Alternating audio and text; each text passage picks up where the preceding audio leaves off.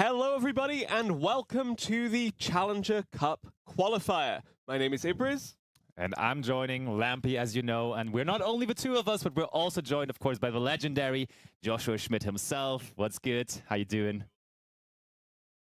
Yeah, very special occasion it is for today, isn't it? Yeah, very happy to be joined by two of our most prolific Master Duel Challenger Cup hosts, and of course players as well. Indeed, yeah, and about Challenger Cup playing it is today as well, as we do have a 256-player Challenger Cup happening in a very special mode. It's going to be single elimination, best of three, which is going to be very exciting. And of course, the winner does not only get the regular Challenger Cup pricing, but also they will qualify for the in-person final happening later this month. Exactly that, and with it being single elimination, there is a lot of tension. Oh yeah. Every game matters, granted, because it is a best of three format. You do have the luxury of dropping a single game. True. Perhaps to bad luck, perhaps to getting outplayed by the fantastic players we have in this tournament. But speaking of fantastic players, Josh, tell us a bit more about your experiences with Master Duel as of recent. I mean, I've really been enjoying everything that's been happening since the Fiend Smith release, and also the most recent pack has been pretty exciting. We're going to talk about some of the cards that they recently introduced to the game that I've already been messing around with on my recent streams. And yeah, it's an exciting time. Very powerful cards added to the game recently.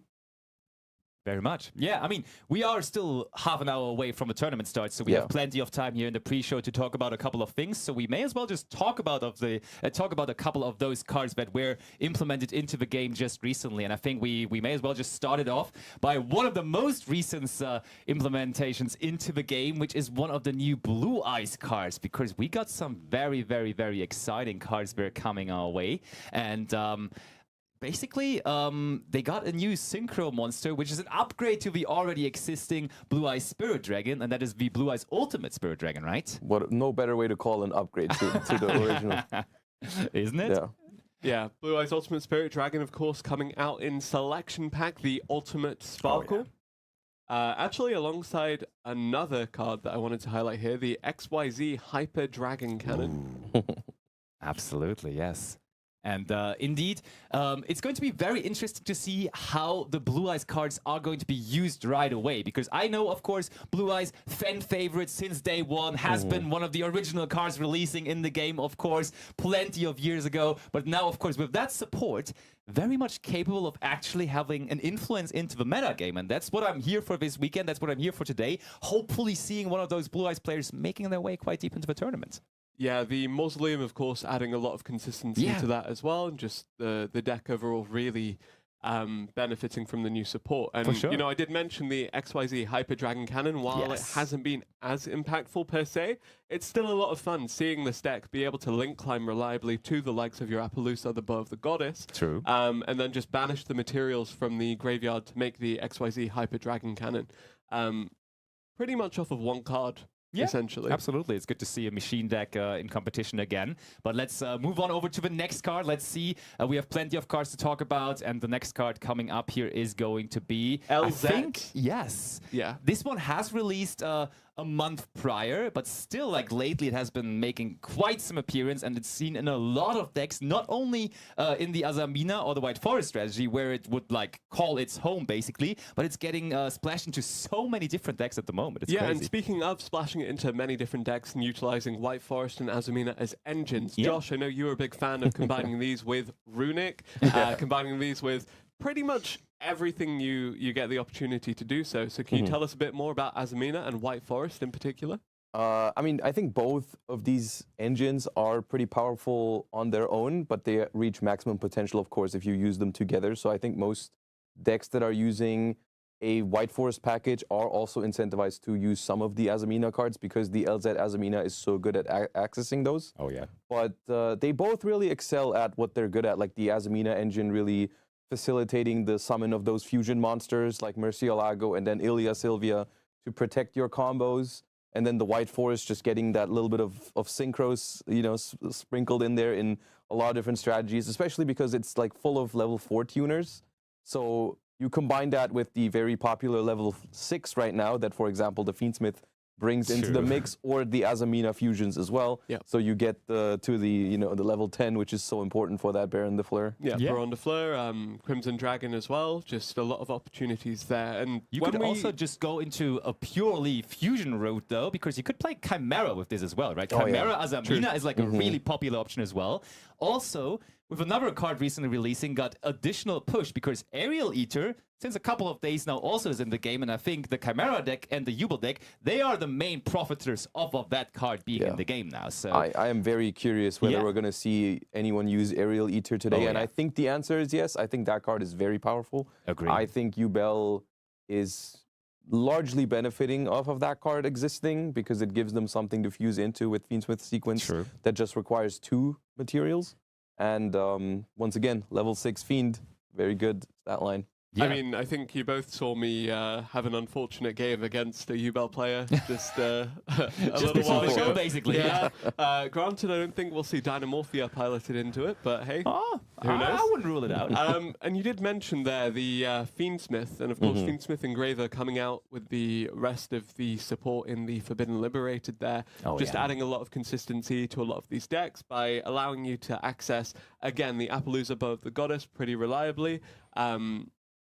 So you can have some insurance policy against Nibiru, the Primal Being, and the other disruption from the monster effects, and letting the rest of your combo resolve. But can you tell me a bit more about what Fiend Smith did for the game as a whole, Josh?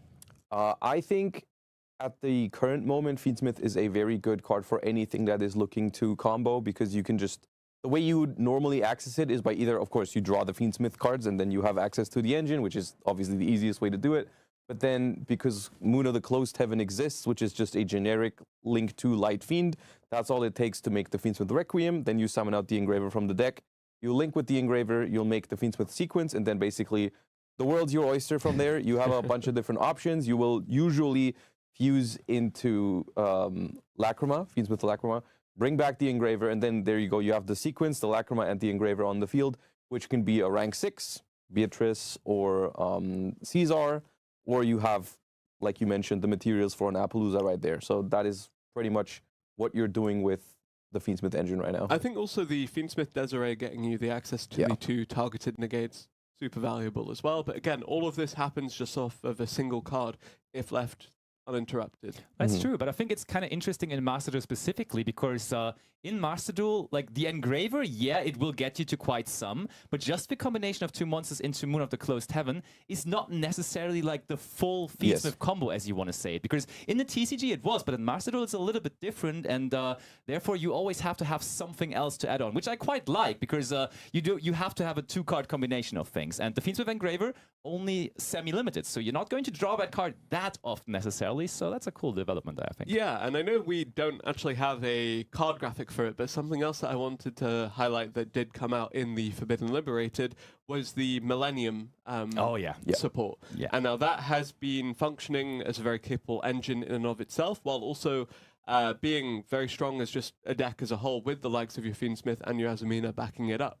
Do you want to tell me a bit more about that, Lampy? Yeah, absolutely. I think actually the Millennium cards, they are so good at transitioning into the Fiend Smith cards, because all of those cards, they either can activate from a spell trap zone, paying 2,000 life points to special summon themselves out, which is honestly basically for free, because who needs their life points as long as there are more than 1 at least in the game. True. And so you can just, exactly. You turn 2 monsters into the Moon of the Closed Heaven and you have your Fiend Smith engine available. So they are often used at the moment to just bring you 2 monsters, to give you more link fodder, to give you more opportunities to build a big combo field. Or on the other end, as you just mentioned, you include, of course, Millennium Ang and then the powerful fusion monster into your extra deck as well. And then you're just going to summon out a monster that is honestly very hard to out, backed up by those trap cards, which are so insane as well. Yeah. Josh, any thoughts on Millennium? I think we're going to see it a lot today. I think personally the stronger and more popular version is even the one without the Exodia fusion right now, even though I do think the pure Exodia deck has some really big advantages in the current format, like, for example, not being as vulnerable to something like Moltrami Fuvalos, which is, of course, a big deal, which other decks will struggle against more than the Exodia deck, because it's just trying to summon from the extra deck once. It's also unstoppable. Very much. It is very much unstoppable. But yeah, The one thing I wanted to bring up about the Millennium cards as well, and why they're so potent in sort of like these combo-oriented strategies, is of course the introduction of Snake-Eyes Doom Dragon as well, which is a fusion monster that you summon by sending 2 monsters that are currently in your spell and trap zone, which is something that the Millennium cards also count as. Like, it has very natural synergy with Snake-Eyes, but Millennium just happens to have that synergy with that card as well. Crystal Beast as well. Yeah. If you want to go down that route, sure, feel free. But Yeah. No, but this card actually, it had such a massive impact on all those decks, right? In the beginning, right when it came out, the Snake-Eye Fusion monster in the extra deck, it wasn't super popular in the TCG, but now in Master Duel, you look at the deck lists, and you basically face it every single game, because it's not only good as a free monster to summon out on your first turn combo, but also when you play into a field, it's so massively good because it just immediately goes after a card that your opponent controls as well. So the Doom Dragon is really, really popular and really, really good, I have to say as well. Yeah, just reliably converting those continuous spell monsters into an extra body to then link off or do something.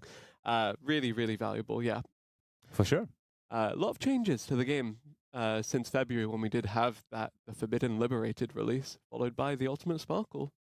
Month or 2, I would say so. I think it is currently, there's a lot of things happening in Master Duel, and it's exciting, and it's interesting to see where it's going to go from here. And I think it's very hard to really predict exactly which of those decks is going to come out on top today, because there's a lot of new powerful strategies in Master Duel right now, and I wonder which one is the actual best, which of course also leading up to the Duelist Cup later this month is something that I'm wondering about. What out of all these powerful options we've just talked about, like, which one is the actual strongest? Yeah, if you're still unsure at home what to play for the Duelist Cup, today might be a good day for inspiration, because we are going to see plenty of different decks being showcased by the best players out of Europe. Therefore, you may learn a thing or two today watching these guys play and us talk about it. True enough. And yeah, with all these exciting new cards coming as of recent and really, really strong decks, we could also just see, as Josh demonstrated on stream a little while back, the difference to the Fire King strategy that Tenpai did pilot at YCS Birmingham. Indeed, yeah. I mean, I think, Josh, you said it worked in the TCG, so surely it will work in Master Duel as well. How was your experience with that? It did work. Okay. I just liked that deck so much, so I really wanted to make it work. The pure Fire King strategy, pretty much I tried to just like take the deck that Dinkabui played and just obviously adjust for some of the card pool differences. Yeah. But I had a great time with it, even though I do feel like, of course, the ceiling, the potential of that deck is a little bit lower than some of the other, like Aamina, White Forest, Fiend Smith combos, because all of those cards are not in there. I still had a great time with it, and I still felt like it was very possible to climb with it. So I just had like an overall very fun session with it, and it didn't feel bad at all. Sounds good. But yeah, now of course, with that tournament today, we are not going to be playing it ourselves because we will be in the casting booth, but Josh, if you had to play it today, what do you think would be a good choice of a deck to mostly bring? Because let's not forget, you can change your deck after every single round, so you're not like forced to play one deck all the way through. But if you had to sit down round number 1 there, what's your deck to bring there? I would definitely focus on what I mentioned earlier. I would focus on trying to find the best deck for the upcoming Duelist Cup. I would be trying Millennium's engines in different decks. I would be trying like the White Forest deck. I'd be trying the Snake-Eye deck, because I know all these decks are powerful. I haven't figured out for myself yet which of those I think is the strongest. I also think something we haven't mentioned yet that I do still think is worth mentioning for today is I do think we're still going to see a fair amount of Tenpai Dragons. Yeah. Oh yeah, for sure. Which I think is like the one we still haven't talked about that I think is still like pretty decent. It's not as new as the other stuff, but it still is a threat because it's like it just excels at going second the most. I believe Tenpai came out with Outlaws from the Inferno back in October time. Yeah. Yeah, really, really powerful. And of course, with the recent limitations being applied to Chundra, to Sangen Kaiman, not quite as potent as it was back then, but still definitely a lot more options. And of course, with the Mulch armies coming earlier in the year as well, it does mean that we can fill up a little bit of the gaps in that deck. Actually, while we do have a callback to the kind of meta game of the later stages of last year, I do just want to note that Ritual Beast as a whole just kind of fell by the wayside. Even if it didn't necessarily get weaker, I think other decks around it did get more consistent and a little bit more strong. And I think you just before that mentioned the Mold Charmies. And if there is a deck that struggles against Mold Charmies, it really is the Ritual Beast deck, because they're not safe from Perulia, because guess what? They're trying to normal summon 4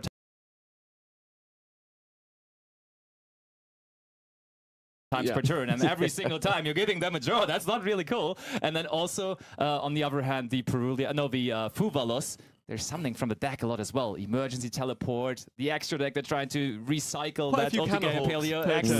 Exactly. So it's a rough time for Ritual Beast players at the moment, but I think it's still possible. I wouldn't be surprised if we possibly see it by a player that knows that they're going to go first, maybe in a game 3 or something. It's still a very valid choice going first, but I think it is really, really tough into the Mold Charmies for sure. So actually, I think when Quantul did qualify for the very same tournament that this tournament feeds into, he was piloting the Ritual Beast. He was. I think another interesting factor or another problem when you're playing Ritual Beast is that at the moment, I don't think you're 100% certain on what attribute you should call with Arch Nemesis Protoss in that deck, because that is a big, like, factor for this deck's success during Tenpai and Snake-Eye format, essentially.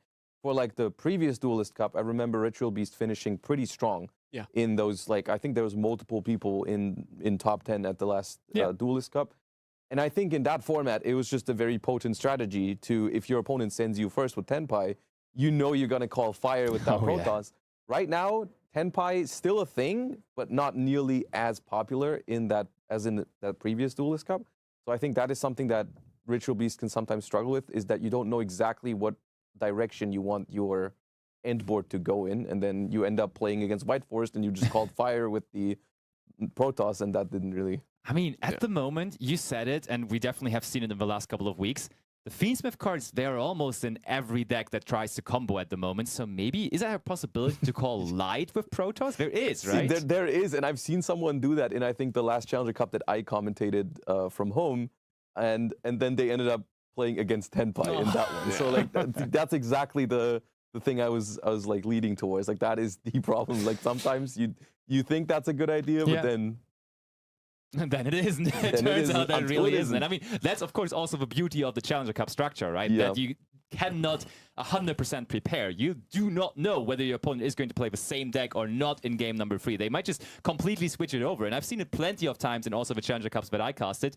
They expect Tenpai, so they send the player first, but the player on the receiving end then just says, oh, I outplayed you, I anticipated that, so I'm playing Labyrinth all of a sudden. Then you send a Labyrinth deck first, and guess what? It's doing pretty well with that. Speaking of Labyrinth, by the way, this is, again, a deck that didn't necessarily get weaker, but I think the pieces surrounding it instead managed to get just stronger. So while it kind of stayed in the same place, the other decks have risen up.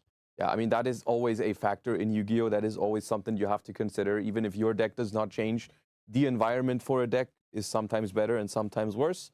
It's not necessarily always just about power level. It's also just about the dynamic that certain decks have against each other. Like, for example, the Labyrinth deck was one of the decks that excelled at beating Tenpai Dragons because it was just a deck in the format that would send you first. And that was something that Labyrinth was really good at. The same with Ritual Beast. Like, if Tenpai sends you first, you know exactly what to do and what path to take to win. So for these decks, it's just always about finding the right moment on when you can really find success with them. And it's really important to be able to spot those right moments. Yeah, for sure. I agree.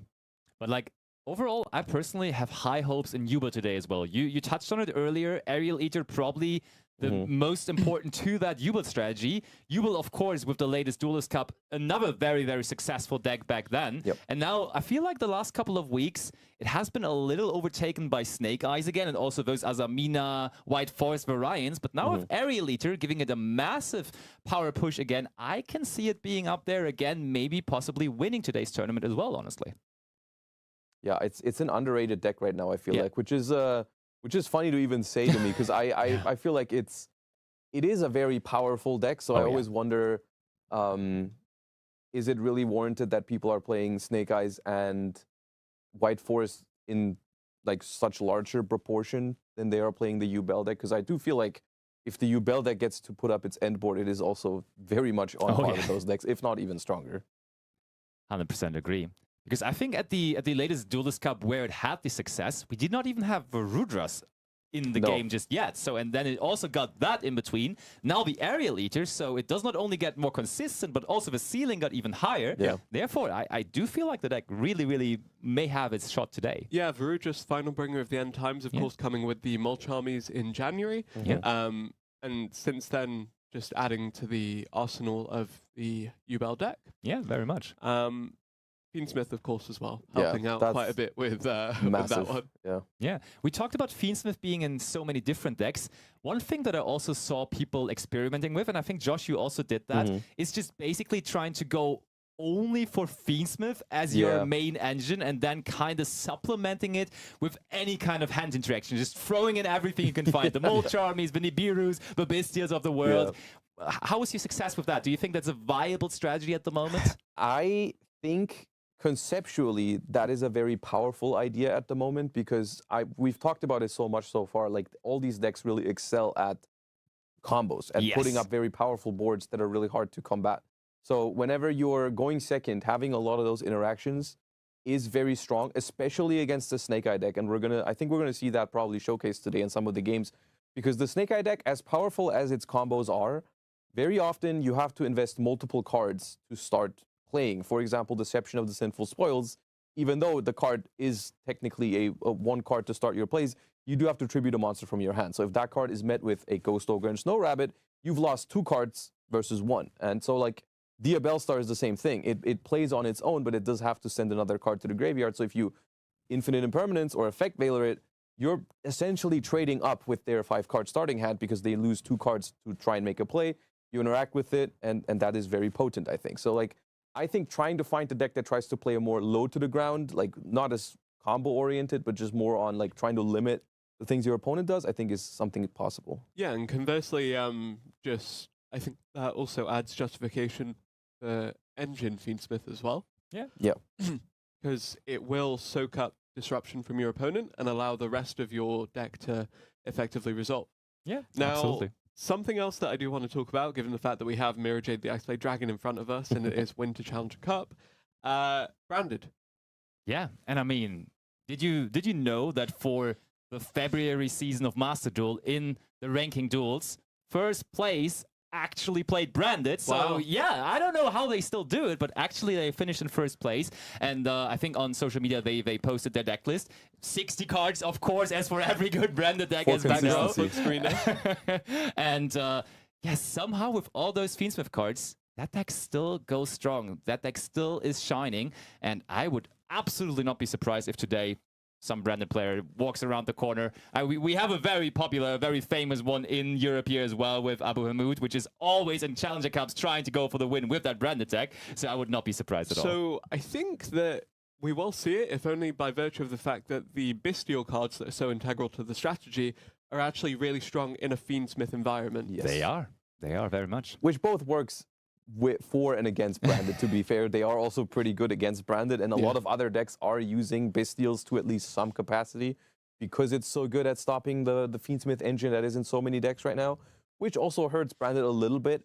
But like, branded has such a strong, I feel like, fan base and such a strong like just following and people that bring it to tournaments, and it is still a pretty powerful deck, so I would not be surprised at all to see someone doing well with branded today. Yeah, and I mean, there is another branded fusion game mat also to be won today, and what's better to win that mat with the branded fusion activating in the game, right? I noticed an influx in branded players in my Challenger Cup. Right after that mat was added to the prize pool, I feel like the first 2 Challenger Cups I had after that, it was just branded feature matches a lot.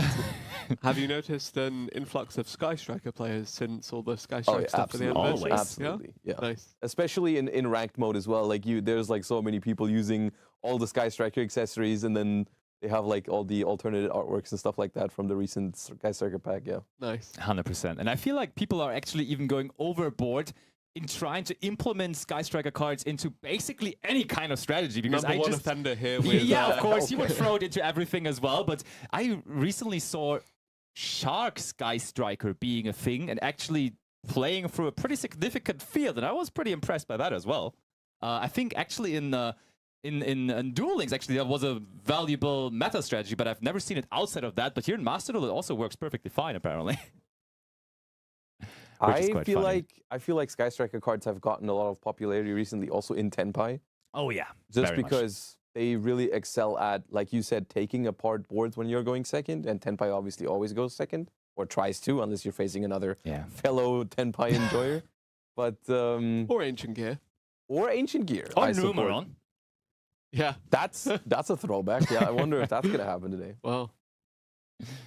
Yeah, but it definitely is. It's quite interesting to see, and I think what the beauty of this best of 3 mode is that like those mind games in between games are going to be so massively important to the outcome of the actual match, because yes, game 1 is kind of like you decide on your deck, your opponent decides on his deck. There's not much metagaming before that really happening, because you're just going with your most comfortable pick, as both of you don't really know who's going to go first and who not, because that is going to be determined by the coin toss, of course. But then game 2 and game 3, oh man, I've seen like very, very, very hard thinking and really being like, do I do this? Do I do this now? In between games there. And I think that is massively going to determine who's going to be the winner today, because who's embracing at that specifically is very, very much in favor of the competition at the moment. I think if any game goes to time as well, that the Fiend Smith Lacrima, the additional 1200 burn there, could come in clutch, actually. That is always going to be a factor with that card, because it is a very easy way to inflict 1200 points of damage to the opponent. So if there's ever a tournament where time is a factor, of course it has to be, you know, we got to be out of here at some point. So that is something that's very scary when you're going up against Fiend Smith and there's like a minute left or something. Yeah, I have flashbacks to when we saw Mystic Walk and Just Desserts come out. True. Together with Emre, we had that for the last year in-person Challenger Cup. That was quite funny as well, for sure. But yeah, now it's even easier. Like if you're getting closer to that Fiend Smith strategy, easy peasy, you implement that and it should be easy to accomplish. That can be a little vulnerable though. Like activating Mystic Walk can hardly be countered. Just saying, countering the Fiend Smith combo is possible though. Like just a Bestial somewhere on an Engraver or something like that, it actually can just completely stop the Fiend Smith combo, and then you're sitting there and do like nothing kind of. Yeah, I would not feel comfortable entirely relying on the Fiend Smith combo resolving at the moment, where everyone knows those cards are in a lot of decks and have cards to play against it, because doesn't even have to be a Bestial specifically. Something like an Infinite Impermanence on the sequence trying to bring out the Lacrima can already be enough if they didn't have access to Fiend Smith Tract to fuse with that effect, because they have 2 ways to fusion summon. With the Tract Graveyard effect, but I would not always rely on doing or being able to perform it. Yeah, that's true. So we talked about a lot of the deck themes that we're going to expect for today. Let's maybe go a little bit more into the non-engine department and think about cards that we may see in a lot of different decks, but like them not being necessarily engine cards towards the deck. So for example, one card that I saw a lot lately that has spiked in popularity is Dronen Lockbird. That card is really, really popular at the moment. And Josh, how do you explain that? Do you like it at the moment? Do you think it's a good pick? And why is it so popular right now? I feel like Dronen Lockbird is a card that always pops up when the format is particularly combo heavy at the current time. Like, I think it's a card that, of course, because it doesn't stop your opponent from doing their first add or draw, but then just stops further, it gets more value the more adding or drawing the decks at the moment do. And I think that's always a sign of, like, of course, combo decks that they are able to access a lot of cards from their deck. And I think that's when Dronen Lockbird really shines, which at the moment is a time where there are a decent amount of decks that try to do a decent amount of like adding. You know, the Fiend Smith engine itself tries to add multiple times if you draw the Engraver. Oh yeah. You've got Snake-Eyes trying to add, White Force trying to add, Millennium trying to add. So I think Dronen Lockbird is to be expected. Yeah, alone, as you said, against the Fiend Smith cards is so good, right? When they start Engraver, they search Tract. Yeah. You draw them, they can't activate the Tract anymore. If they start Tract, also after the Tract, they're not able to search anything anymore. So it's like really, really good against that specifically. And we said how popular that is at the moment. What other options are there? Do you think we're going to see the Mold Charmies in basically any deck, or is it just going to be in the Tenpai decks? I think Fuelos is a solid option. For any deck, really, right? More situational. Yeah? So, I personally think we're not going to see Purulia outside of Tenpai decks. Maybe a Tearlament here and there because it is an Aqua. Fair. But for the most part, Fuvalos is one of the better options if you're going up against White Forest or Snake-Eyes. Some other more niche things that I wanted to bring up. Okay. I like... Sky Striker Ace. Not what I was going to say. Go ahead. No, I think I mentioned earlier briefly. Ghost Ogre and Snow Rabbit, I think, is a decent card right now. It hits the Millennium cards. It hits Deception of the Sinful Spoils.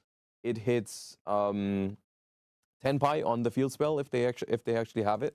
Yeah. And I think that is overall a pretty decent coverage for the card. Yeah. Another card that is even more niche is Retaliating C, which is a card that I've messed around with in that deck we were talking about earlier. Yes.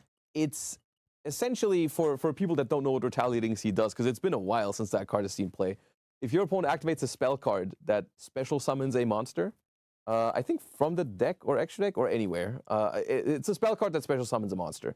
You can summon it from your hand, and then from that point on, everything that tries to hit the graveyard gets banished instead. Macrocosmos immediately applied, basically. I think on destruction, it also searches Max C. Yes, if it's sent from field to graveyard, it searches Max C, which is obviously a very powerful card.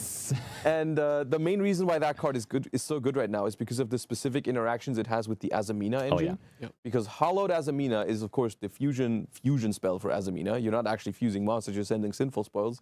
But the way that card is worded is you send Sinful Spoils to the graveyard to fusion summon, but you have to send them specifically to the graveyard, because the card says send them to the graveyard, and if you do, summon an Aamina fusion monster. So if you activate it in response to that, you still have to send the card, it gets banished, and because you didn't send it to the graveyard, you don't get your fusion monster. Yeah, little lesson there on problem-solving card decks as well, because you can't really do, like, you have to do as much as you can, so you banish it, but you didn't do it properly, and you didn't send it to the graveyard, and therefore you don't get the fusion monster for it. That's sad, but that's the reality. And I think that card really has spiked in popularity, and I think specifically now, in that best-of-3 environment, when you saw your opponent is on Aamina Snake-Eye in game number 1, therefore bringing this card into your deck for game 2 and game 3 is massively important, honestly. Speaking of best of 3s, by the way, I think we have our first one coming up pretty soon. Our timer has gone.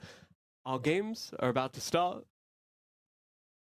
But we have one moment just before that does take place. Actually, any other card you want to highlight just before we jump into Not necessarily cards, but we can talk about a couple more players, because we were saying, hey, there is people qualifying here today for the end of month invitational, but we already have, of course, a couple of people to be qualified in the previous qualifier that we had. So we already have Kaito, Quantal, Boss, Latromi, Jonas, and Dominic qualified for it. And now we see who else is going to do it. Round number 1 of our tournament for today is starting, as we see top 256, and we have Luvasi versus DGZO, and we see Fiend Smith track being the first card to be activated for the day. What a surprise, isn't it? Yep, Fiend Smith tracks, of course, resolving here. Fabled Lurie going to the graveyard, but Maxi in response. Do we see a Called by the Grave to answer this? No. We instead see an Ash, Blossom, and Joyous Spring.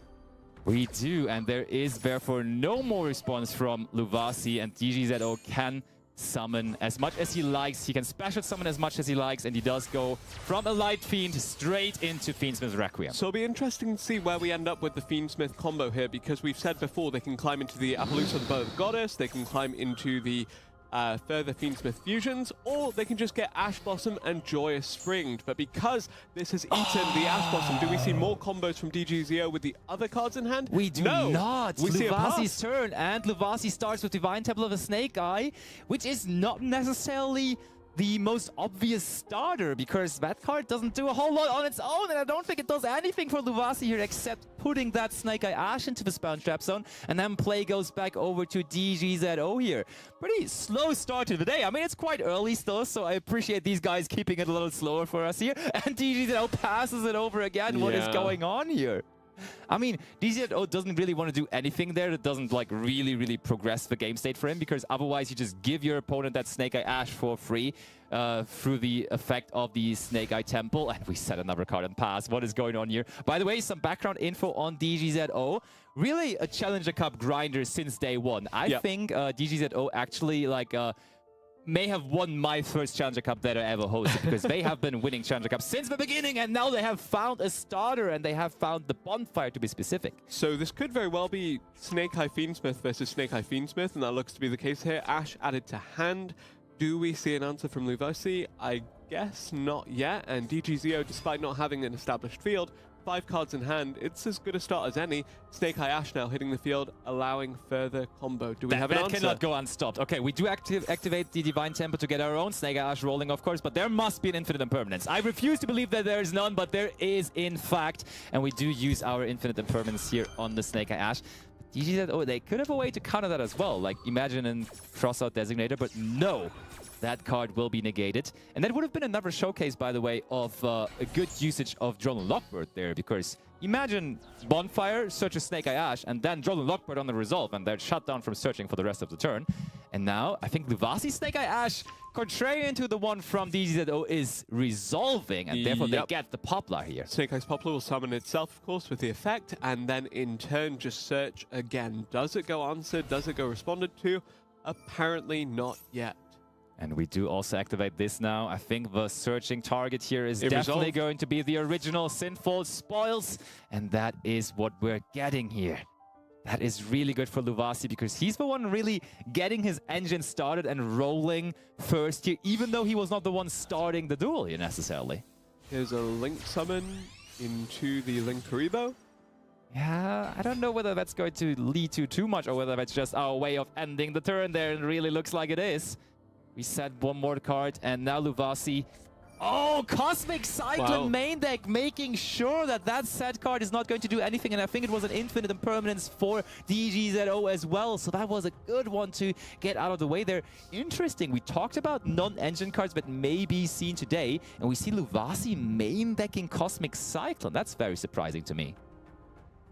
I think Cosmic Cyclone is just a safe main deck against the kind of prolific spell cards in the format at the moment. In particular, I think it's very valuable against Millennium just because of their reliance on spells, especially because Shining Sarcophagus can't be destroyed by monster effects. Yeah, that's fair. Oh, we just link off into Vihita. We activate the effect of Snake-Eye Poplar in the graveyard now. The only thing I would be worried about with Cosmic Cyclone is drawing it going second, because I don't know whether it trades too well into those big combo fields. But I mean, we prevented the big combo field from happening here successfully with the combination of Maxi and the Ash Blossom and Joyspring. And then, of course, now in a more simplified game state, it does shine and it does net him the first game. Luvasi starts off strong, winning game number 1, and therefore is on the edge of maybe knocking out here the all-time grinder DGZO already. Yeah, we would have presumably seen the climb into the Promethean Princess Bestower of Flames, eventually the potentially Zelantis combo or the Salamangreat Raging Phoenix. Just choosing to go to the next game immediately to kind of, you know, reset, clear your head a bit from inside of DGZO. And yeah. Yeah, honestly, you were mentioning a couple of options in the extra deck there, but we have also been talking about so many others in the intro already.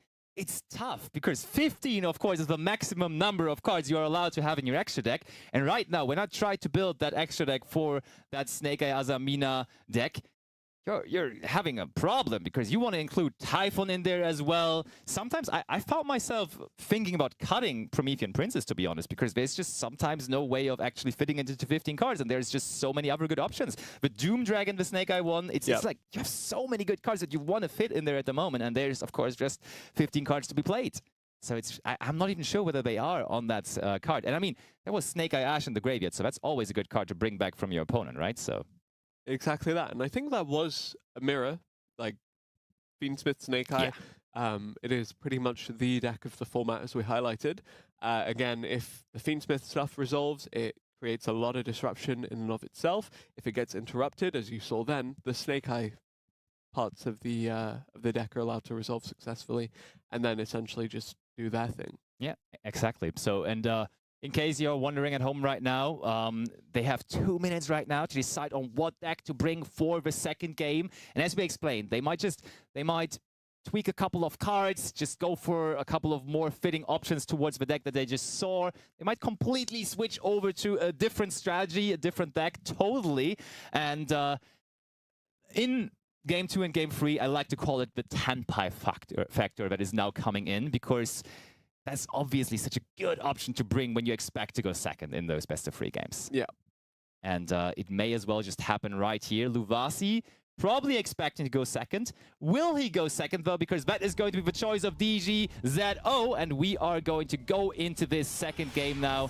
Will it be a clean and swift 2-0 from Luvasi? And we see, okay, DGZO is going first. So if Luvasi, and one cool indicator always is, did the sleeves change? And I think the sleeves for DGZO are the same. Change for Luvasi, as you mentioned. Yeah, the Hallowed Aamina now. is this part of the Snake-Eye Fiend Smith deck? Yeah, it definitely is. So we activate the Hollowed, and we have the Wanted Seeker of Sinful Spoils already in our hand, meaning, Ash Blossom and Joy Spring, though, for the Wanted. That will not stop the Hollowed Aamina from resolving, because on resolution, the Wanted is still on the field. But it, of course, does not give us access to the Diabellstar of a Black Witch, which we probably wanted to search there. Another question, do we go for Aamina Murcielago, or do we go for Aamina Ilya Sylvia as kind of an isolation play to back up the rest of the hand that we have there? Because if there already is a Snake-Eye Ash in our hand or a Bonfire, we want to make sure to be safe as early as possible. But yeah, DGZO has to think about it as well. And okay, we do go for Murcielago, meaning that we want to extend further, because Murcielago is just a way to get another card from our deck here. And there it is. But if Luvalsi has another way to stop this now, possibly an Infinite Impermanence, Effect Veiler, Infinite Impermanence it is. That might be real tough for DGZO here. Yep, Infinite Impermanence, of course, negating the effect of the Aamina Murcielago, so we're relying entirely on the cards in hand for DGZO. Already eaten 2 disruptions in the form of the Ash Blossom and the Infinite Impermanence, so not too terrible in the grand scheme of things. Effectively trading 2 for 2, but where does DGZO go from here now with effectively a normal monster in defense mode for the rest of the turn? I mean, good thing is we can turn any normal summon into our hand, at least together with the Aamina Murcielago, into a Moon of the Closed Heaven, and therefore some Fiend Smith shenanigans. But maybe DGZO does not even want to give up any of those monsters. Maybe he has Ash Blossom and Joy Spring, maybe he has Max C, and I mean, it's quite the commitment to normal summon Max C to go into your Fiend Smith combo, and therefore sometimes you just want to pass it over like that. Oh, look at that. Okay. We did not need the surge off of Wanted, because we already had the Diabellstar of a Black Witch, which is now not only going to give us the second monster to possibly go into Fiend Smith shenanigans, but also it's of course giving us either Deception of the Sinful Spoils, but in this case, much more rather Original Sinful Spoils. Original Sinful Spoils, Snake-Eye, of course, giving us the level 1, plus also being able to use the effect of the Wanted as well to get an extra card from the top of the deck once this combo has resolved. But first, before we do anything with that, we are going to link into Moon of the Closed Heaven, as you said. This should be the Fiend Smith part of the combo now coming alive. Yes, first of all though, Hollowed Aamina, so easy to recycle itself, because yes, we have decided for Aamina Murcielago, but that decision was not final, because we could just now add it back by putting the Murcielago back into the extra deck, and we can just activate it one more time, and now the second option, the Aamina Ilya Sylvia, is just going to be out there. And now a very cool thing that a lot of Snake-Eye players are doing, we're not even activating the original Sinful Spoils on the field, but we have the opportunity here to use the graveyard effect of it, banishing it to get us a Snake-Eye monster from the deck into our hand. I don't really call us normal summoning, therefore we could just get the Snake-Eye Ash, which we're about to do, and there you have it. Nice. One of the most powerful normal summons maybe in the history of the game. Yep, Snake-Eye Ash, of course, when summoned, will add the Snake-Eye Poplar, which will then summon itself, and then allow you to just climb, climb, climb. It does, and we are now isolated from one further interruption, because Aamina Ilya Sylvia is already present on the field and securing our combo here massively. So Luvalsi did have 2 interactions actually from their hand, but still it does not look like that it was enough to stop DGZO here, because he is already with 4 monsters there on the field going nicely. Now, we already went through the original Sinful Spoils, but the Divine Temple of the Snake-Eye is another fantastic option to extend, because that also powerful Diabellstar, Snake-Eye Diabellstar. That card is so good, because it can just give you another monster to link climb. It can just also store another card into the Spell and Trap Zone to possibly go into a Doom Dragon later on. This card is so versatile. Yeah, I really appreciate the fact they also kind of filled a niche that the Snake-Eye Flambear's Dragon was leaving as well. Just for a lot of these decks in terms of what they climb into within the main deck of the Snake-Eye component. But speaking of climbing into something from the main deck here, Fiend Smith Engraver hitting the field. Again, we said this would lead presumably into an Appaloosa by the Goddess or into any of the Fiend Smith fusions and just offer so much more in terms of the raw disruption. I'm counting 3 cards in Luvalsi's hand, but you should expect 3-4 disruptions from the side of DGZO, so good luck to Luvalsi on that second turn. Pretty much, but yeah, you are mentioning one of the, of course, very good options of going into the Appaloosa. Bow of the Goddess. Another very popular thing now with the Fiend Smith cards, a card that came back into the meta game and previously was basically only in Unchained decks back in the day, is the DDD Wave Hiking Caesar, of course, which is another great option to go into, because if you go into Fiend Smith Lacrima through the Fiend Smith Sequence Fusion Summoning effect, you can get back the Engraver right away, and guess what? That gives you 2 light Fiend monsters on your field, which can be turned into that Wave Hiking Caesar as well. So I think DGZO basically has the choice right now. He can go both routes, and he can just figure out himself right now what's better. Does he like an Appaloosa with 3 materials more, or is it going to be the Caesar? Because Caesar, honestly, is so powerful. It's also so hard to answer. Snake-Eyes Diabellstar, of course, coming back to the Spell and Trap card zone as well. Snake-Eyes Flambear's Dragon has also come out. Seeker of Sinful Spoils being banished from the graveyard should just get a draw. What did DGZO get? Was it more disruption? Was it access to more opportunities? Right now, a very formidable field for this turn 1 player. Yeah, what would be crucial here would just be triple tactic talents now also being picked up by that random draw, looking into the opponent's hand on top of everything. But I think if it was, then we would have seen at this point already. But we do go into the Fiend Smith sequence, and I'm pretty sure we're going to see the Fiend Smith's Lacrima being fusion summoned here now. And then, yeah, then we have the option. Oh, wait, that was 3 materials. It does look like we're going into Fiend Smith Desiree instead. Yep, Fiend Smith Desiree, of course, getting the 2 targeted negates does mean that we have now 3 disruptions on the field between that and the Aamina. Yeah, this is so good, because sometimes you get stopped weirdly, and then the Fiend Smith sequence is on the field, and you have to equip it from the field to the Fiend Smith Desiree. But now here, we can just link it off into a possible Appaloosa Bow of the Goddess, and then from the graveyard, you can put it into the Spell and Trap zone again, into the Spell and Trap zone, and the Desiree will be able to negate multiple cards at once. That's true. And on top of that, this also plays around cards like Infinite Impermanence, because Appaloosa, 1 Infinite Impermanence will do. The Wave Hiking Caesar, 1 Infinite Impermanence will do. But the Fiend Smith Desiree, equipped with the Fiend Smith sequence, cannot be targeted anymore, and therefore it does play around even the Infinite Impermanence. Yeah. Okay, we go for a link free. I think that may as well be the Promethean Princess that DGZO was able to fit into his extra deck. And I think we're going to see something very, very cool here, because yes, we are for the moment locked into fire monsters. Yep. And yes, we are going to summon back a fire monster from the graveyard here. But Fiend Smith Desiree can not only negate face-up cards on the opponent's side, but also on our side of the field. And therefore, we could kind of work around the fire restriction here by just using the effect of Fiend Smith Desiree here on our own monster to then be able to immediately convert the Promethean Princess into something that is not a fire monster. Yep, Snake-Eyes Diabellstar, of course, converting that Snake-Eye Ash in the graveyard into special summoning itself. And here comes, as you mentioned, the Fiend Smith Desiree effect activating. We see the Promethean Princess Bestower of Flames in the extra monster zone. We see it negated, and we should see an Appaloosa, the Bow of the Goddess, now come out to add further insurance to this. There is actually a link too, I believe. Yeah, that should be IP Masquerena. Most possibly. Yeah, IP Masquerena is going to be there. And I mean, we do not even have to make a super big Appaloosa Bow of the Goddess here. We don't have to make it 4 materials. We can just make it 2 materials, and I think that is what we're going to do here.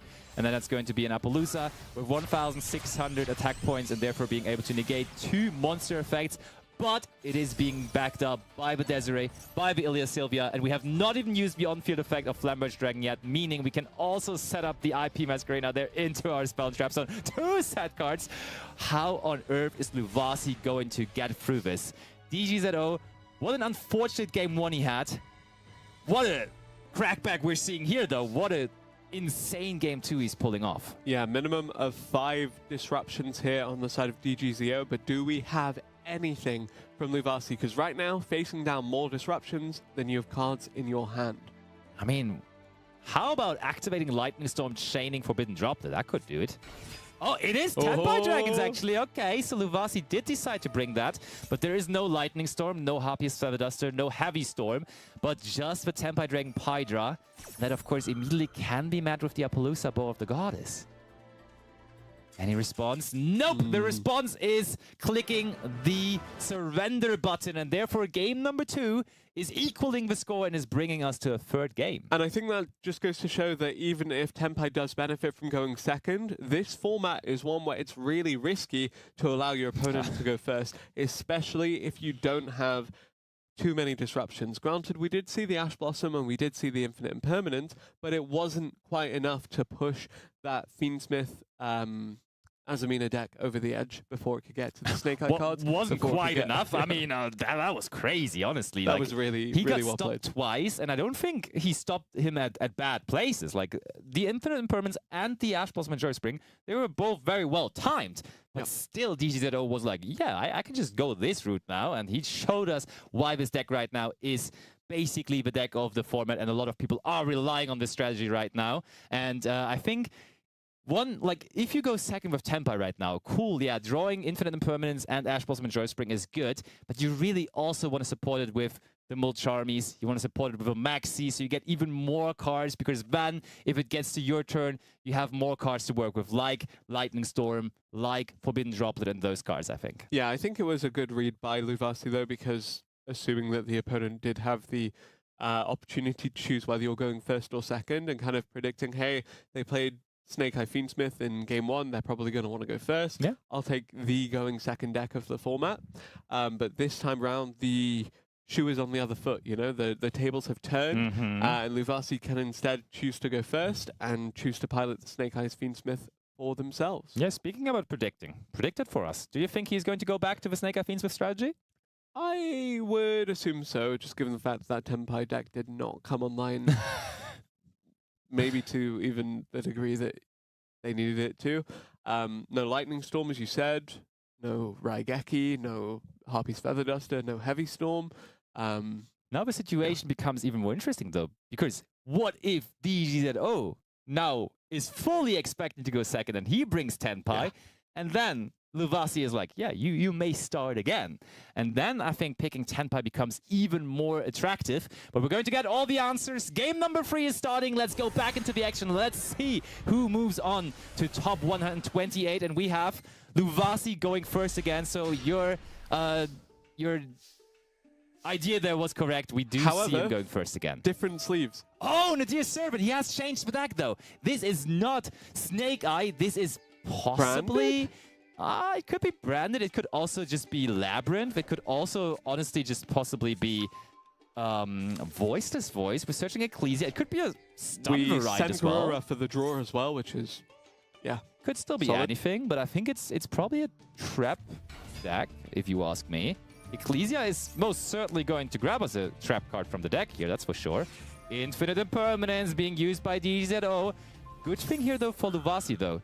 This may be stopped, but look at his cards in hand. He already has drawn the extra card. He already has generated card value, and DGZO is down a card now right away. Yeah, I would have expected the Dogmatica Ecclesia, the Virtuous, to grab the Dogmatica Punishment. Yes, very much. For that extra removal, but unfortunately was not able to resolve. However, Luvasi, as you mentioned, 5 cards in hand, 5 opportunities to start this off. Clockwork Knight, turning everything into machine type. You said how happy you were to see machine monsters back in the format. Well, all of these monsters are machine, and that is Great Sansi Gold Gorgonda while on the field or in the graveyard.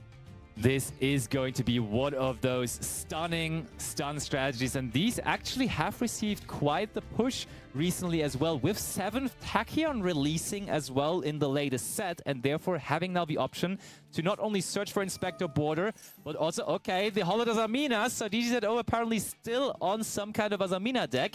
Do we want to respond to that? But yeah, we can now, with 7th Tachyon, search for barrier statues, but also search for... Oh, we have the same combination that we had in game 2, honestly. We have wanted... Oh, solid! Okay. This is massive! This is so good, because now DZO may not have a card to send for the Hollowed Aamina anymore, and therefore this card may not resolve. Let's see. And last time we saw that the Diabell Star of the Black Witch was in hand, and that saved the starting turn for DGZO, but this time around, does he have it again? Is Diabell Star of the Black Witch in hand? Looking at that, apparently not. Luvasi with a super strong Solemn Judgment is really taking the lead here. He may be down on life points, but he's totally in control here at the moment. Clockwork Knight. always makes me afraid of Chimera Tech. Mega Fleet Dragon. Mega Fleet Dragon, yeah. Fortress Dragon as well. Oh, true, yeah. Even the main monster zones are not safe. That's fair. Okay, we go for 2,000 points of damage with the boosted Ecclesia by the Clockwork Knight. Another potential Solemn Judgment there into the Spell and Trap Zone, and back over to DGZO it goes. And I mean, please note that we set the card very, very clearly into the Clockwork Knight column, so that may be an indicator for that being an infinite impermanence there for DGZO. And if we have tools to keep on playing, that may be what we activate there, but no, we give it over to Luvasi one more time. Maybe the perfect decision here from Luvasi to just go with his stun deck here. Is this just going to be 4 turns of Ecclesia swinging for 2,000 at a time? Possibly. I could see it. And I mean, it will be protected by other things, because there could be Crackdown set in the Spell and Trap Zone. There could be more Solemn cards like Solemn Warning, maybe Solemn Strike. So there might be ways to just protect this Ecclesia at any cost here, and that's probably what Luvasi is trying to do here at the moment, even though it's not even one of his most powerful monsters, because usually he's trying to get the Inspector Borders, he's trying to get the fossil Pachycephalosauruses and the barrier statues in the world, but Ecclesia right now is doing it quite well. Yeah, Fossil Dino Pachycephalo, of course, just being super, super valuable, but I think it was limited pretty recently.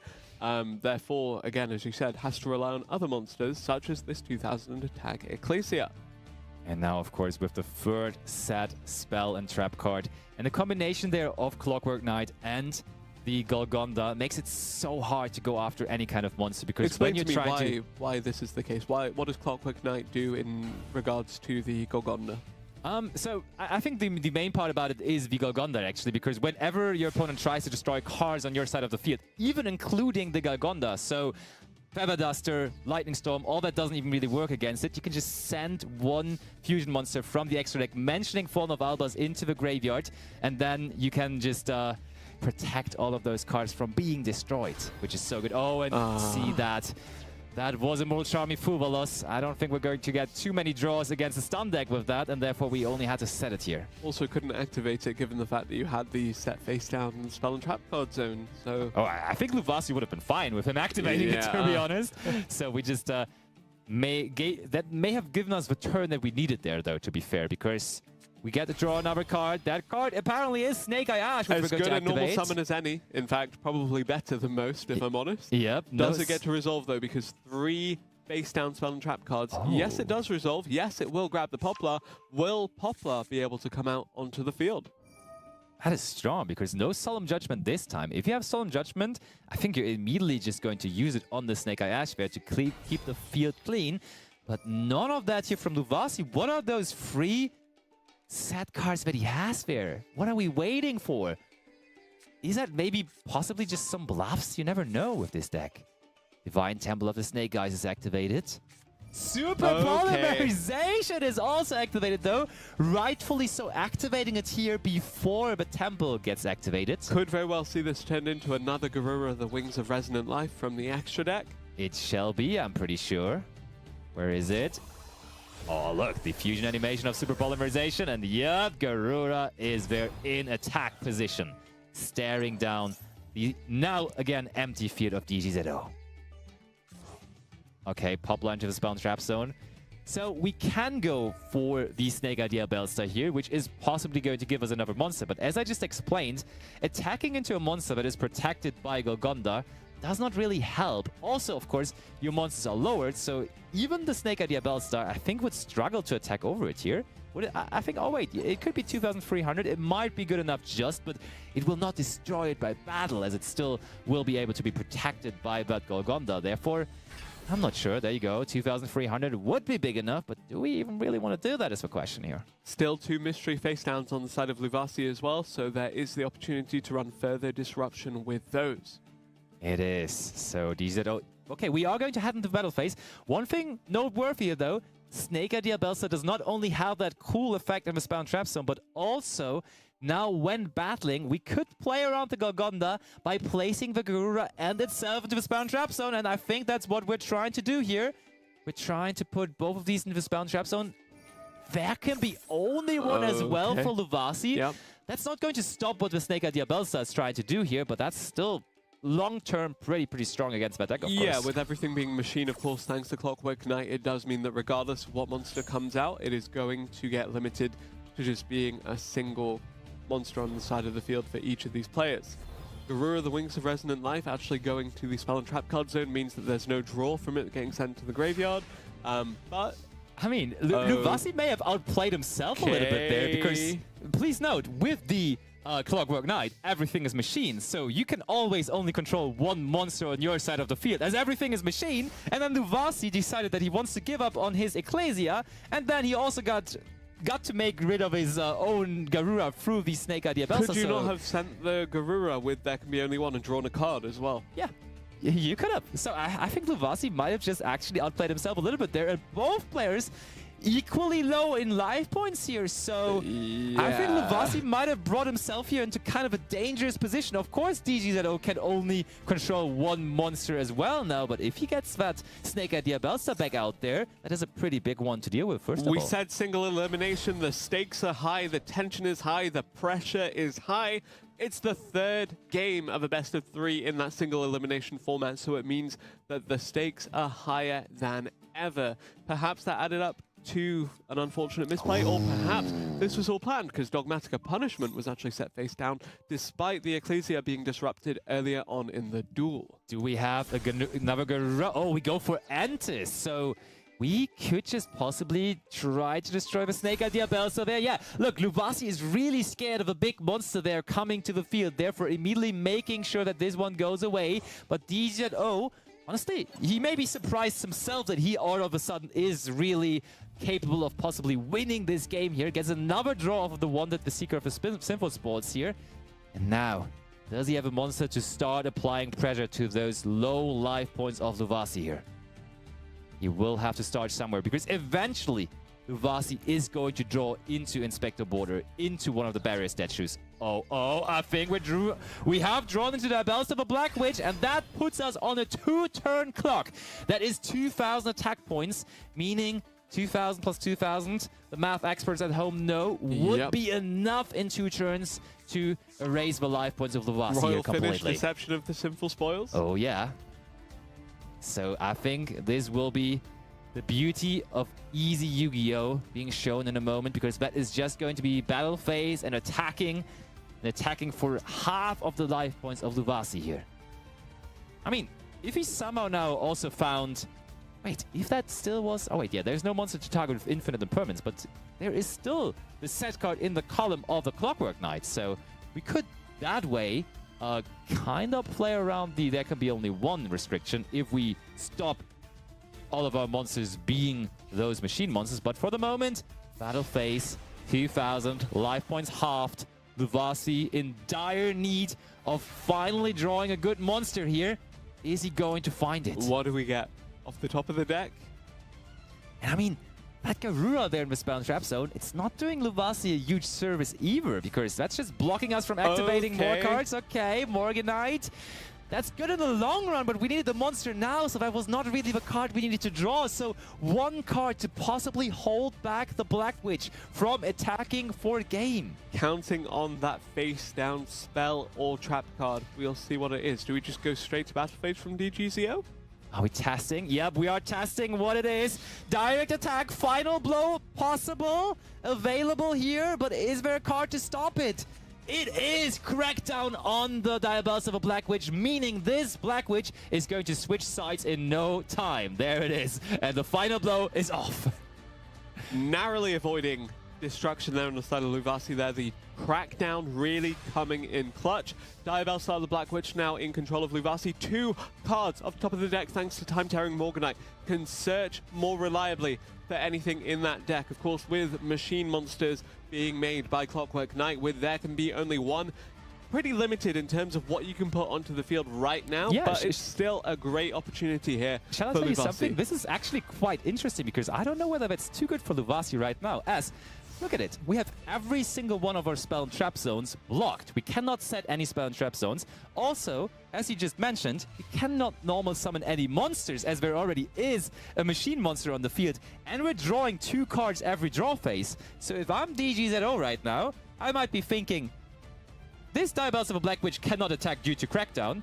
I might be safe just chilling, Stall waiting, out trying to go into a deck out scenario possibly. Yeah. And that is what DGZO is doing. Look, 2 cards again. That adds up quickly. So Luvasi, with activating that Morganite there, might be hindering himself from winning that game.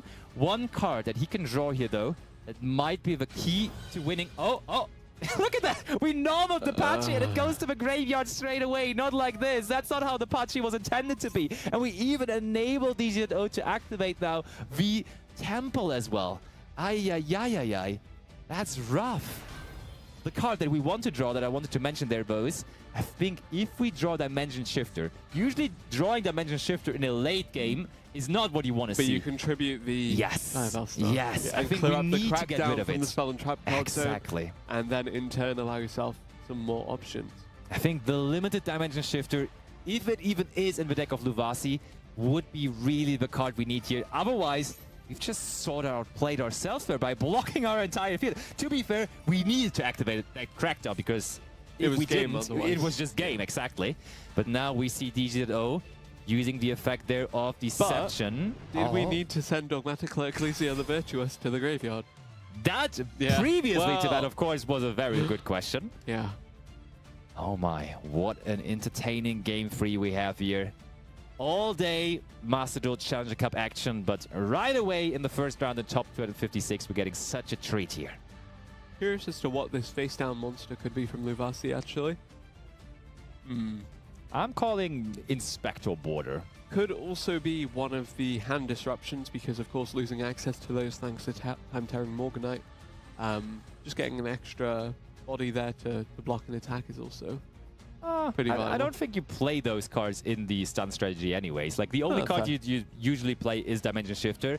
Sometimes you play Max C. I think people are like kind of back and forth on playing that in stun decks, because getting extra cards, of course, not too bad, but you don't really need it because you have so powerful cards on their own, so you don't need like the extra cards from Max C necessarily. Yeah. But those would be the only ones that you could expect there, possibly. But honestly, for me, if I'm DGZO, I'm not trying to find out what those monsters are anyways. I'm just trying to play the slow, let him on that Diabellus of a Black Witch and leave it like that. I don't try to apply pressure here. Luvasi put enough pressure on himself there. But okay, DGZO is heading to the battle phase. I mean, yeah, this is dangerous because look at this. We can now protect our barrier statue with Golgonda. And if we activate Golgonda, there we see it, Golgonda will be protecting. Can you send Elder Entity Untis here and destroy something valuable? Nope. We can though. Okay. We had to send our... We sent the Titanic Clad, which now in the end phase can search us for Ecclesia. But yeah, that's not too great either, honestly. Like, that's just making us deck out quicker, if we're being honest. You know what's funny? We could have used the Flamberge Dragon to summon out the Garura to free up the zone for Luvasi, but DGZO wasn't nice enough to do that. Also, it would have immediately been gone to the graveyard, so that would have really not been advised. Okay, Snake Idea Ballista going straight back to the graveyard as well. That there can be only one in combination with the Clockwork Knight, really stopping anyone from playing here. And play is back to Luvasi, and as you see, through the time to the Morganite, he will be drawing 2 cards in the draw phase again after that Deception, setting himself back to the Spell and Trap zone. Oh, and first off, the Titanic Clad resolving an end phase. I mean, this game is taking a while. Game 1 and Game 2 were quicker, but this is... I think we're heading more and more towards timeout here. I think we have like roughly 8 minutes remaining here. Turn 17 of this duel. Okay. Yeah. You don't often see that, to be honest. Okay. Fresh cards in the hand for Luvasi, but what are we trying to find? Is there somewhere a Dimension Shifter we can set? Nope. We just set another monster and pass it over. To be fair, though, if DGZO finds a way to deal with the spell and trap cards from Luvasi, if he somehow finds a Harpious Feather Duster or maybe a Heavy Storm from the top, he can end the game quickly, don't get me wrong. Yeah. But as long as those cards are there, I don't think there really is a reason to. I don't think there is a way even, and therefore DGZO keeping it slow. Okay, putting that Snake Idea Ballista back into the spell and trap zone. Yep, keeping it slow as I said. Yep. Passing it back over to Luvasi. Again, playing for potentially the deck out win here. Yeah, and I mean, you see that deck is getting smaller and smaller. I would be saying like 14, 16, something around that. Somewhere in the neighborhood of it. And we go into the end phase and we even have to discard cards from our hand there. Yep, another Morganite goes to the grave because we can't activate a second copy of it anyways. And we do not have a zone for that anyways either. So DZO again, just passing back and forth. Look at that. And that is crucial for Luvasi. He's just drawing 2 cards every single turn. Usually he would be like, oh, Pot of Greed every turn. I'm so happy. But he must be miserable about that right now. A little bit, but did he get something that he can summon here to get rid of the Diabell Star, the Black Witch? Nope. Something he can set at least, but yeah. Unlucky for Luvasi there, of course. Again, as we mentioned, getting all of the Spell and Trap card zones blocked out, so can't activate any of those. Trapped under his own, there can be only 1 plus Clockwork Knight, so can't summon another effective machine monster until we find a way to tribute or otherwise get rid of the Diabell Star, the Black Witch. Fualos getting discarded there just for good measure from DGZO, but honestly at the end of the day, happy to just sit back, wait for Luvasi to fall victim to his own time-tearing Morganite. Never set monster. I mean, I like this from Luvasi. If we get to the Dimension Shifter, we want to make sure that we have as many monsters available that turn right away as possible. So setting those monsters certainly makes sense. I think more cards on field than in deck at the moment from Luvasi. Yeah, getting pretty close to the end here as we approach turn 25 of this duel. 2 more, Luvasi. Oh yeah, it's going low. But I think Luvasi, I think they do have the Dimension Shifter. I think they are digging for it. They're trying to draw it finally to make things happen again for them. Holding here, perhaps. Oh, Another set monster. I was excited then. I was like, maybe there's a Dimension Shifter in hand to tribute away this Diabell Star. Not quite. Not There's yet. Super Poly as well now. DGZO also just copying what Luvasi is doing at the moment. Just going into the end phase always straight away. Okay, this time we have a set card, but then just discarding a card every single time. Luvasi. I don't think that's the last turn yet, but there's not many more to come with that deck getting more shallow and shallow. Is there a Dimension Shifter? Can we find a way to get rid of the... Oh, turning it into attack position. What's happening now? We are not able to attack with the Black Witch, but we want to just still show some dominance here. Flipping Ecclesia, back to the graveyard it goes. Oh, Luvasi. He's just showing us right now. He's showing us, yeah, look, what all the cards I have are here. Nothing that could have won us this. And DZO, after that unfortunate game 1, comes back like a true champ, and even in this very, very tough-looking game, manages to come out on top. Yeah, for all intents and purposes, was under a massive lockdown from this deck. Yeah. But ultimately was able to play through it. Really, really well played. Granted, Luvasi, the there can be only one kind of spelled their own undoing. But it did. Really well played by both duelists either way, and honestly, such a great best of 3 with a lot of variance in terms of decks so far, and really, really great way to open out today's tournament.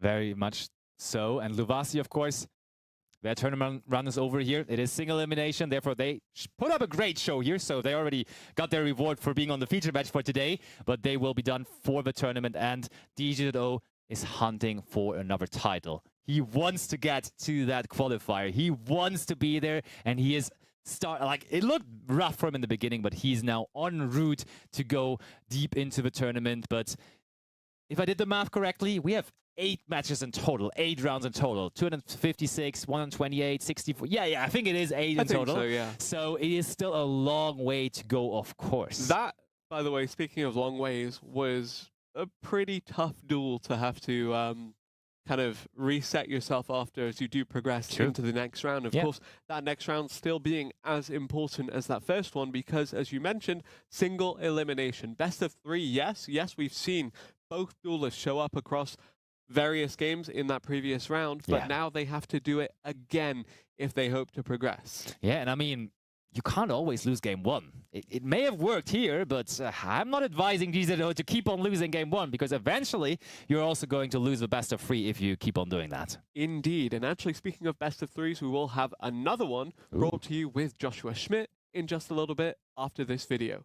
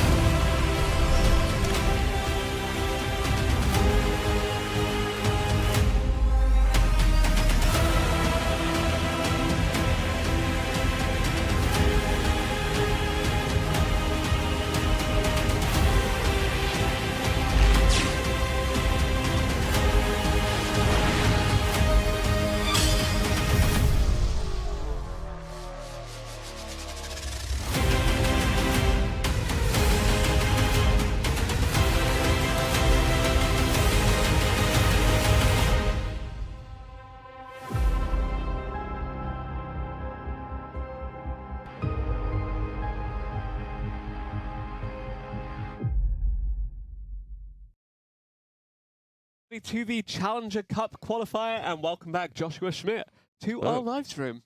Yep, we've done the switch, and now we're here to cast round number 2 for you guys. I've traded one Sky Striker player for another. Yep. The more things change, the more they stay the same. Exactly that. And hopefully we do see a change here, as we will have 2 different players actually facing off against each other in this top 128 match. Yep. Again, it's best of 3. It's single elimination. Every game counts, but you do have the luxury of dropping a single one. Yeah, as we've seen in the previous match, even losing the first game can still mean that you can still proceed to the tournament, as we've seen the comeback in that top 256, and both of the duelists now have already been making that first step towards that qualification for the tournament at the end of the month. Yes, indeed. That Challenger Cup finals awaiting the victorious player today.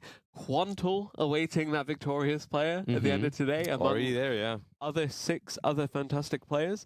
But yeah, just heading into this round 2 pretty shortly, we saw Snake-Eyes, Fiend Smith, Aamina pretty much be the deck to beat, but a read with the Tenpai when going second wasn't so successful, and of course that deck that was focused purely on there can be only one and Clockwork Knight and just locking out your opponent's capabilities. But Snake-Eyes, Fiend Smith, Aamina coming out ahead. I think we saw a lot of the things that we've already talked about in the pre-show in just that first round alone. You've seen the Snake-Eye deck being both players' choice for the first game, because it is considered to be the most powerful, or maybe one of the most powerful decks at the moment. And then we've already seen some of these, like, being able to switch your decks kind of mind game coming into effect, even though they didn't work out necessarily at that one. But we did see Tenpai when you're expected to go second, and then a switch to a very dedicated deck for going first for game 3. Yep. The Fossil Dynapatch Cephalo coming a bit late was kind of unfortunate, but it happens. Yeah. Actually, I do think we have Mist versus Field They're Good coming out for the second round. Of course, Mist actually competing against you in that World Championship that you did win. Yeah. Yeah?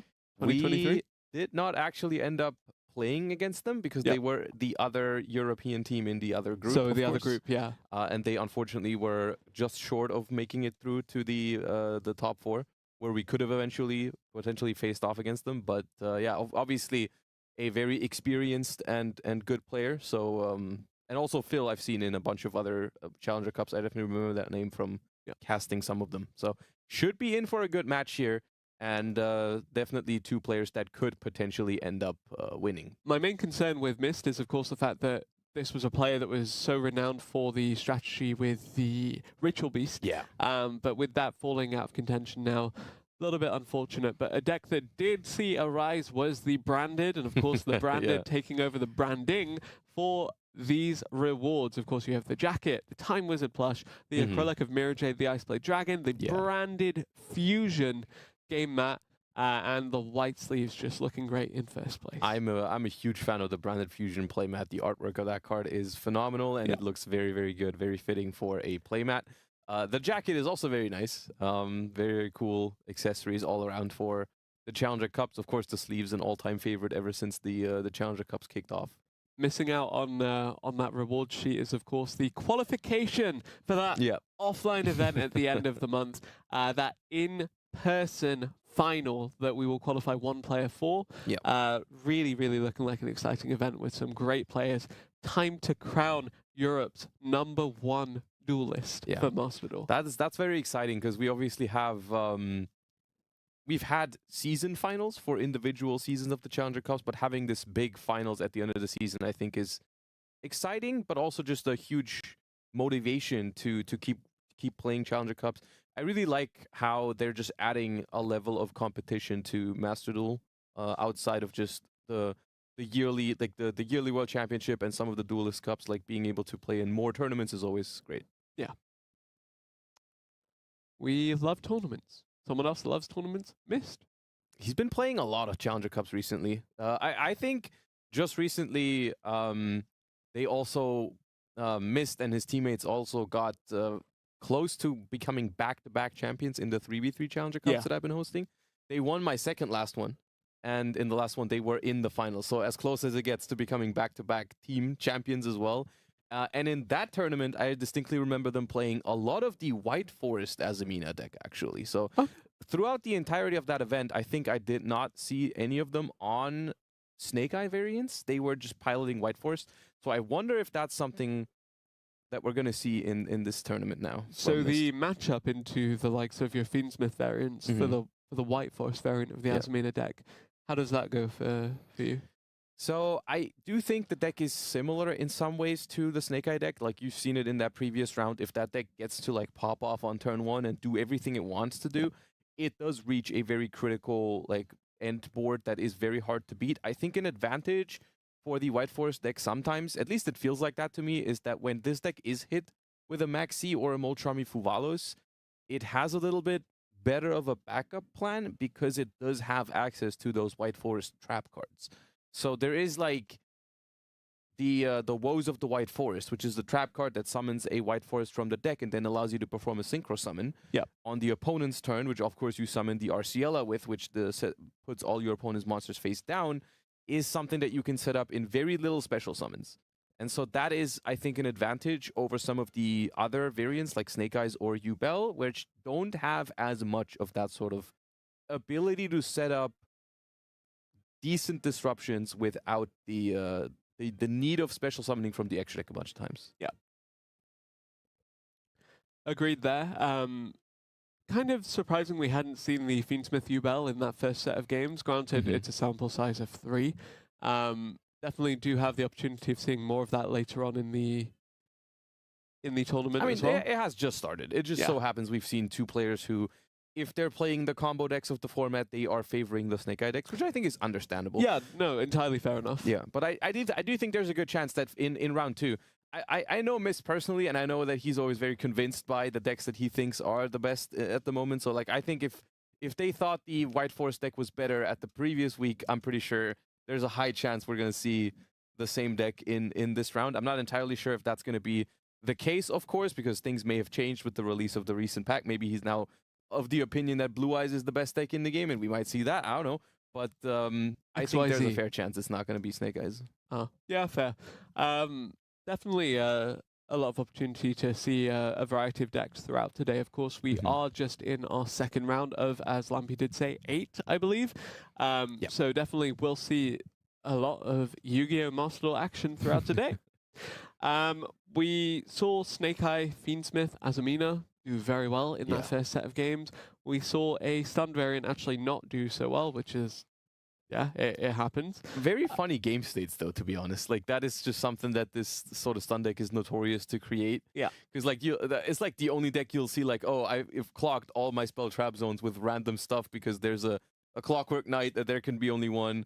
A card that my opponent has put there into the spell trap zone, like a random fusion monster that's there, and now I can't activate any more spell traps because everything is occupied. While time-tearing Morganite is just counting down the clock. It's active, and like Crackdown has taken my opponent's monster. Under my own, there can be only one. So that would have finished the game had I not used the Crackdown as well. Just like a sequence of events that ended up being not great for the.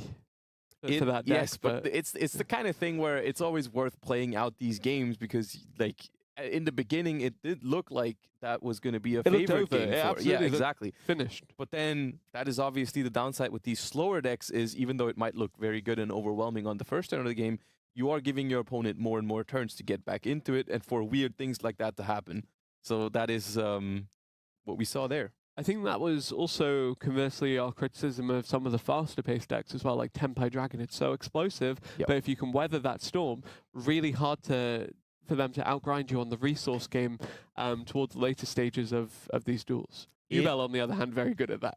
I mean, that is obviously what the deck is basically built to do, is to finish games as quickly as possible. So yes, whenever Tenpai enters a main phase 2, something is off. You know something has not gone their way, and that is obviously when the deck starts falling apart a little bit, especially now that we've seen some of those limitations to Chandra being a one-of. If that gets prevented on the first turn, but it now is in the graveyard, or even worse, banished, that is an important resource that they might not have access to for the rest of the game, alongside some of their synchro effects to revive themselves from the graveyard being once per duel. So like that is literally, once you use that, that's it. That's the rest of the game for you. Yeah. A lot of good decks at the moment actually showing up in that first round, as we mentioned. But of course, hoping to see a little bit more variance when it comes to the White Forest cards that you mentioned. Yeah. I think Chimera, you did mention earlier as well, got a lot of reliability out of the Aamina stuff in particular. They can make use of them. Chimera is an interesting one because that deck has just a lot of different random synergies with these new cards. It's not just the White Forest cards, because they have an actual synergy with the LZ Aamina, and they will actually use it more to fusion summon with it, because that's something that LZ Aamina can also do, which people usually don't do in the White Forest versions, because it has the effect to perform a fusion summon. But if you use it as a synchro material is when you get to add the Sinful Spoils from your deck to your hand. So that's what all the White Forest decks are trying to do. But in the Illusion Chimera deck, you actually sometimes want to perform that fusion summon half of that effect. The other thing that the Chimera deck is really good at is synergizing with Fiend Smith, which I don't know if you've seen that line of play yet, but there is a way to send evil heroes from the deck to the graveyard to access the Fiend Smith line with Chimera. Very interesting. Hopefully this game is equally as interesting, actually, as we do have turn 1 now kicking off with Phil leading the way against Mist here. The Fiend Smith Engraver to start things off being discarded will add a Fiend Smith track, you have to imagine, to the hand. Exactly, and that is obviously the most optimal way to use the Fiend Smith cards is by drawing the Fiend Smith Engraver, by far the best starter for that engine. And now the thing that remains to be seen is, first of all, will Mist do anything about this? But if not, are we using Engraver here to start any other combos? Are we using it to protect our other combos? That always depends on the hand. Indeed it does. Fabled Lure, of course, does it get to resolve? Will it be banished? It will not be banished. It just instead gets Well, the only thing that would banish it there is a DD Crow. That's the thing with the base steals. If they do exactly this, you cannot base steal the Lure because you don't have a monster on the field at the moment, but you can still use the base steals on Fiend Smith Engraver later on, which is pretty powerful. But we are just going through the dance of the Fiend Smith here at the beginning. It's always a couple of steps that you'll have to basically go through. And here is, I think, the first moment where we would see a potential Molcharmi Fuvalos. Of course, a card that you could argue whether you want to use it in the draw phase immediately, but then it does not guarantee you any draws. Here, it is going to be countered by a Called by the Grave anyways, though. Unless do we have a Max C? Or, okay, no, I guess we don't have a second Molcharmi Fuvalos. We do have Max C, yeah, okay. Reasonable. I like that the Fuvalos was used to just kind of draw out the counterplay and then have the Max C come down to guarantee the resolution, and guarantee a couple of cards. Yeah, this exchange is interesting in multiple ways, because we did particularly, like, this is purposely done this way by Mist, because we did not Max C on previous special summons. We even let the Lure happen, because that would not have given us a Molcharmi draw, but it would have given us a Max C draw, but we wanted to use the Molcharmi first. Yep, to eat the potential Called by the Grave. Exactly, which is just another thing that Molcharmi Fuvalos is so good at, is by helping you resolve the Max C, because if your opponent has an out to it, they are likely to use it on the Molcharmi, and then the Max C runs freely, like here. Still, 2 pieces of disruption in hand to open things off for Mist does mean that we're less and less likely to see the Ash Blossom and Joy Spring, the Infinite Impermanence, any further interactions from the hand, unless he got very, very lucky on that top card from the deck here. I don't think we're going to need it, because I'm seeing the Snake-Eye Ash being put into the Spell Trap Zone from the Divine Temple here. That's telling me that they're not trying to do as much. And we're setting a monster, and we're just passing, because under the Max C, it is just too many steps. And that's the thing about the Fiend Smith cards. It's a lot of steps. That includes special summoning. You don't want to give 12 cards? You do not typically want to give 12 cards. If anything, you'd want to give 30 or 35 specifically. And hope that they have Time Tearing Morganite played. Five cards sure. in the Spell Trap card zone. Yeah. That'll will be interesting to see what exactly Mist did draw off of that single Max C draw, plus off of this now draw phase. Wedju Temple actually coming out. So this is Millennium. Millennium could still go a lot of different routes here. We're placing Snake Eyes Poplar from the hand, though, so we have changed our mind, actually. I told you beforehand, last time I saw Mist play a Millennium deck, it was paired with White Forest.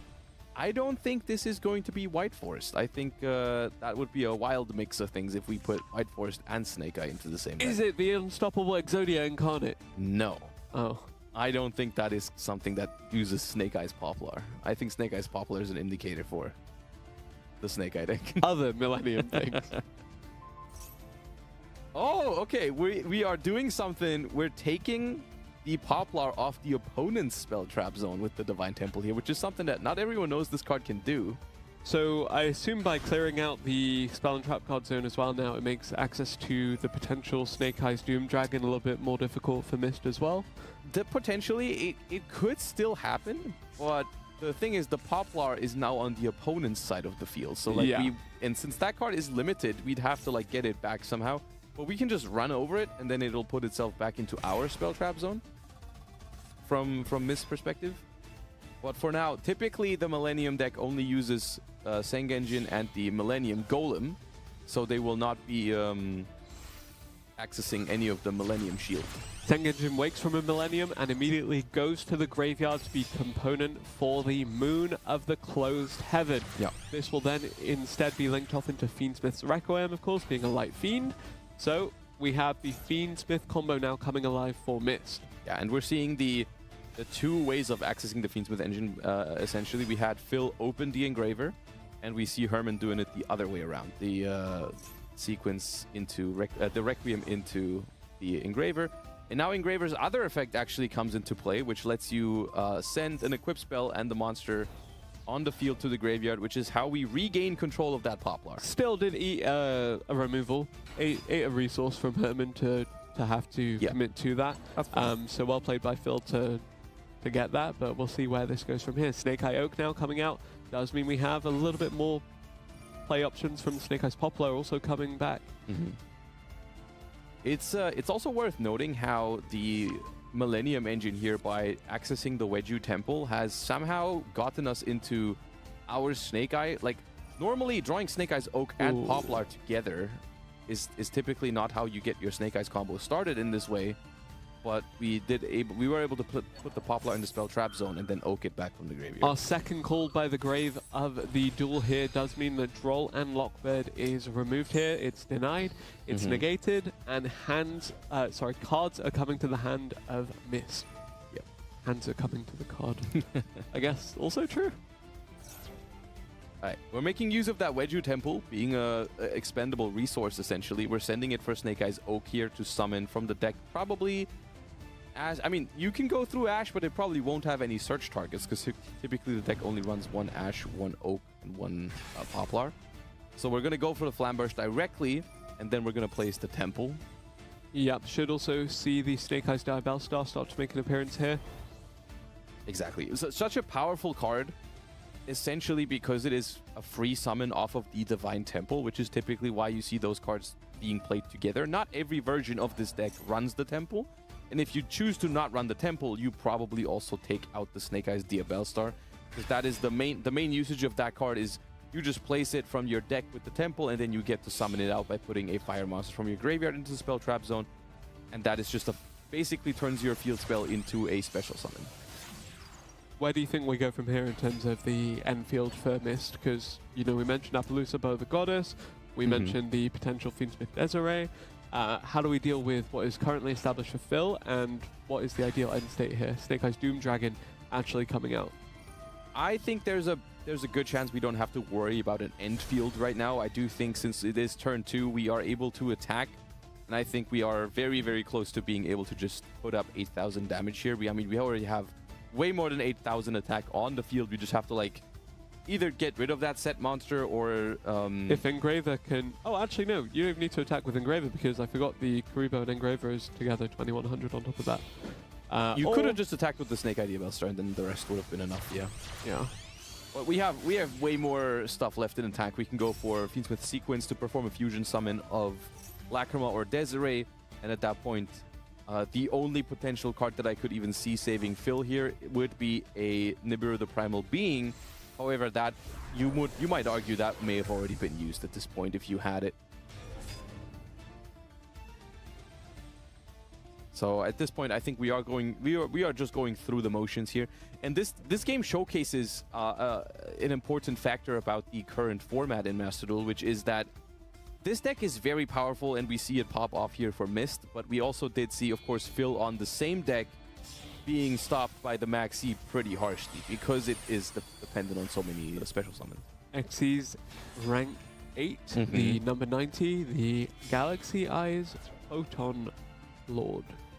That is an important piece to the deck because it just so happens that a lot of this deck's monsters are level 8. You've got the Flamberge as a level 8, you've got one of the Millenniums as a level 8, and you also have the Snake-Eyes Doomed Dragon now, which is just sometimes a free level 8 body that you can access, as well as the Snake-Eye Bellstar. And so the Photon Lord can give you some protection from monster effects. However, that is all just cosmetics at this point because we're just going through the motions. We're trying to make it as safe as possible to attack for 8,000 damage. And the Photon Lord is the one to finish things off here in game 1, and that is going to leave Mist with a 1-0 lead. Yep, Mist taking the lead in this series. It is a best of 3 though, so still very much alive in this series for Phil. Really, really well played though. The Millennium deck really facilitating the Fiend Smith to resolve there. And yeah, just very, very well played. Very well played. Also, just like the cards aligning there for Mist because we've been able to draw the Mul Charmy that got countered, but we also had the Maxi on top. And then on the back side, we had the Cult by the Grave for the only interruption from Phil. The timing on the Molchami and the Maxi combo as well was very well read by Mist. I really like that because I think people would often be inclined to use the Maxi first in that specific scenario because, of course, our opponent started special summoning. So, like, why wouldn't we use the Maxi here? But I think it was very well executed in the sense that we knew the Maxi, even if it happens, like, 2 special summons in, is still impactful enough.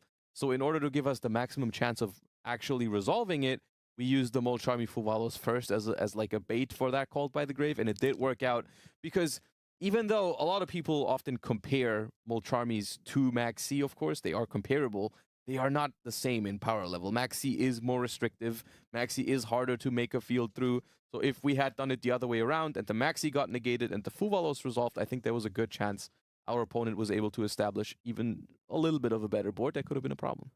This is me using Dynamorphia Domain before chaining Dynamorphia Frenzy to bait out the Ash Blossom and Joy's Spring. That's basically, well, you're doing the same thing. Thank you. Just with trap cards. See, I'm just as good a duelist as Mist, who once competed at the World Championship. Right. So maybe you can be the next... well, yeah, no, Fiend Smith cards, of course, still very much the core component of a lot of these decks that we're seeing. Yeah. Whether they're the main focus or not, just being able to access them is great. Seeing this Millennium deck actually commit to quite a few plays before going into the Fiend Smith stuff later was quite interesting to me because typically the Fiend Smith is your insurance policy thanks to the targeted negation or the Appaloosa. Yeah, I think that is one of the things that Fiend Smith specializes in for these combo decks is that it's very flexible at what it can be. It can be your insurance policy like you're calling it. You can start with it and create that Appaloosa or you can force out your opponent's interactions with it. You can also pivot into it later on in the turn by making that Moon of the Closed Heaven. You can even use it as a starter for your own plays. That is something that the Snake Eyes deck can do. The Fiend Smith Engraver on its own makes a Beatrice, sends a Snake Eye Ash, and then revives it with Promethean Princess. Speaking of things the Snake Eye deck can do, can we see Phil pilot it to a victory here against Mist to even up this series? No, we cannot, because we have made use of the ability to switch decks. We are on some trap deck. Not Labyrinth. That is not a Labyrinth card. That is Subterror Guru. Subterror Cave Clash coming out. Just reading the card names out loud because these are not ones you see every day. Okay, so Subterror Guru is a card from... I hesitate to call it back in the day because it's not actually that old. It's like 7 or 8 years old at this point, which I think is... I guess it's kind of old. But... Subterror Guru is a flip monster that allows you to search a Subterror card whenever it's flipped face up, and it has that effect to flip itself face down every turn. So we're going to start with that. And typically the Subterror deck uses a lot of trap cards, but we're only setting 1 here. So I wonder if that means we just haven't drawn a very optimal hand, because typically what you would expect from the Subterror deck is like 4 face downs or something. Yeah, Sungen summoning now because Mist knew he was going to be sent second, given the fact that he won game 1. So similar read to what we saw in the first series, but this time around looks to already be slightly more successful, having opened with the Sungen summoning. do we see the Chundra? And here I think is where that Lord of the Heavenly Prison could have been a really, really good card. That card is phenomenal against Tenpai because it protects all your face downs from cards like Lightning Storm, Feather Duster, and Heavy Storm, which of course the deck usually plays all copies of they can. Yeah. And unfortunately, the Lord is only as good as the cards it protects, which at the moment is only one. And that one card will have to really carry here because we already have the field spell for Tenpai making our stuff unaffected in main phase 1. Yep, Genroku being added to the hand here does mean it can special summon itself, discarding the Fuelos because of course it wasn't being activated anyway, given the fact that we have the Sangen summoning face up. Maxi, in response, do we have a Call by the Grave or do we just play through it because we're playing Tenpai? I think that no matter what happens here, I don't think this is going to stop Mist from doing anything this turn. I think we are going to ignore that because that is what Tenpai does in order to deal with Maxi, is it just tries to win the game on that turn. And in that case, of course, if you've won the game, it doesn't matter how many cards your opponent has drawn. Kaimen in hand as well, by the way. Like, this was the dream Tenpai Dragon start for Mist here. Yeah, absolutely. Absolutely. And this is the thing. Neither Maxi nor Lord of the Heavenly Prison will provide any sort of interruptions here from Phil's side. It is, I think, 100% down to that face-down card here. Dora now. It will resolve. And that's just going to add a level 4 or lower Fire Dragon from deck to hand. We've already gone through the movement with the Genroku, so we are just going to add the limited copy of Tenpai Dragon Chundra here. And that is quite possibly... That does something pretty good against Tenpai Dragon, of course, with everything being a fire dragon. Yep. It does stop this right in its tracks, and a lot of their synchroing, a lot of their extra deck delving is from the field itself. Therefore, can't really get an established field to then in turn synchro off into your Sangenpai Transcendent Dragon, into your Biden Dragon, into your Trident Dragon. Yep. See, that's the thing. I wasn't going to say... I didn't want to say it. I didn't want to say there can be only one would be a card that would stop, because I didn't want to jinx it. I didn't want to jinx that card into existence. It's crazy that even the fact that I thought about it still happened. It defined game 3, and it has already won game 2 of this series. Like I said, that one face down card had to carry there, and it really did. Even against the dream Tenpai hand. Yeah, but like that card is so good against Tenpai. It just literally, it demands an answer. And if you don't have an answer to it, because it limits you to only one dragon monster on the field, you cannot do any of the things that the Tenpai deck wants to do, which is get 2 dragons out, summon a synchro. And so it literally just comes down to, do you have an answer to it? Which in that case wasn't even something they could potentially have had, because the Lord of the Heavenly Prison was protecting that card while it was face down. So even if we had opened Lightning Storm or Feather Duster, we couldn't have used it while it was still face down. We could have used a Feather Duster now that it was face up, because Lord of the Heavenly Prison only protects face downs. Yep. But apparently that was not in Mist's hand there, and so we've just seen the writing on the wall. Because that's the thing with the Guru deck, that's why it synergizes so well with those continuous cards, is if you can make your opponent skip one of your turns, then the Subterra Guru just gets incremental value over turns, because it just keeps flipping back up and searching more cards. Still don't think we could have predicted seeing the Subterra deck, but yeah, really, really well executed there. To take this to a game 3, to a decider. Tournament lives on the line for both of these players. What will they bring? This is one of their final games of the day. This is a chance for the other one to advance into the top 64 and get one step closer to that in-person event at the end of March. Yeah. I personally think that Mist is going to choose a deck that wants to go first. That is just how I personally feel like they think. I think there is a possibility for Tenpai to be picked in those kind of scenarios and just sending your opponent first when they expect to be going second. And then you're playing the going second deck like the best one in the room, essentially. But I think the way I know Mist, the way I've seen them play different decks, I think they want to play something that really wants to go first. You say Tenpai is the best going second deck, but so far this tournament has not had the best showing. See, I know. That's fair though. It's a thing, like the best going second deck still does not mean it is a it's the best going second deck in a going first format. Essentially, that's what I'm trying to get to. Yeah, that's a good point. Because the Tenpai deck, despite being the best going second deck, it is not as powerful as it used to be. Like, that deck is a little hit by the limitations, and especially I think has lost some of its appeal in terms of like just dealing with. A lot of people are playing those impermanences and Veilers right now, and if you don't draw the Kaiman or the Chundra, then it's difficult to deal with those. All right, so like I said, Mist is going to go first here in this game number 3, and we're going to see what deck he wants to rely on. We're seeing Millennium again, which of course still could be a bunch of different options here. Yep, a Ghost Ogre and Snow Rabbit, of course, going to run interference on that face-up Sengenjin Wings from Millennium. Such a good answer. That Ghost Ogre essentially single-handedly stopping the the entire line, a that line would lead of like into three monsters or something like that. We do open the Snake-Eyes Poplar, but there is more. Okay, we've got an infinite permanence as well. A lot of disruption here from Phil, but already committing 2 cards from the hand during your opponent's turn.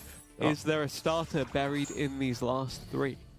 There is still a lot of potential ways to extend through this. We're looking at DUEL Star, Wanted, Deception. If we have any of those, we can keep going. We do have 2 DUEL Stars, even because we're pitching one for the other. And that is going to try and set a Sinful Spoils from the deck, and that is going to demand a 3rd response from Phil if there is one. But it does not look like there is, so we're going to set the original Sinful Spoils here. The Infinite Impermanence Snake-Eye Poplar being sent away for a Linker Evo here. Yeah. We're just trying to get the Poplar into the Spell Trap Zone because that's a free send for the original Sinful Spoils. That's a nice bonus of the Poplar. We're not going to commit to it yet, though. First things first, we are going to pivot into those Fiend Smith cards. Ah, yes, of course. Moon of Closed Heaven now allowing you to then, in turn, as you mentioned, access the Fiend Smith sequence. Requiem's first. Yeah, Requiem. Eventually, there's going to be a sequence. The sequence, yep. Still getting my head around the Fiend Smith stuff. There is a lot of nuance to it, and of course, with the different lines ending up at different places, whether that's Appaloosa, Poet the Goddess. I know that card very well, in fact. I mean, no worries. I think you're going to have it. I think you're going to have it down after today. I think you're going to see it once or twice throughout the rest of this tournament. So, Fiend Smith Engraver here alone on the field actually does not allow you to make the sequence yet. You do need to put another monster next to it before you can make that Fiend Smith sequence with it. So I think, unless we're getting surprised by a last card in hand here, I think we're just going to activate the original now to put a Snake Eyes monster next to the Engraver to be able to go into that sequence. Important to note that we didn't actually have the Wanted to search out the DUEL Star, so that means there is no free card draw. Yes. There will be the search from the secondary effect of the original Sinful Spoils if you do choose to use it, though. That depends how you use that card, because that card says you can only use one of its effects per turn. So if we activate it from the face down position here, we cannot use the graveyard effect. That is typically a great way to follow up on your second turn, though. Like if you use it on the first turn, it ends up in the graveyard, and then you can use it from the graveyard on that next turn to get that guaranteed level 1 fire. Really thinking about this. What card we want to send for the original Sinful Spoils here. Are we in Nibiru territory yet? I think we are. Whenever you do Fiendsmith things, you are basically in Nibiru territory, because they do like the Fiendsmith stuff on its own is probably already enough to get you there all the time. Luckily, the Fiendsmith cards also provide you with answers to the Nibiru. So, like, it's the kind of thing where you start with Fiendsmith, you can already get Nibiru, but like then you don't have to worry about it for the rest of the turn, so you can just keep going. And if Phil Nibiru's now, it can still be sent for the original Sinful Spoils Snake-Eye. Well, the token, not, but the Poplar could still, Or you could link off the token into Link Spider and then send the Link Spider. I don't think Aamina Fiendsmith Snake-Eyes has the room for a Link Spider in case you get Nibiru. But theoretically, you're correct. Right now, Mist is the one thinking, though. We can tell by the blue, the little bar at the bottom. Glow, you can see the glow. You can see who's thinking right now. They are really thinking about. I think right now the thing you're considering here is what card do you send for the original? Is it the Poplar in the Spell Trap Zone, or is it the Engraver from the Monster Zone? Because that Engraver technically could come back from the graveyard. So it is technically a free send, and maybe you want that Poplar in the Spell Trap Zone here later, because it can be a send for a Snake Eyes Doom Dragon. Still don't have information on what Phil is playing, by the way. We've seen two very generic disruptions. Yeah, that is something that's very common in the current format. Infinite Permanence and Ghost Ogre and Snow Rabbit are very...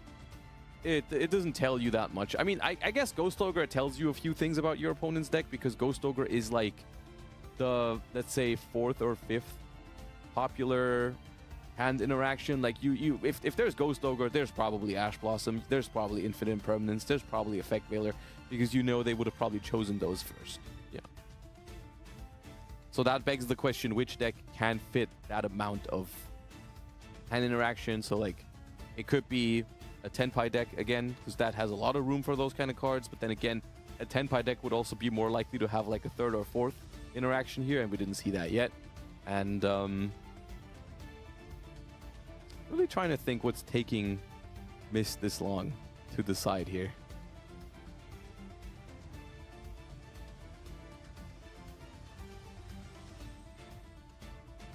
Different options in terms of where you go with line as well, of course. Continually mentioning Appaloosa, both the Goddess, also of course the Fiend Smith Desiree. The Millennium stuff getting stopped pretty early is a bit sad, because it does limit you in terms of what there is. Still have yet to see the Snake-Eyes Diabell Star come out. We have... Yeah, that is also unlikely to come out in this particular line, because the Poplar was stopped.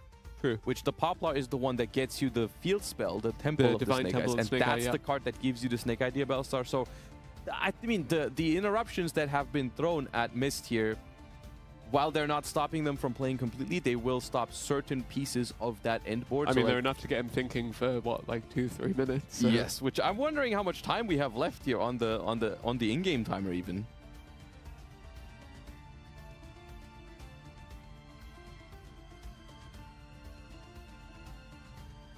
Oh, either way, the things I'm expecting for the rest of this turn, once we have settled on a play, definitely going to be a Fiend Smith sequence, and we're definitely also still going to make use of we're going to see the Snake-Eyes Flamberge Dragon. Assuming the original Sinful Spoils resolves, that's going to grab us a Snake-Eyes Oak, that's going to revive the Poplar, and then we can use that to send the Flamberge Dragon. Another thing that we could potentially see that is something that just is a further synergy point between Snake-Eye and Fiend Smith is that, of course, all the Fiend Smith Link monsters have effects to equip themselves onto Fiend Smith cards. And that is something that you don't always need them to stay there. Like the Requiem, whether that's equipped to the Engraver or not, sometimes you don't really care about that. So you can just send those for the Snake-Eye effects sometimes. So we could like make Sequence, for example, and then turn that into something so it's in the graveyard, then equip it, and then just send it for the Snake-Eye Oak. So the Millennium had an attempt and then got stopped. Now we're purely looking at what is effectively another Fiend Smith Snake-Eye deck for the rest of this turn, at least. I wonder if there's maybe something, because I don't know if you have that much time to even make a decision here. There might be maybe the game screen is frozen or something. Potentially, we may be experiencing some kind of technical difficulty. Yep. Yep. Because that seemed like an excessive amount of time to be able to think about your plays. Because eventually, Master Duel does tell you, hey, you got to do something, so we can move on with the with the game. Yes, indeed, and it looks like we will be able to move on with the game very shortly. Yeah. About to jump back into that one, of course. Mist versus Phil. It is game 3. It is the decisive game between these two players. Who will advance to the top 64? We shall see. It was Appaloosa Bird, the Goddess, that was settled on. It is SP Little Knight alongside it, but it is Tenpai Dragon being piloted by Phil here. The Ash Blossom and Joy Spring stops the Sangen Kaiman. The monster effects will also have a hard time of resolving thanks to the Appaloosa Bird, the Goddess. Phil has gone to the main phase 2. As you said, if the Tenpai Dragon gets there, that's probably a sign that's a problem. Yeah, things have not gone too well. So that's a shame. I wish we could see how exactly that situation came to be, but we definitely saw one of the biggest interactions against the Tenpai deck there. Just right at the end, Ash Blossom on that Sangen Kaiman is one of the best things you can have, because they're already in the battle phase. They've basically committed everything. They're like, okay, here we are. That's my attempt on winning the game. But that has not succeeded here. And the thing is now, Mist is very likely to be able to run away with it because we've stopped that initial Tenpai push. There's only one card left in hand, and we do have an Appaloosa to protect whatever we're trying to do this turn. So the question is just, can we do enough damage? Yeah, the secondary effect of that original Sinful Spoils Snake-Eye, of course, coming into play, as we mentioned, that insurance policy for the turn 3 play. If you need the follow-up, if you're able to get to that point, and it looks like we are able to do so. The Poplar resolving, you mentioned, it is the thing that searches the Divine Temple of Snake-Eye, which will in turn get the Snake-Eye's Diabell Star. And then we just climb a clear field to attack directly. And we don't even have to do much climbing here because that field spell also boosts all your level 1 fire monsters by a decent amount, by 1100 each. So I'm pretty sure that is already, if I'm not miscounting, that should be way over 8,000, especially because it's 6,800 that we have to do. So I think at this point it is all just cosmetics. We're just freestyling a little bit and seeing what else we want to put onto that board before attacking for that 6,800. Maybe thinking about like what potentially to play around, but since there's only one card and we have Appaloosa, I think it's okay. You have Appaloosa to stop the battle. Exactly. Yeah, that is exactly all we need. And we see once again the Snake-Eye deck taking down the Tenpai deck. Can the Tenpai deck even win a game today? Well, I guess we'll rely on the top 64 onwards to decide that, because it does lose this one. Phil does lose to Mist. Mist is the one that advanced to the top 64 with that Millennium Snake-Eyes Aamina build. And that is really the story of this format, is we have all these little pieces that you can combine together in any way you like. I forgot Fiend Smith. That is also in there. Yeah, it's so many different, it's so many different pieces. You've got the Fiend Smith, the White Forest, the Aamina, the Snake-Eyes, even Kashtira. We haven't seen those yet, but Kashtira cards are also very popular in these sort of strategies. Yeah, Fenrir, of course, just Fenrir and Unicorn as well, because Unicorn is technically two bodies. We actually have another game 3 going right now between Lexco and Volcanos. Two very, very prominent players from within the Challenger Cup sphere. Crackdown, I believe, has taken the Kashtira Unicorn. But we're going to demand it back because we've put an Infinite Impermanence into the same column. We're like, that's my Unicorn. Judgment. Basically, they're just fighting over who owns the Unicorn right now. So we've all been there. Looks like we have all been there. Special the Unicorn, take it with Crackdown, attempt to take it back with the Infinite Impermanence, and deny that with the Solemn Judgment. Kashtira Birth. So there seems to be another Kashtira monster in rotation. I assume it was Fenrir, but we'll see. Oh no, it's Rysart.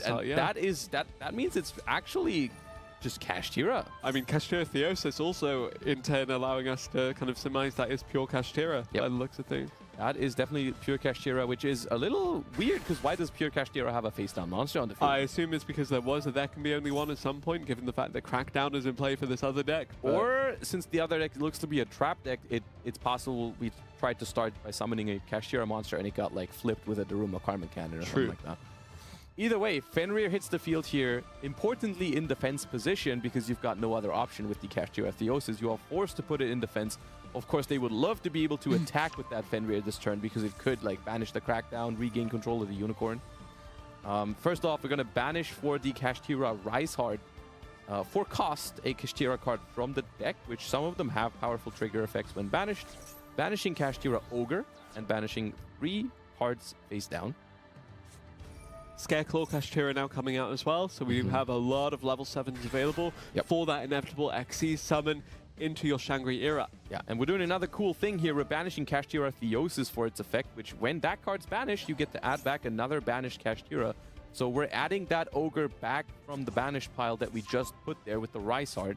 And we do have 3 level 7s on the board now, which gives us the option to either make Kashtira Shangri-Ira, or we can also go straight up into the Rysart. Super polymerization, though, with all of these Kashtira monsters. Do we have Garura, the Wings of Resonant Life? Do we have something else? I think this will be Garura, though, looking at those are, I'm pretty sure they're both psychic types, so those would be turning into a Garura, which will draw as a card later on, hopefully. But that is massive, of course. However, it's going to trigger the Kashtira Birth to banish 3 cards from the graveyard. However, against a deck like that one, typically I would think that does not Dimension really matter. Shifter and 2 Solemn Judgments. Thinking emoji. Yeah, very relevant that those are gone now, I suppose. We haven't normal summoned yet, so that Kashtira Ogre is still hitting the board, and we're adding a trap card. And this is really one of the most powerful things about Kashtira against those sort of like stun strategies is the ability of how easily you can just summon big monsters, because that they really struggle with those. Yeah, the Kashtira Birth, of course, just allowing you to bypass the tribute mechanic as well. So having access to these level 7s pretty much for free. Kashtira preparations as well now being added to the hand. Been quite a while since I've seen that one, I have to say. It's essentially, it's like a trap version of Kashtira Birth, because instead of reviving on your own turn, you set it first, and then you get to revive from... This one summons from Banished or Hand, whereas Birth summons from Banished or Graveyard. But it is just another card that continuously provides follow-up for the Kashtira deck once you have set it up. That is something that is definitely going to be tough to deal with for that... I can't even quite tell what deck it is, but probably like a version of the stun deck we've seen earlier. Another interesting thing about the Kashtira Birth interaction you mentioned earlier is you can also use that normal summon for DUEL because it's a level 7 monster. Mirror Force. That's surprisingly good right now. I've seen one of these decks take down Yubel recently with the Mirror Force. Have you seen the clip? The Yubel deck going straight into the Mirror Force. Kashtira Ogre is still going to activate on attack declaration. Lets us look at the top 5 cards of the opponent's deck and banish one card of it face down. Most importantly, the cards will remain in this order, so we will know exactly what cards are where, and we can manipulate the top of the deck a little bit by just like saying like, oh, you're going to draw that card. Am I fine with that or not? Yeah, banishing the pop desires, of course, to further deny access to any further options here. One card in hand for Lexico. He has the Garura in defense mode. Only drawing one card for turn. I was excited. Well. I was excited to see whether Morganite was active or not, but there was just one card for turn. Not again, sadly. Despite the Kashtira player essentially being stopped on that turn for the most part, didn't get to do any damage, but they have phenomenal follow-up in the long game. They appear to have a phenomenal Link summon here as well, though, going into a Link 2, the SP Little Knight now coming out. Not often you see that deck special summon. With the Fusion monster being a component of that, you do get the banish as well, so Kashtira Birth going to be the target here for that banish. And the draw. A lot of value there, actually. Actually not. They're going to stop that. It's a lot of things happening right now that are very rare for that stun deck. It doesn't link summon very often, and it also doesn't give your opponent valuable targets for Cult by the Grave very often. So that's actually, I think you're very happy right now if you get value out of that card. It feels like this was just a desperation play, kind of fishing for the top card of the deck that just got stopped. And at this point, we expect to see Volcanos just continue to stop those plays. But actually, 7 Tachyon coming out. That's a new one. Yep, and number 102 Star Seraph Sentry actually being revealed here. So that allows us to add a light level 4 or a light fairy, which I guess we're gonna have to wait and see what they're adding. I also am still very curious what that face down monster is, because could be barrier statue. Could be, but that only matters if the face down is a small monster. If they set a big Kashtira face down, they can just flip that up. Inspector Border. That is a very powerful card that you cannot normal summon right now because you control SP Little Knight.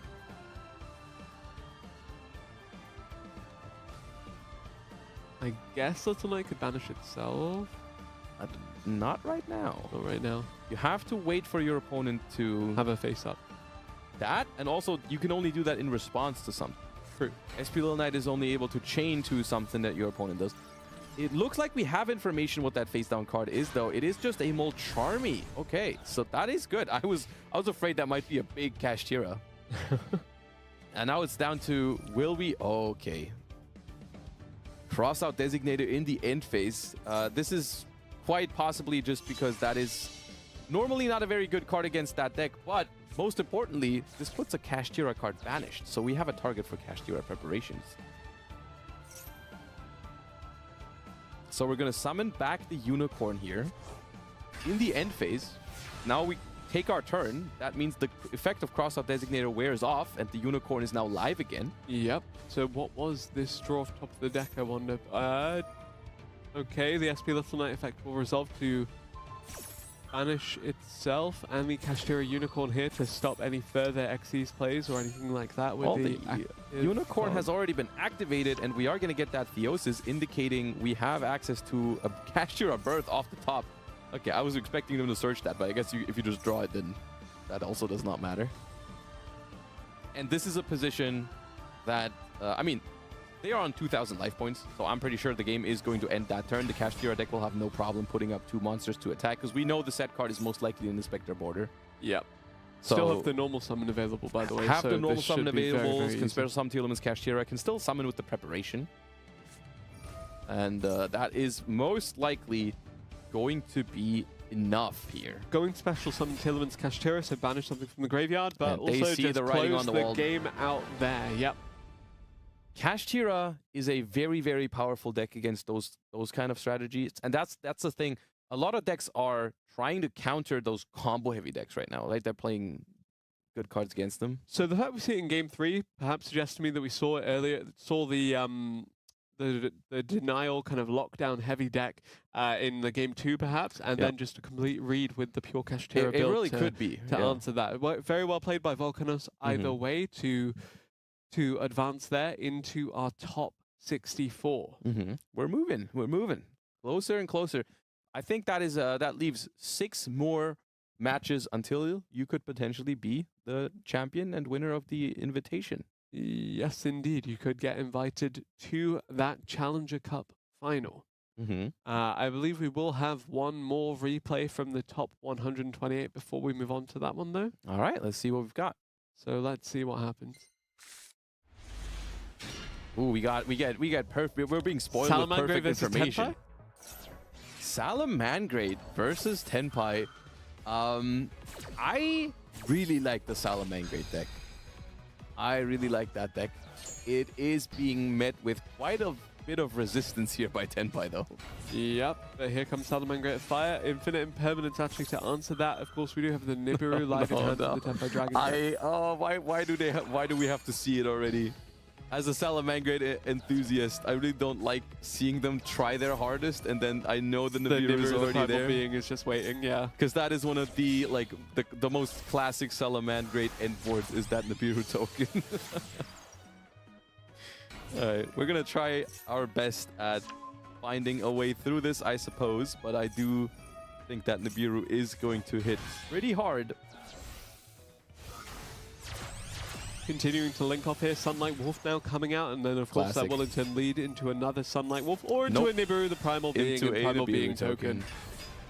Which could then become Link Spider, or not, as the case may be. It will not become a Link Spider, it'll become a turn change, and Tenpai Dragon Hydra is going to be the normal summon, setting the field spell from the deck, playing around that Droll and Lockbird by immediately setting it and not adding.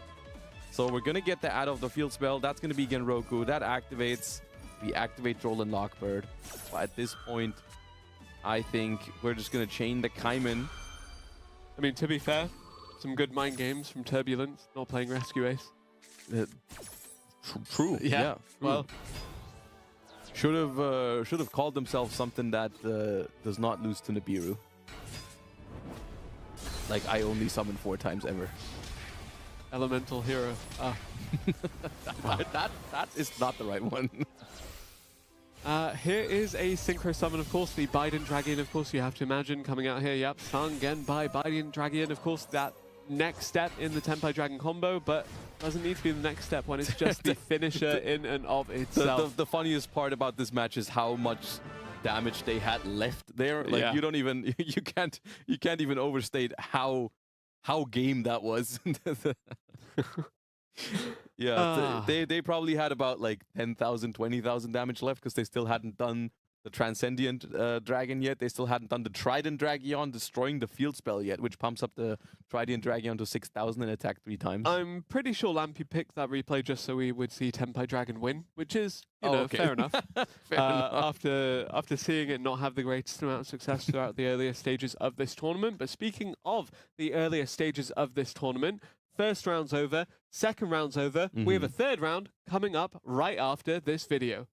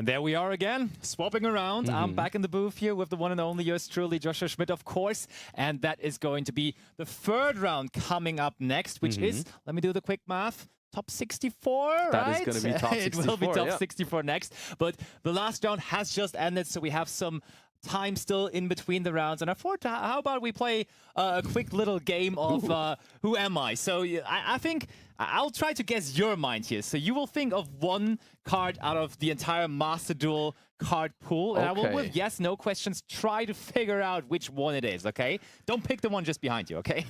What is behind me? Oh, Neos. Okay, sure. I will not be Element Hero Neos. Okay. Let me think of a card.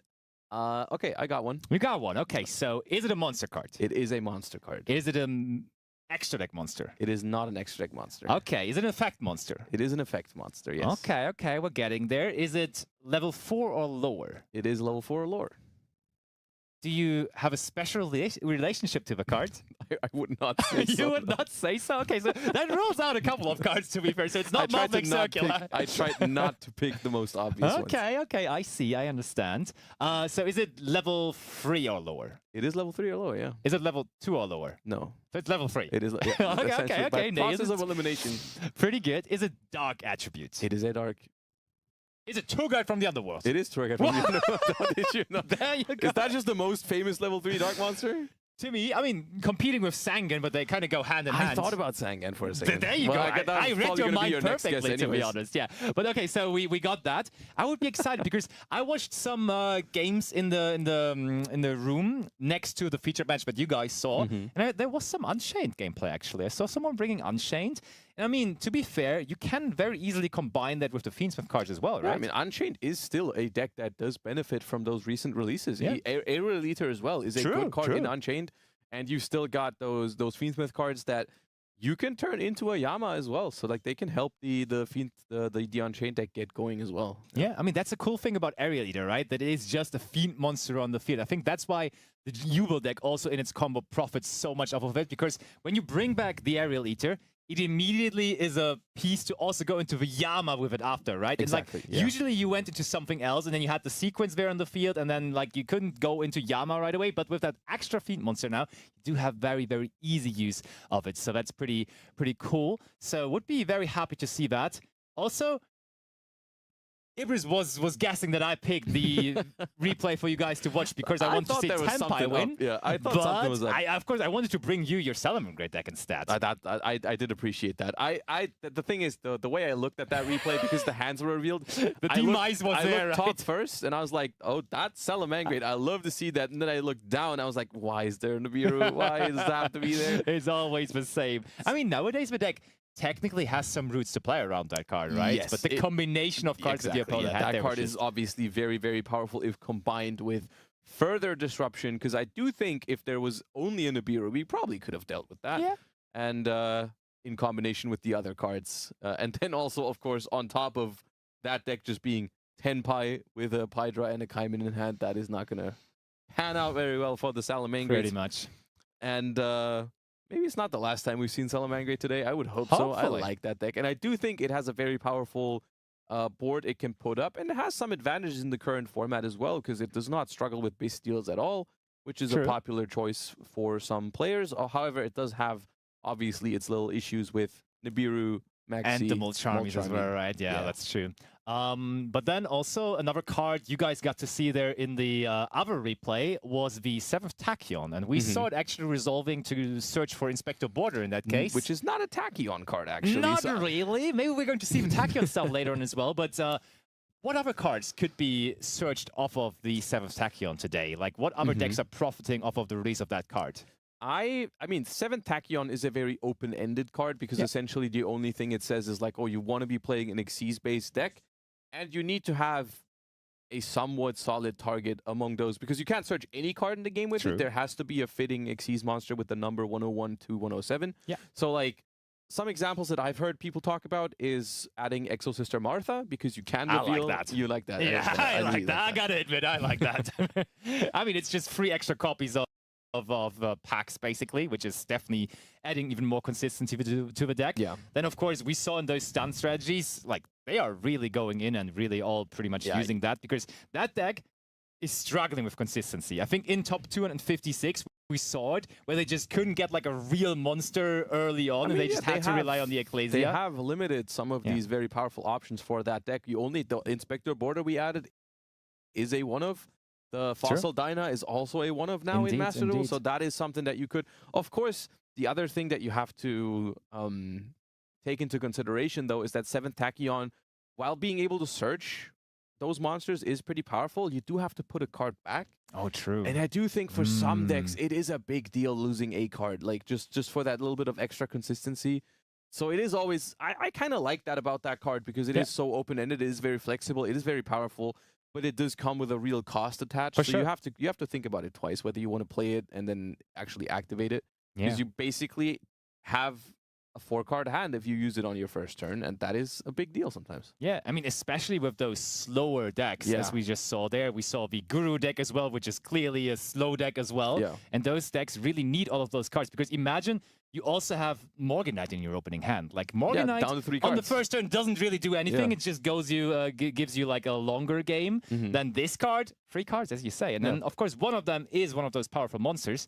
But what if our opponent just drew into an infinite impermanence or something, right? So it's really becoming iffy then. So interesting whether those decks will be popular still in the later stages of the tournament, right? Because I think for last season of ladder gameplay, of ranked gameplay, 2 players in top 10 actually relied on those stun strategies, and now they have additional tools to play with 7th Tachyon, so they are a decent part of the meta game. What do you think? Because I personally, to a previous Duelist Cup, brought a stun strategy, because I think for Duelist Cups it actually is quite the nice deck to play, because it's not as demanding as some other decks in the format. So for like a longer stretch of playing, it does have some upsides in that regard, I think. It is not as taxing as trying to perform combos, of course, if you're on a longer session for the Duelist Cup, because you're really trying to grind for it. I'm not surprised that it is a deck that people, you know, gravitate towards. If you don't want to play a combo heavy strategy, that is one of the options at how you can just have like a relaxing game, I suppose. You go first, you just put a couple cards on the field, watch your opponent try and get over it, and sometimes they will and sometimes they won't, and that I think that is also something that, you know, some players like. And we see it especially in Challenger Cups, I think, because you know when you're going to be able to go first, and you are able to switch to that deck when you see fit. Of course, it doesn't win every time. It's not a guarantee, like we saw in some of those games, right? It is an option, but there's no deck that 100% of the time always does the thing you want it to do. Sometimes you bring a deck that's supposed to win when it goes first, but it doesn't work out because you don't have a good hand or your opponent has the answers. The same is true for Tenpai. Deck is supposed to win when it goes second, and when people choose second with it, they still might not be able to do it because it's not the perfect deck that always wins. And I think against that specifically, it's really a double-edged sword, right? Because yes, when you play the stun deck against Tenpai, you're kind of making their Mulcharmies and their Maxis completely doing nothing. But then on the other hand, there might be them bringing in Lightning Storm, Feather Duster, and things like that, which just completely annihilate your field in one go. Therefore, it's like, it really depends on which cards the Tenpai player draws there, right? That's the thing, and that's the thing with Tenpai, is because that deck has so many non-engine cards. It's like, even if your deck is good against half of them or more than half of them, the other half is still likely to hurt your deck in some ways. Like, even if your deck is fine against Maxi and Mulcharmies and Effect Veiler, probably the Infinite Impermanence is always going to be good. And then, you know, the decks that don't summon as much usually set trap cards. Pretty much, and the Lightning Storm comes in. Which is why we saw the Guru deck also use the Lord of the Heavenly Prison in that one game. And then there can be only one, which is completely... That is a good one. Pretty much carried them through there on this one, for sure. But interesting to see also that we actually have multiple people that are already qualified for the Invitational at the end of the month.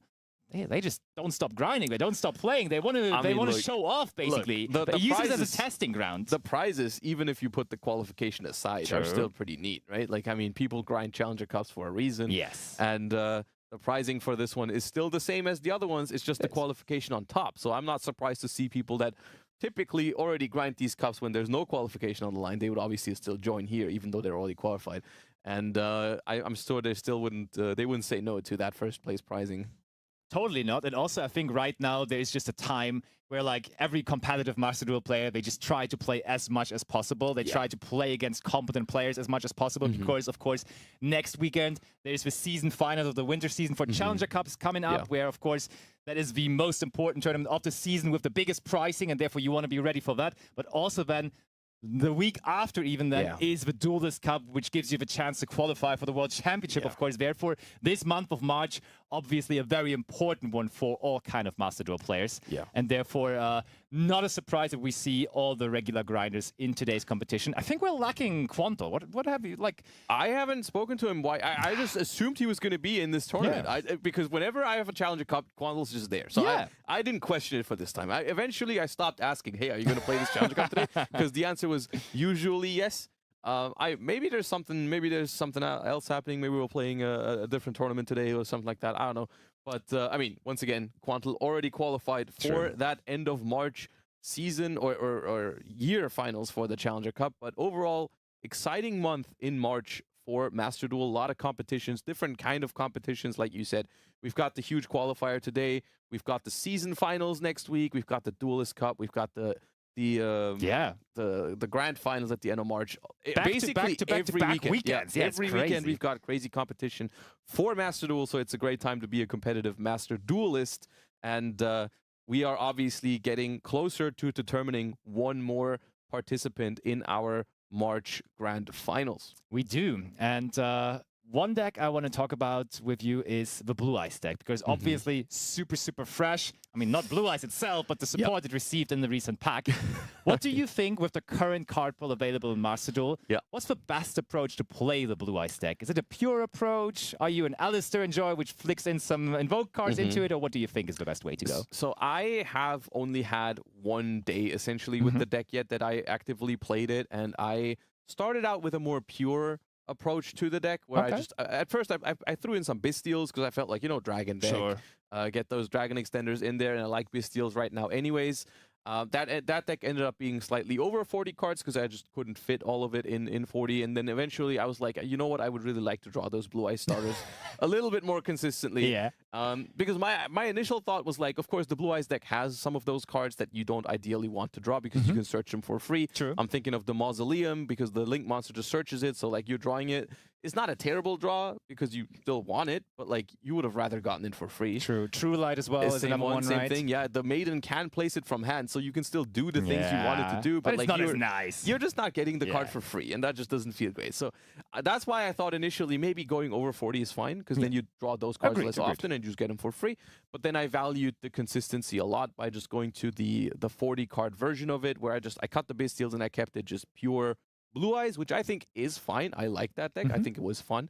And I think the problem with that deck is like it's a very grindy deck that tries to accelerate over the course of multiple turns. And I think it does a very good job at that. Like the True Light, resummoning the Blue Eyes White Dragon from the graveyard. The Maiden comes back with it every single turn. You can also set your trap cards. You can reset trap cards from the graveyard with the Tyrant Dragon. It's got great grind game. The thing is, right now, these decks really excel at like these really explosive first turns. No matter if you're going first or second, when you're going first, there's Tenpai with really explosive. I mean, technically their first turn, and then when Snake Eyes or White Forest go first, they also have very explosive turns. So they are basically trying to do the opposite of what the Blue Eyes deck is trying to do. So if you can't force your game onto them, they're forcing their game onto you, which the Blue Eyes deck does not excel at. Putting up the most crazy turn one board. Hear me out, though. Fiend Smith Blue Eyes. And what? Okay. I'm listening. Okay. Yeah. I think there is something in that. I think some people in the TCG, where the Blue Eye strategy is like a little longer ago that it was released, but also still very recent. And I think like the last couple of weekends, people were starting to experiment with that. So I might be. Maybe we're going to see that here in Master Duel as well. Walk me through what you do with the Fiend Smith in Blue Eyes. Like, let's say I'm opening the Fiend Smith. Can I access my Blue Eyes engine with it? No. Short and sweet answer. No, you cannot. Okay, so I'm just using it on top of my Blue Eyes plays. Okay. Yeah, exactly. That's what it is. And I mean, you kind of get some, like, the idea is basically just the Maiden or any kind of normal summon is already Fiend Smith combo, because you always get the Maiden back and everything. So like, right. So the other way around, it does work. Of course, the Blue Eyes engine does pivot into the Fiend Smith engine. So you're trying to fix that problem that I mentioned earlier, where your end board is not as overwhelming. So you're trying to make it stronger by adding some Fiend Smith. I could see that. Yeah, I could see that. I don't know whether it's the solution to the deck, but of course it's something that is worth exploring, I think. And maybe today, I don't know. That's the question though. It's a pretty high-stakes tournament today, right? There is a pretty big prize on the line. You want to qualify for that invitational in-person tournament, and therefore, is today the day where you start experimenting, or is just today the day where you go, hey, good old reliable, I've been testing this for a couple of days now, this is my deck to go with? Yeah, I mean, from my own perspective, I do think this is the sort of tournament where I would like to bring the stuff that I already know is going to perform. Probably. I personally look at tournaments in different ways. Like sometimes I play a tournament where I think like, okay, for this one, I'm happy experimenting a little bit. I'm happy trying things out against strong competition, because I want to see if this idea can work in this sort of field. And then there's other tournaments where I'm really like, no, I got to bring the deck that I know is going to be like the one that performs. And I guess it's a very subjective question on how exactly players value this particular tournament. I do think with the qualification on the line, though, I think people are more inclined to play those tried and trusted decks, which I think is why we're seeing those in the first few rounds. But I mean, maybe someone has just sat down since Blue Eyes release last couple of days. There were days to try it out. Maybe they have. Maybe someone... I hope so. I hope so, really. Because that's the deck I'm most looking forward to.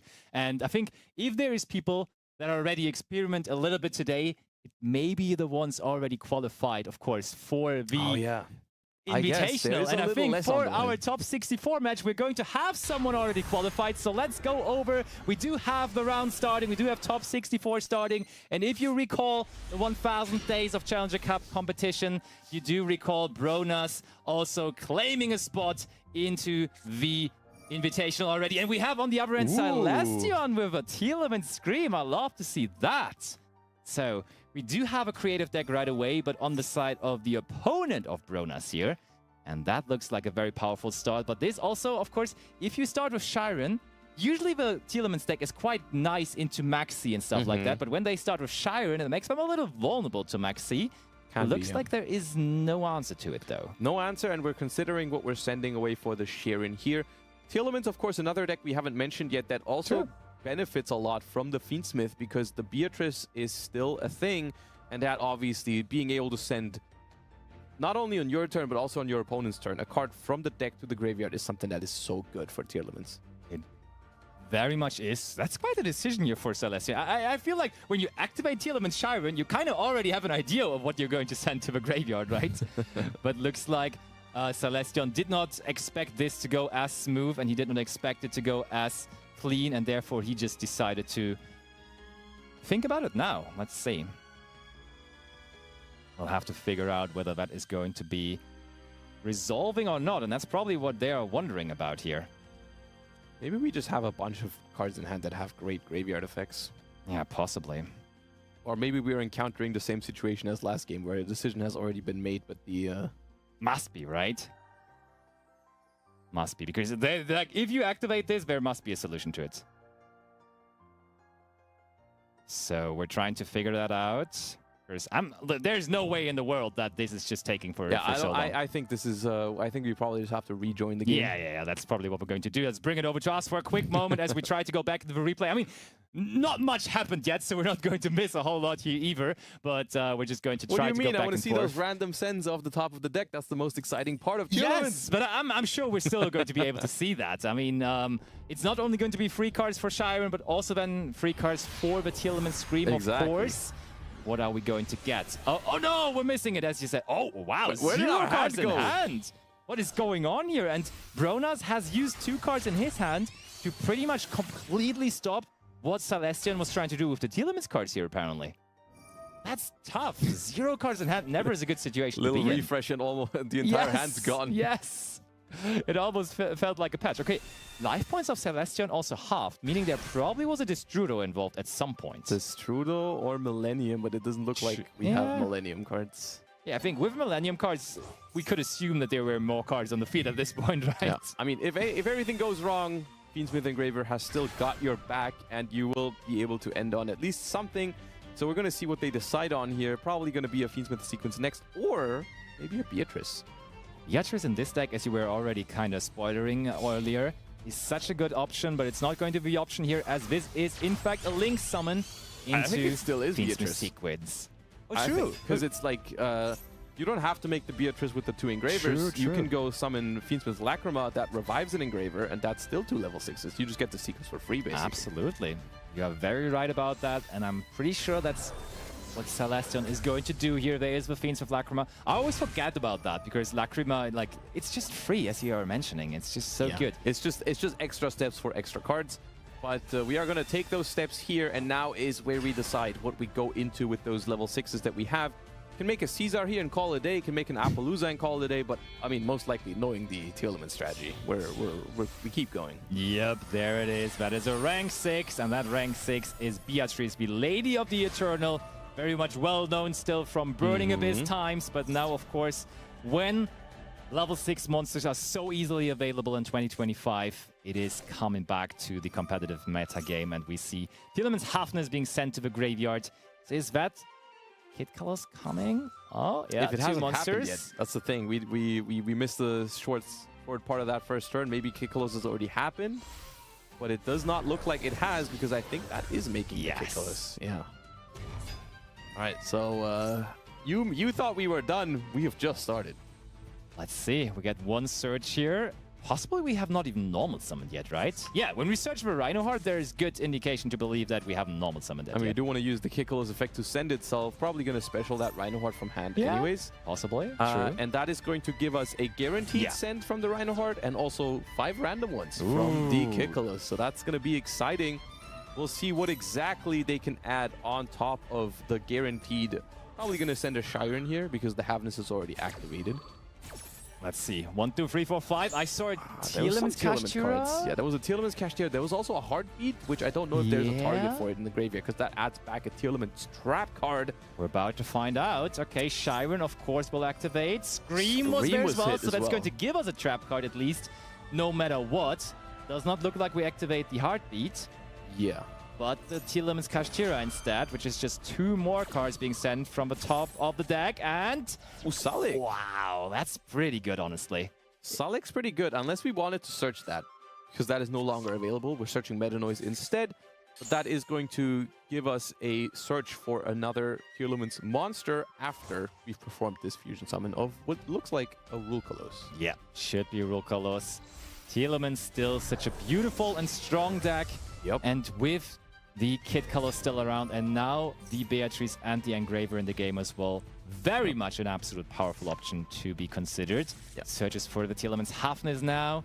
Yeah, I mean, it's tough to beat this, honestly, because this is not only the obvious interruption of the Telemons Rulkalos, but then also the ability to send the card from the deck to the graveyard with the Beatrice, and then the randomness factor of the Telemons Scream as well. Yeah, that's always a big deal. Is like you try to plan your hand out into your opponent's board, and then you just don't know exactly what that Scream is going to hit. Another thing here is we're normal summoning the Havness, because we probably don't want to link off that Beatrice. The Telemons deck, one of the few decks that wants to keep that card around. Like other decks don't have a real issue linking that off, but Telemons obviously wants to keep it. Totally. So, Ronas, what are you going to do into this? You are already qualified by winning with your team on the 1000 days of Master Duel Challenger Cup competition, but that is not looking too good. And he does not have any answers at all. Game number 1 goes to, I want to call him the underdog, Celestion, because Bruno's, of course, a very accomplished name in the Challenger Cup competition. And Telemons, I'm sure a lot of people at home are happy right now. That is a fan favorite right there. That is a fan favorite deck. I know that. Whenever that deck comes up on my streams, it's like very, very low. People are celebrating in chat, basically, right? Yeah. Oh, Telemons best deck, Telemons best deck. And I mean, of course, it also has like a very, like it has multiple front figurines, basically, rocking that deck since day one. Of course, Quanto is a big Telemons enjoyer, but also then Tezuku, very much with the Telemons deck as well, with the favorite slogan, Telemons Strongest, obviously very well known for that. So also won both Master Duel World Championships so far. It was part of both winning lineups.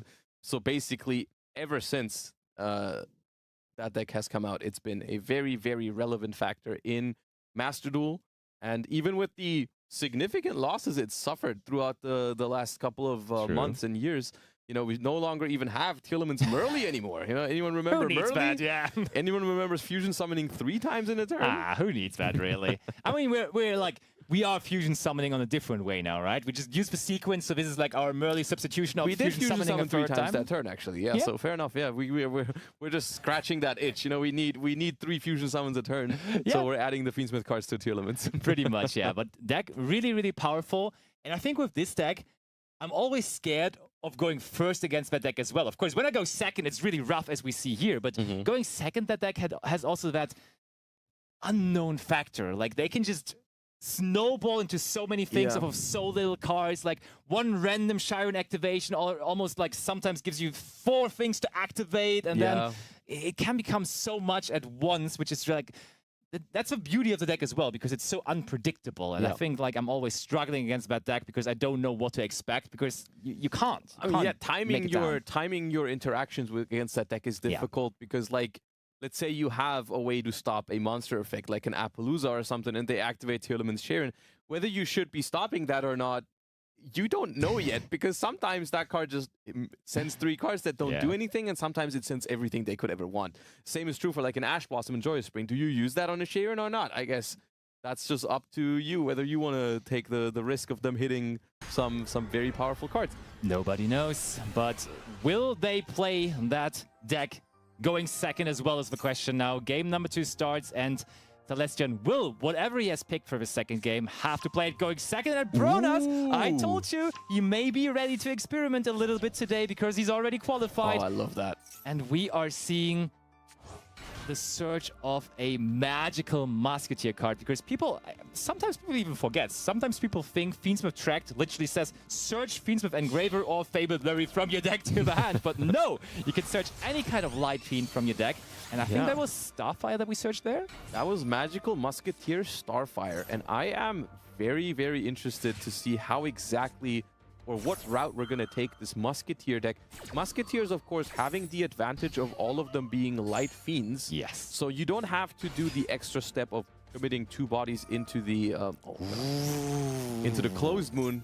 But that is one of the most powerful Let's look at the hand. It is... Oh, I mean, that screams Tenpai at me, right? Yeah, it does scream Tenpai, but it also screams no matter what you take away here, your board is going to be somewhat in danger. I feel like probably be light... I mean, they already used the Ash Blossom, so it's certainly not the Ash Blossom and Joy Spring. Oh, I thought it was going to be Droplet or Thrust, because like Thrust is the more...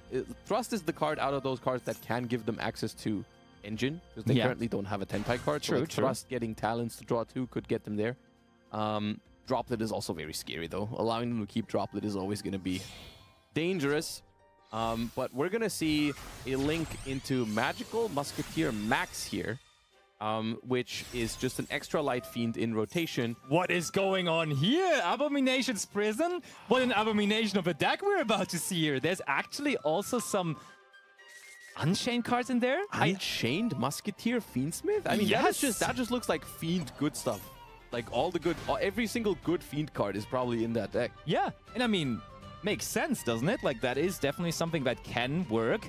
And I'm curious about how big each of the engines are, honestly, right? Yeah. Because maybe it is just like 2 to 3 Unchained cards. That's usually how those Fiend decks work, right? Usually you only see Shavara and maybe the Trap cards, but we see here very clearly that there also is the Abomination's Prison there. Which is great in the Musketeer deck specifically, because Musketeers obviously thrive off of cards being activated in their column. Yeah. So I'm not surprised to see the Unchained spell card in here, because we just want to be able to summon Musketeers and put as many spells in their columns as possible, and so that just helps.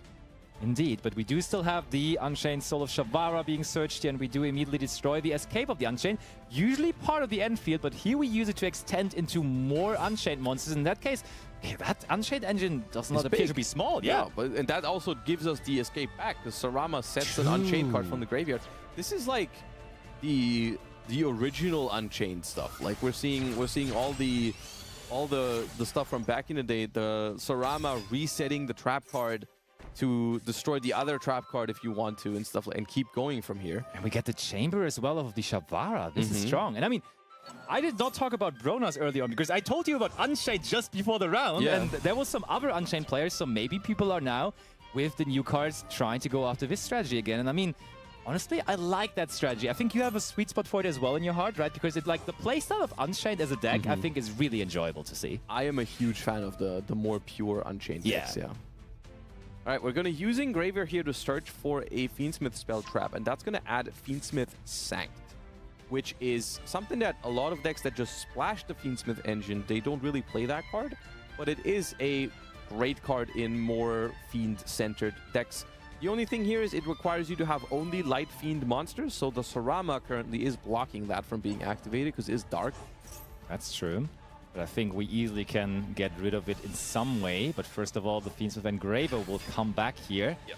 And another cool thing about this is I think we just recycled the Fiend Smith Engraver through the effect of the Unchained Soul of Rage in the graveyard, right? So that's pretty strong too. Yes. Just making sure that even though we could not use the effect in hand yet, that we then later on in the turn got a way to do that. Okay, there is now another copy of Max, but that is once per turn. Therefore not going to give us anything else. Oh, we're using the Fiend Smith track graveyard effective fusion summon here. Yes. Are we possibly going to... Oh, is that Area Leader? No, Area Leader leads... That is it's just Fiend Smith Lacrima. Okay, fair enough. I love this game. It showcases so many cool things you can do with Fiend Smith outside of the things we've already seen today. Yeah. Very much. Bronas is always... Like, Bronas has a history also of picking creative decks. Like, Bronas... back in the day was very strong with Pearly Sprite, for example, and he has always been trying to look a little out of the box. Like in the Snake-Eye meta we had for a very long time, he was trying to figure out a going second Snake-Eye approach as well with the Sky Striker cards, for example. Like he likes to solve problems in a little bit different of a way. Of course, the Fiend Smith cards are like not a new thing to do, but the way he's interpreting it is actually amazing. It's a toolbox, and how you use those cards is very much up to you. Of course, there are preferred ways, there are more meta ways to use those cards, but they still help other decks in a great fashion as well. Okay, so what are we going to go into here? Area That Leader. is the Area Leader now, all right. What are we missing in the graveyard? I think Shayama is a great pick here. Okay, true. This synergizes so nicely all together, doesn't it? It's so cool, yeah. There, we get rid of the Sarama. Okay, so we can now special summon another monster from the deck with Sarama. So I feel like that is going to be our free DDD Wave Hiking Caesar. I mean, it already is there with the Shayama and the Area Leader alone. Yeah. But there now also is our Ruha. This is very, very exciting to watch. I mean, we still have the Fiend Smith Sanct in hand for a potential extra monster to be summoned. I think that is not going to be able to be activated this turn because I don't think we can reduce our field again to just light fiends. Yeah, you're right. That's a good point. Yeah, okay, we just said we know about the Lightning Storm, therefore we summon the Caesar in defense position. Every single card except that one card that was just picked up for turn is known here. Yeah, but here's the thing. We know there's a Lightning Storm and we know there's a Forbidden Droplet. So if those, if there is a Tenpai card drawn here, we might still look at a very close game. That's true. And did they draw that? Oh wait, okay, that at least gives away what card they drew. They take all the they give us perfect information right out of the bat by using the Heavy Storm instead of Lightning Storm. And I think here, actually, in hindsight, very good decision to not let him keep the Triple Tactics Thrust because they could potentially activate that as soon as they can force us to activate a monster. They're going to Ash Blossom one of the trap cards, though, summon from deck. Fair enough. That's going to limit the amount of monsters that Bronas is going to have. But we know the last two remaining cards in hand. It is a Lightning Storm and it is a Forbidden Droplet. So if we just summon our monsters here in defense position, there is not much to Lightning Storm anymore. Okay, but Bronas doesn't even care. He's like, sure, go on and destroy my Shavara. I don't think you really mind losing the Shavara and the sequence here. Especially because you know the last card in hand is not a Tenpai card. I don't think that is going to be as much of a threat, and I do think the Unchained board has no real issue with rebuilding next turn. Indeed. Okay, so we do use the Droplet here. I felt like we didn't really need to do that, right? We could have just kept the Droplet, sending Lightning Storm next turn, but it's I think they see the writing on the wall. Yeah. I think they see the lighting on the wall. They are just going to essentially show off the things they could have done. And if they can somehow conjure up a Chandra, they maybe could have done something, but...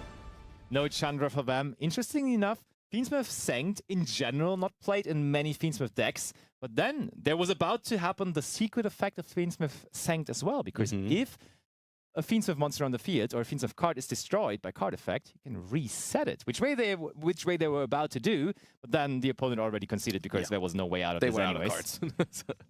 0 cards remaining for them. But I do think that's the first time I've seen that effect activated of the Fiend Smith Sanct. Right? So Same. That is something. Maybe that's what they wanted to do. Maybe they wanted to show, look what that card does.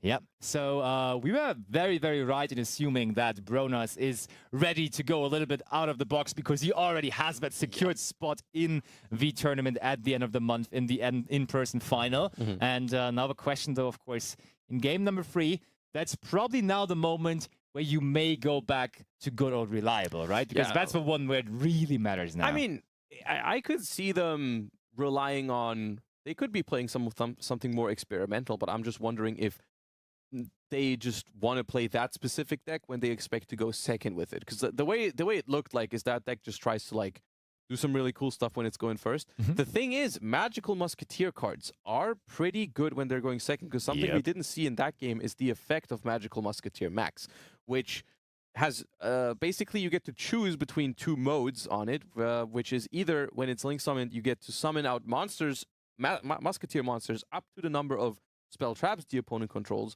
or already quite good. You get to add Magical Musketeer spell traps up to the number of monsters the opponent controls. So both of those modes require your opponents to have cards, so that's particularly powerful going second. So maybe we've got a different version of the deck with Musketeers for going second. And also Celestion, Elements, we're just going for it, going first again. I would not be opposed to it, honestly. A little Tearlaments against Musketeer action, I would not say no to that. Please, bring it on. Game number 3 between Celestion and Bronas. We expect Celestion to go first, but of course it is the players making the decisions, so back into the game for game number 3. We are going now. There we have it. You see 1 star on each side, signaling that this is game number 3, and it will be Celestion going first. And I think the sleeves for Celestion do indicate... Oh, first of all, though, we have to deal with Multi-Army Furbalos. And yeah, the Tearlaments deck can struggle against that, and this resolved as well now. Oh, look at that! This deck does not struggle too much against Furbalos. No, not at all. Wow. These guys are really giving us a treat here, because they are bringing the decks we have not seen yet today. And this is not only a small Millennium package in a Snake-Eye or White Forest deck, but this... with the Millennium Ankh in the deck and now also in their hand, looks like it is the pure Millennium deck. All right, I'm going to need a prediction on how many Exodia pieces they're going to reveal from their hand right now. I'll call they have the right leg of Exodia in their hand, and that's the only piece that they have. The right leg, you said? Yes. Okay. How about you? My guess was also 1 in hand. So I'm just going to go left leg. Okay. That's my favorite Exodia piece. Really, is it? Yeah, left leg is the best. Okay, you heard it here first. So Golden that guards, revealing the Millennium Ankh. And that's the thing. So these cards are so good to be splashed into other decks because you have the 2 options. You either pay 2,000 life points or you reveal Millennium Ankh in your hand to special summon them out from a spell and trap zone. Meaning they are able to be implemented into a deck without the fusion summoning through Millennium Ankh. But here in this deck, of course, is where they purely shine because they just get to the field completely for free, basically. And it's also, it's funny because... it's Exodia, the forbidden one! So there is a piece, but it's actually... well, there could still be a left leg. Not all hope is lost yet. What I was going to say is that, funnily enough, the downside of having to pay 2,000 life points actually matters the most in this deck. Because the Millennium, the unstoppable Exodia Incarnate, actually really cares about your life points. Oh, yeah. Oh, true. You're right. Because every time it attacks, you get to have it gains attack equal to your life points. So it makes a big difference whether you can just start by revealing the Ankh right away and just have it gain 8,000 attack, or you have to pay a bunch. Yeah. For a moment, I was wondering, I mean, of course, Celestion knows what he's doing, but for a second, I was wondering about whether Millennium Ankh actually works with the Exodia, the Forbidden One, in the spell and trap zone, you know, but it does. It'd be a weird design if it didn't. we go for Silhouette Rabbit. And I was about to say, you and Ibris, you were talking about the difference between Mulstrami Fuvalos and Maxi, and I think there was a very, very clear case for that here, because we had 3 monsters on the field without giving any draws into the Mulstrami Fuvalos, but now we decide to go for the Silhouette Rabbit, meaning in total, oh, both legs have already been revealed, Sag. So no more Exodia pieces in their hand. But they are going to give them 2 draws now, which honestly, for the Millennium deck is a lot, because usually it's only going to be 1. That is one more than average. And so they used the rabbit for it. They're not using it for it, but Millennium Ankh returns all other cards you have to the deck, which is why they played the Silhouette Rabbit, because that does not have to stay on the field for the advantage it provides. Like, you get the trap card from it right away. Of course, I've also seen people keep the Millennium cards on the field, because those stay with Millennium Ankh. Millennium Ankh basically clears your entire field except for Millennium cards. So that's why the Silhouette Rabbit, like... But there was an Effect Veiler, and that Effect Veiler stopped us from searching that also powerful trap card through the Exodia, the Incarnate. And now Bonfire for Bronas. So yes, we have switched over. I cannot imagine this still being a completely light Fiend-oriented deck when we activate the Bonfire. Ah, you know what? You put Bonfire into a Magical Musketeer column. It's pretty neat. I guess that works for sure. But now the Snake-Eyes Poplar. Yeah, I mean, we're still looking at 2 face-down cards here, and the Exodia Unstoppable still, despite not being able to access the trap card, is a card that can negate a spell or trap. Interestingly enough, not using it on the Bonfire here, which tells me they've got to have something good in their back row somewhere. Because otherwise... I was about to ask that as well, because very often when I played against this deck, they were very keen on using the interruption as early as possible to guarantee that it's trading with a spell and trap card. Especially with a powerful card like Bonfire, you would think like, oh, if I have a problem, if my face downs are not incredibly good, I would like to stop that. Maybe. Oh, okay. The Azarun, of course, can now be activated. Would be even better together with the Silhouette Rabbit, of course. That'd be great right now if we could destroy the temple. Right now, we're just chaining it to the temple because, of course, the temple will be able to summon out a monster from the spell trap zone later. If we summon that Azarun statue, not right now. That's true. Okay, Snake Eyes and Diabellstar into the Spell and Trap Zone.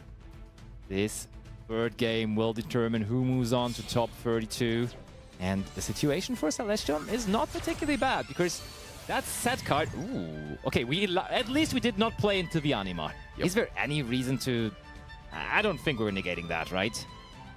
The only reason I think would be to guarantee you get value out of the Azarun statue if you think they might otherwise just attack it now. But honestly, I think if they just go to the battle phase and attack it now, you're not actually unhappy about that, because it means you've kind of forced them into their battle phase relatively early. And also you get the graveyard effect of Azarun then as well, which can destroy another card from your opponent. So yes, unless they put it in the spell trap zone with the Snake Eyes. So yeah, that's true. Yeah, that's a good point. Called by the Grave now activated. Now, Heart of the Eyes of Blue, of course, is another layer of disruption for the Exodia deck, because its graveyard effect states if you've resolved Millennium Ankh this game, and your opponent summons a monster that is either, I think, level 8 or higher, or 3,000 attack or more, exactly. You get to banish it from the graveyard and send that monster to the grave, but it does not banish itself as cost. It's part of the effect. So Called by the Grave does work on it. But at this point, I'm wondering, does Celestion remember about the effect of the Unstoppable Exodia, because he also did not negate the Called by the Grave with it?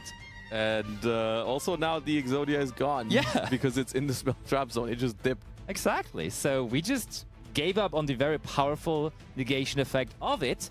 And now Bronas in the main phase 2 may be able to still do plenty of damage as he normal summons Snake Eye Oak here. And uses not the on-summon effect, but the second effect instead. I am really wondering why we did not use the spell trap negation on either the Bonfire or the Called by the Grave. That seemed like 2 very, very 100% agree. And now we will be losing the Azarun as well to the Snake Eyes Flamberge Dragon. So none of our interruptions that we so carefully set up are going to be available to us anymore. The only positive thing I feel like about this situation is that we have forced them into the battle phase. So we will not be taking any further battle damage this turn, which is good. However, they are now just kind of popping off, right? Oh, Nightmare Phoenix even, okay. Ooh, got room for Nightmare Phoenix in here. Using Flamberge to revive, and Phoenix pitching another Bonfire. Oh, so good. See, they had the read on the second Bonfire, so like they didn't negate the first one. And they set the Millennium Ankh, though. that means that card is not in their hand anymore, so it was just a pure bluff. How much can we create out of those 3 monsters there? It would be an easy Appaloosa right away, but I feel like there's more in this, right? I mean, if you just make Appaloosa here, you're done, right? You don't want to. Yeah. You don't want to be done yet. You can do more than that. I think Moon of the Closed Heaven or Promethean Princess are incredibly likely here. That does look like a Promethean Princess to me, yeah. And maybe we plan something else. Nope, it is the Promethean Princess. Ronas finishing rank 16th. Okay. Barely missing out on the top 10. But, of course, yeah, the Snake-Eye deck is very, very popular lately, so no surprise that those cards are ranked quite high on the usage leaderboard, essentially. So here's a question. Azarun statue was a monster that is now... It's a trap card. Yes. It's a trap card that was summoned as a monster that is now being put into the spell trap zone as a continuous spell. Ooh, I think you're going towards the route of asking whether this would be working with the Doom Dragon. Yes. That is a very, very complicated question and a scenario that usually does not come up. I think the answer is no. I think the answer is no because it's originally a trap card. Yes, I agree. And I think that means it cannot be used as a material for the Doomed Dragon. The Unstoppable Exodia, however, can. Yes, that's for sure. Okay, we are now using the effect of Zelantis, bringing out itself again, and also the Flamberge Dragon. I mean, when we go into Zelantis here, what else is there to come, honestly? Well, we don't have a battle phase. Oh, Fiend Smith Tract is pretty good, though. That's why we did not go for the Moon, because we have access to it regardless. Yep, that is pretty neat and easy. We just search for Fabled Lurry. So Bronas staying true to his Fiend Smith cards, but this game around, he has paired it up with the also powerful Snake-Eye cards. I do wonder what the point of that Zelantis is when normally that card is being used to put up incredible amounts of damage alongside the Promethean Princess and the Raging Phoenix. We are in main phase 2, but of course Zelantis still has other great capabilities like having that effect in the battle phase to destroy cards. Oh, look at that. We held that Ash Blossom and Joy Spring for forever. Like, remember them using Snake-Eye Oak effect? That would have been an amazing spot to use Ash Blossom and Joy Spring if you ask me. Or just a bonfire, honestly, at the beginning. Yeah.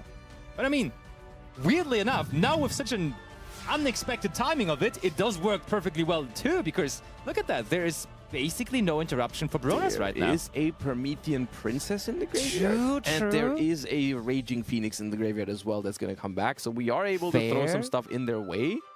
The Divine Temple summoning out the Nightmare Phoenix co-linked to the Zelantis is also something that I don't think can be there's understated. another Millennium Ankh though. Ooh. And Exodia, like the ultimate, it cannot be destroyed by card effects. It cannot be destroyed by card effects, no. Is not an answer to it. And I mean, we're on 8,000 life points. This is possibly going to be a real big Exodia here. The unstoppable Exodia Incarnate. There it is.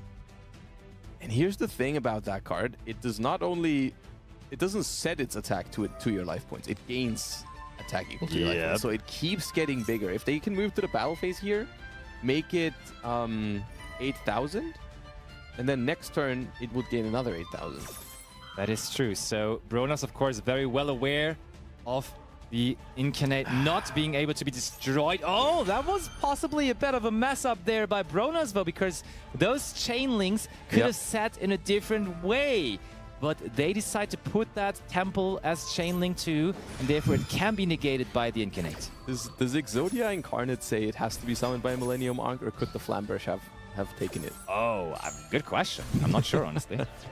Probably it has to be summoned by Millennium Ankh. Okay, so Promethean Princess comes out, not destroying anything on Celestion's side of the field. Still, though, we will be able to eventually get that Raging Phoenix back to the field as well, but we did not activate it, right? I don't think we have room for it, because the Flamberge is going to bring back 2, and then we have all 5. The squad is all here. We've got a full board right away. The thing is, going to... the Sang Engine also did not get destroyed by the Promethean Princess, because it also has that little line of text, cannot be destroyed by monster effects. True. Okay, now, united we stand for the game. Come on. We are in the battle phase already. Unlucky. Wait, so the Nightmare Phoenix is 1900 attack, so the Exodia Unstoppable will do 6100 over it? Yeah, I think we're barely missing out. I don't think there's a route for game here. We just attack the Zealantis. Zealantis, of course, being co-linked twice here. You were wondering why it was summoned in that situation, but it's giving us good value here. Oh, look at that. I think we're preventing the damage. We're destroying our own Nightmare Phoenix here, it looks like. And Promethean Princess. That's interesting. We're doing the job for Celestion here. Because it makes the Zealantis lose its co-links. So the Nightmare Phoenix was the one that would make it not able to be destroyed by battle. Oh, but that's also our answer, right? Because that would have been 60. Oh, no, wait. It was not quite enough. 2 attacks into Phoenix was not quite enough. They could have risked taking those. So now the Zealantis can be attacked over by the Exodia. That is going to gain 8,000 attack. That's going to inflict 5,500 damage. That's quite a bit. The Sengenjin attacks over the Snake-Eyes Oak. Raging Phoenix is going to return, however. But Exodia Incarnate will be able to set Exalt Fires of Rage in the end phase, which is a very powerful trap card for this deck.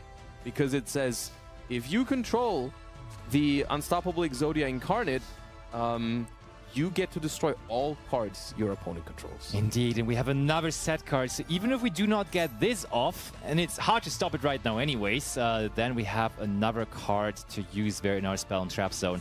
Things are not looking too bad, but this is Exalt Fires of Rage. And yeah, that card is really the definition of obliteration, honestly. Just destroying the entire field. Yes. Here's the thing, though. Oh, immediately using it, though. Not waiting a single moment. Flamberge in the spell trap zone, though. Okay, so that's going to be able to bring back 2. That is what they're going to do there. Look at it. I mean, why did we have to use it there right away? Was there anything immediately scary for us? Doom Dragon. Snake-Eyes Doom Dragon. Oh, yeah, fair. Yeah, if you very sent good point. You sent those 2 right away to summon Doom Dragon, it pushes your Exodia back to the spell trap zone. At which point, you would have 2 unstoppable Exodias in your spell trap zone, which is definitely not something I have seen before. Nope. Me neither. And it might still happen this game. Link 2. What are we going to get? Moon of the Closed Tavern. Sure, why not? Any 2 monsters will do. Poplar activates, puts the Snake-Eyes Diabellstar into the spell and trap zone now as well. And what is that mysterious last set card?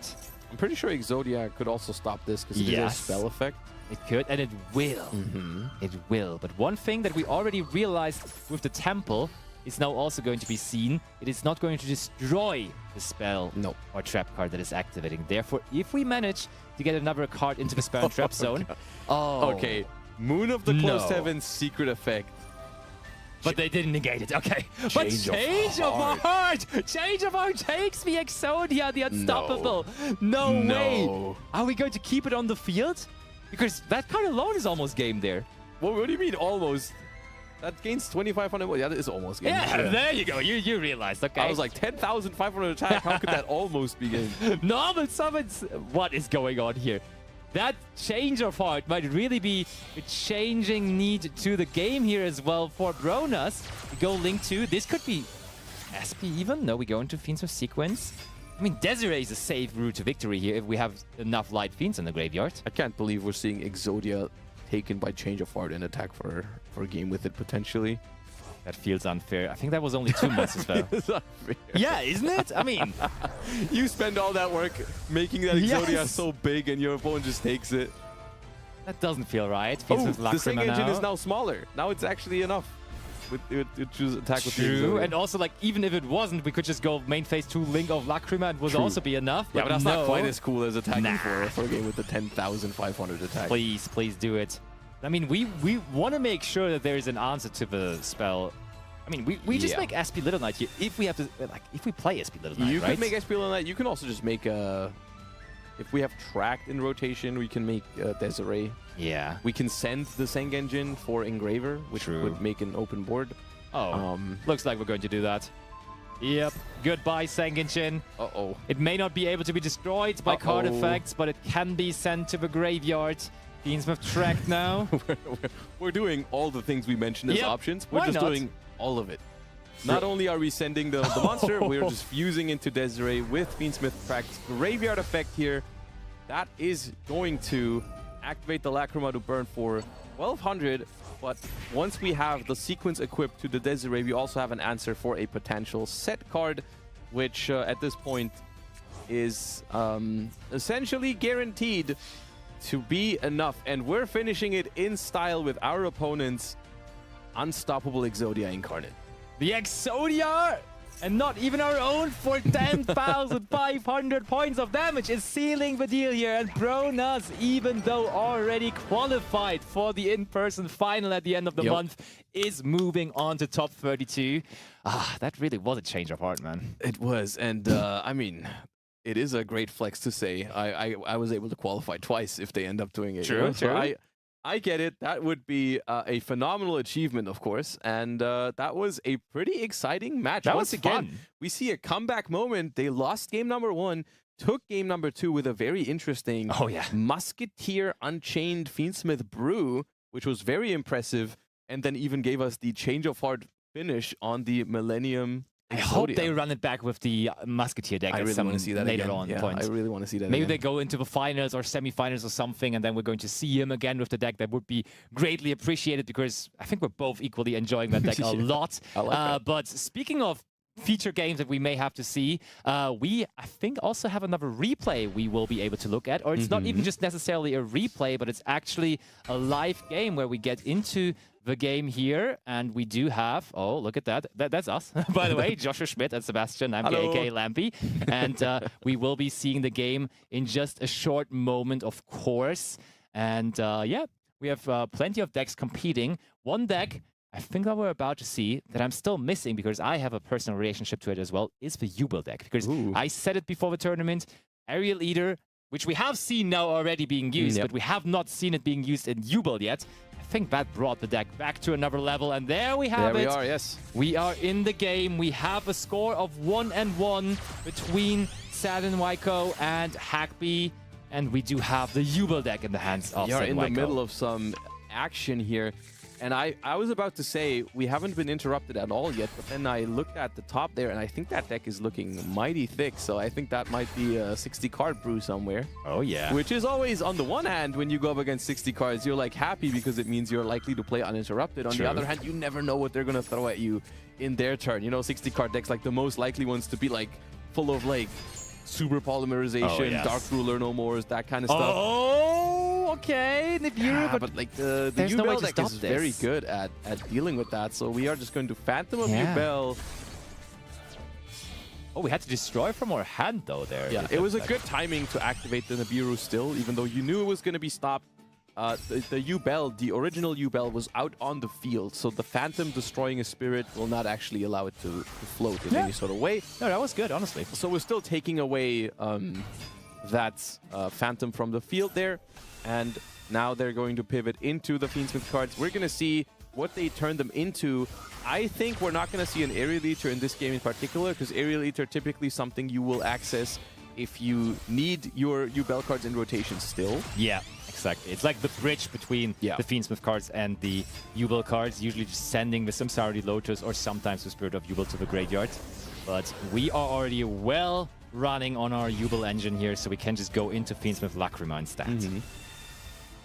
The cool thing about the Aerial Eater, though, as we explained earlier on as well, it is a Fiend monster. Therefore, if you went the Beatrice route, which basically was doing the same thing, with Beatrice you could also go into the Samsardi Lotus, send it to the graveyard, but then the Beatrice on the field you couldn't really use to go into something immediately. But now with the Aerial Eater, Sequence and Aerial Eater just do make the also powerful Yama. But here, that's going to be our turn, and Hackby. Oh, look at that! We have some Fire King gameplay from Hackby here. Ooh, okay. And maybe I misinterpreted deck size then, because is it going to be a 60-card Fire King deck? Why not? Sure. Let the man cook. Diabellus of a Black Witch is going to be summoned by discarding another Fire King monster. Not stopping it with the Appaloosa either. True. Very good point. Hollow does Aamina, was hard drawn. We chain. Ooh, that could be problematic. Let's see. They're still getting to send the face down original Sinful Spoil now. True, but they can immediately banish it from the graveyard as well if they wish. I guess it depends on what this Hollowed is going to summon. We're going to see that Royal Murcielago. Oh yeah, he's flexing on us here. That is cool. All right, so that's going to hit the board. That's going to attempt to add a Aamina or Sinful Spoils card. Appaloosa is going to stop this, but you know what that means? That means we skip on the SP. Knight, exactly. So they will be able to use the graveyard effect of original Sinful Spoils later on. But first of all, they go for their very own copy of SP Little Knight, and that one clearly activating its effect. They chain Appaloosa. That's going to force so many things, though, because we can chain the other effect of SP to that. That's going to force the other effect of that SP. Look at that. That was 4 chain links, and 3 of them were SPs. Yeah. That was pretty funny. SP into Appaloosa into ASP into ASP. So the thing is here, we've narrowed it down to just one more Appaloosa activation and the Phantom of Yubel, but we are also down to just 2 cards in hand, and one of them, unless we've pitched it for the Abelsa earlier, could be the Nibiru. True, yeah. I'm not sure if that was the send for Diabel start. We do have original Sinful Spoils in the graveyard, though. That is very much true. But then, original Sinful Spoils, we have normal summons. We so have normal summon, but it would have to be Ash a is not great. Poplar then can bring us the Temple. Yeah, there is some room, some possibility to extend from there on out. But here, once again, this is the moment where you really have to decide during deck building if you want all those options in your deck, because we've seen Fire King, and Fire King typically does not have Divine Temple and Snake-Eye Diabel Star. Yeah. It can, especially if it's bigger than 40 cards. That's the thing, yeah. Hackby was like, I can't decide, I'll just play them all. I do not want to decide. It will deck work, builder whatever. set to fire, everything goes in. Probably, yeah, he used the auto-build function on his Master Duel client, and then he was like, that is what I'm going to bring to the tournament for game 3 here in top 64.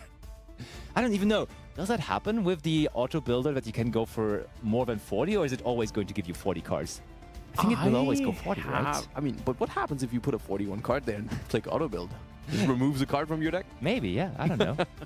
So let's see. Okay, let's quickly bring it over to us, because I think we will have to refresh the replay real quick again to find out what's going on there live. But yeah, Yubel, even though it is such a strong deck going first there, it might still struggle there. I've seen it more often than I like to admit, that this Yubel deck gets broken, that the field does get broken eventually. It can definitely happen, yeah. Okay, and we do... Oh, we are in the turn of Sad here again, I believe. Yeah, we are. We're in the battle phase already, even. And somehow that Appaloosa still has 800 attack points there. How did that happen? Because it must have been banished somewhere in between, right? It also, yeah, it switched zones, right? Yeah, clearly. But like, I'm just wondering, how did it get to 800 attack points again? That's just, this must be another Appaloosa, honestly. Like, mysterious. Very mysterious indeed, but it does look like we get some direct attacks in, but that Appaloosa is not providing any kind of value now anymore of 0 attack points. And it looks like Hackby will get another turn, which is great for them because they don't have to play through that much now anymore. Have pretty much gone through most of the Yubel interruptions already. Now there's a useless, I want to say, Appaloosa left on the field. It's not useless. It's still the second material for Fiend Smith sequence. Okay, fair enough. So maybe it's not even going to end up being on the field there anymore. Nope. Linked off right away there. And that sequence still gets you to Fiend Smith Desiree. And that is the beauty of the Fiend Smith engine. Yeah. No matter how like your deck is or your board is dealt with, the Fiend Smith engine, because all of those shuffle other Light Fiends back into the deck for various kinds of effects, you don't run out. You don't run out of the things to do with this deck. And we're going to see basically the fusion summons we've done in the first turn already.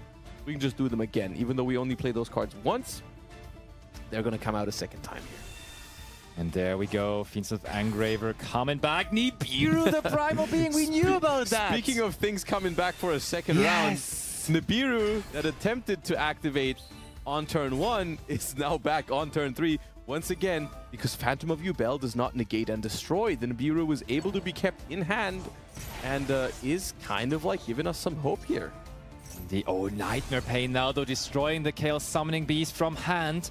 Have we normal summoned even yet? I'm afraid for Hackby to say. Looks like it. Yeah, we have. It looks like it. Yep. I think we missed the beginning of the turn, so we couldn't see it. SP's coming back to the field. But these are the kind of game states where like a big Nibiru token is actually so threatening. Oh, yeah. But I mean, also a big Nibiru token is vulnerable to an SP Little Knight, right? Because it can just permanently deal with any kind of token. Well, there link goes off our own SP Little Knight, so that's not going to happen here. Promethean Princess.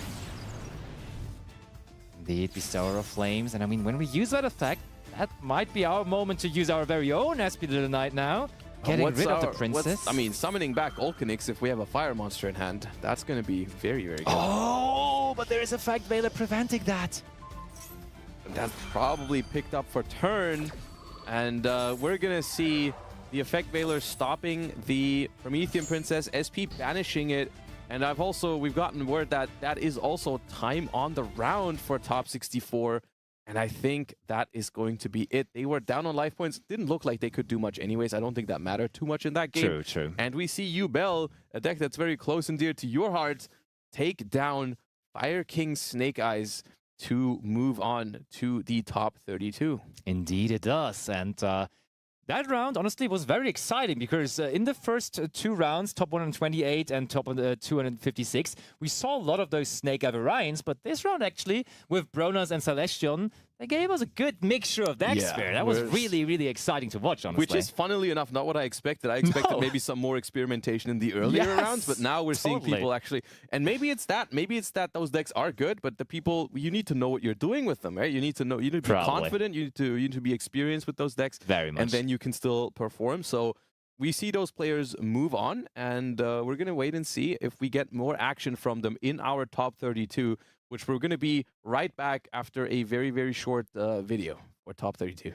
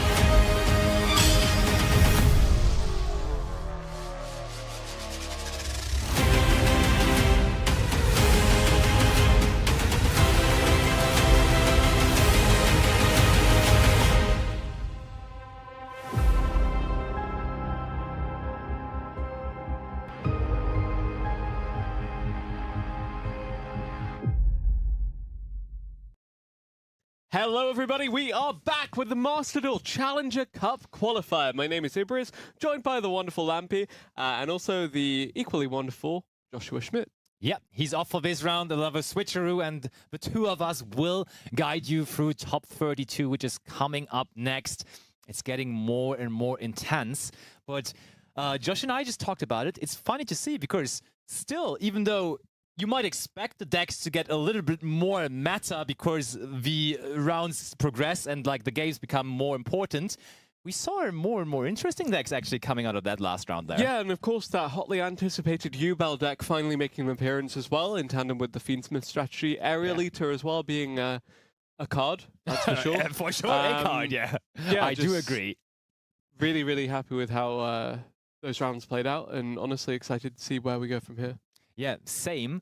And I mean, one deck, we also talked about it in the pre-show. It was first place on the ranking leaderboard for the February season. I think we might have Branded back on the big screen here in the next round because the name I initially always connect to a Branded deck here in Europe is Abu Mahmoud. And he's going to be on our next feature match, which I'm really excited for. Always playing Branded. Yes, that's so interesting to see because I mean, it's a... Oh, look at that. We're also getting to look at what these players are able to win today. Because speaking of Branded, of course, perfect transition as per usual. We do have the Branded-themed rewards for the winter season. We have the acrylic figurine of the Mirror Jade, which is on our table here as well. We do have the Time Wizard plush as well. We have the Branded Fusion game mat. And of course, the very prominent sleeves. And actually, for the winner, they may get the same jacket that I'm wearing here. They may get the Master Duel jacket, which is, of course, pretty cool as well. Indeed they may, and they may also get a spot in the Challenger Cup Finals, that in-person event we have at the end of the month. Really, really looking forward to that one. Some really accomplished duelists making their way towards that, and of course, crowning the champion of this Challenger Cup and one of our final participants there. They will join the winner of the winter season. Yeah, I'm trying to show off the jacket, but yeah. not enough. But on the back, it really says Master Duel. Very, very cool. I'm very like this jacket is. I love to wear it. It's great. Nice. I'm very glad to hear that. Yeah, and someone that is winning this tournament will also be very happy with it, of course, but eventually. But yeah, plenty of very, very accomplished names in the competition. Actually, for example, Abu Hammoud. He's not qualified yet for the season finals, for the end of month invitational in-person tournament. Therefore, of course, he has very much still something to play for here today. And as we speak of playing today, we see Abu Hammoud going first here in top 32 as he's going up against Justinian for our featured match here. And is he going to activate Branded Fusion or not? We shall see. Effect Veil Aamina being sent, I guess, as cost for DUEL Star the Black Witch. This could very well not be branded. In fact, may be the... Probably Snake-Eye as Aamina, Fiend Smith, some variant, some combination of those cards. Definitely Snake-Eye, I would almost be certain. It could also be White Forest, I guess. But Abo, why have you betrayed the great branded deck? And you are bringing this now. I mean, who can blame him? This deck is really, really powerful. And when you're playing so much branded, I think it's fun to mix it up once in a blue moon. Yep, and immediately sending the DUEL Star the Black Witch for the cost of the original Simple Spoils Snake-Eye. The Ash now coming out, going to add the Poplar. Poplar going to summon itself, unless we see a disruption from Justinian. Have yet to see anything so far. Maybe it's still going into this one with no understanding what Justinian could be playing. However, there is Withdrawal and Lockbird. Look at that. That's cool. We see the Poplar, which activates as Chainlink 2, and then Chainlink to Withdrawal and Lockbird will make sure that we cannot search for the Temple here, which does make it a lot tougher for Abu Hammoud to get through all of this. Yeah, no Divine Temple with Snake-Eye, no Snake-Eye DUEL Star, no extra summons. Really, really difficult situation for Abu Hammoud to be in, but how does he play through this? Link Karibo, you have to imagine, now going to come out. Yep. And basically, it's not really about the Link Karibo, but about getting the Snake-Eye's Poplar to the graveyard. So you just had 2 cards on the field, but you now created 3 cards on the field, and therefore sending for Snake-Eye Ash becomes a lot more profitable because you do not have to give up on one of your valuable monsters, because you need another monster next to the Flamberge Dragon, of course, to be continuing to link summon, which ultimately is going to be the plan here. All this defense position, special summoning, I guess, just in respect of the Lightning Storm that could come out the going second Tenpai strategy. Yeah. I guess we'll see where the Snake-Eye Flamberge Dragon ends up going. So I think we're just... What Abu Hammoud is probably thinking about here at the moment is, do we already activate the Snake-Eye's Flamberge Dragon effect on the field to put something to the spell and trap zone? Or will we be able later on in the turn to get it back to the field, possibly through a Promethean Princess, and then use it there? So either you do it now because you don't have the chance to do it later on, or you hold back with it right now. And then, because right now, it wouldn't be big value. You'd just put one of your fire monsters down there. Possibly could use it for the Doom Dragon, but you usually rather want to put in that good old IP Masquerena, and we may get to that later on, but we do normal summon Snake-Eye Oak now, first of all. Well, the thing I really like about IP Masquerena, of course, is that when you're under some kind of restriction, whether that's Maxi or, again, Draw and Lockbird preventing you from adding stuff to your hand, it means you can then utilize your opponent's turn, thanks to the quick effect, to actually continue to commit to your summoning. Ooh, but it is Moon of the Closed Heaven here, first of all. And of course, these Fiend Smith cards, when you did not draw into the Tract or the Engraver, they do not care about Droll and Lockbird being active, because we just, through those 2 monsters, get access to our Fiend Smith Engraver from the deck by special summoning it from there. And that means we don't have to worry about things, and that's all we need for a possible Appaloosa, for even the Caesar. And Abu Hammoud, as per usual, exactly knows what he does. I'm sometimes wondering, how does he find the time? He plays Branded to perfection, and then on the side, on his little side quest, basically, he also perfectionizes his Snake-Eye deck here. A lot of special summoning from the deck here just to bypass that Draw and Lockbird restriction, of course. preventing things being added to the hand. Here is another Link summon. You mentioned before that there could very well be the Appaloosa, the Bow of the Goddess, but first it's going to be Fiend Smith sequence to lead us there. Could also very well go into the Fiend Smith Desiree, but in terms of the negation effect of the Appaloosa, I'd say a little bit safer in terms of your options here, just to further deny. We could do both, honestly. We could go into the Fiend Smith Desiree if we already have 3 Light Fiends in the graveyard to use for it. And then we could just after go into the Appaloosa as well. But it really depends on how many Light Fiends we even have in the graveyard. Because there is Moon of the Closed Heaven, there is Requiem, and there is Engraver. So if you really want to, you can make Desiree here. But you may rather also, first of all, go for the Fiend Smith Lacrima from your extra deck, just basically creating extra monsters on the field. It's so free to go for Lacrima, so I could see that. But that would, of course, rule out the Desiree eventually, because we do not have the chance to use the Fiend Smith Tract graveyard effect, as it's not there, as we did not search it. This all happened without Fiend Smith Tract. So how will Abu Hamud decide here? As you mentioned, could very well go for the Fiend Smith Lacrima, could go for the Fiend Smith Desiree. I think that was 3 cards, but I'm not too sure. Yep, there we go. He did use every single Light Fiend there was in his graveyard, so it will be the Fiend Smith Desiree. And this one comes down in attack position here, which you were talking about Lightning Storm. Certainly something we have to think about, so somewhat interesting to see that they decided to bring this out in attack position. And then the IP Masquerena alongside it as well. That's a link free. Promethean Princess wants to have a word here. And that's perfect, because now we basically get everything we needed. We will get the Flamberge, putting the IP Masquerena back into the Spell and Trap Zone. We do get the Appaloosa as well, because we can now again negate with the Desiree our Promethean Princess and then convert these two into what we really need. And yeah, this is basically everything we were debating, but they did not have to decide, but they got all of it instead. There is the negation of the Promethean Princess. That will now be linked off together with the IP Masquerena, because IP Masquerena will find its way back onto the field later on, I'm pretty sure, with the so Dragon. A 2 negation Appaloosa, the Bow of the Goddess, which is still pretty valuable at the end of the day. Already now got insurance against Nibiru, but you have to imagine that if Justinian had Nibiru, the Primal Being in hand, we would have seen it by now. Very, very much. It would have happened long ago. So now Justinian's turn. He's facing 3 very, very powerful interruptions. And he has 5 cards in hand to play through those. I mean, not even talking about the Promethean Princess in the graveyard. And there is Kashtira Unicorn. Kashtira cards, and specifically Kashtira Unicorn, really found more popularity again now lately with the Fiend Smith cards, because that Fiend Smith engine in the extra deck, they're all one-offs. Just getting rid of a Fiend Smith Requiem, getting rid of a Fiend Smith Lacrima or something like that from the extra deck kind of just hurts the engine very, very, very much. And therefore, that is the reason why the Unicorn has become a staple in many decks again. But first of all, Abo wants to bring out IP Masquerena. That now immediately gives Justinian the opportunity to activate the Unicorn. That one, of course, now cannot really go after those Fiend Smith cards anymore. I mean, Requiem is back to the extra deck, so I guess you could go after Requiem, but they don't even want to use the Unicorn here, it seems. IP Masquerena activated now. That shall be Aspie Little Knight, right? Yeah, you have to imagine.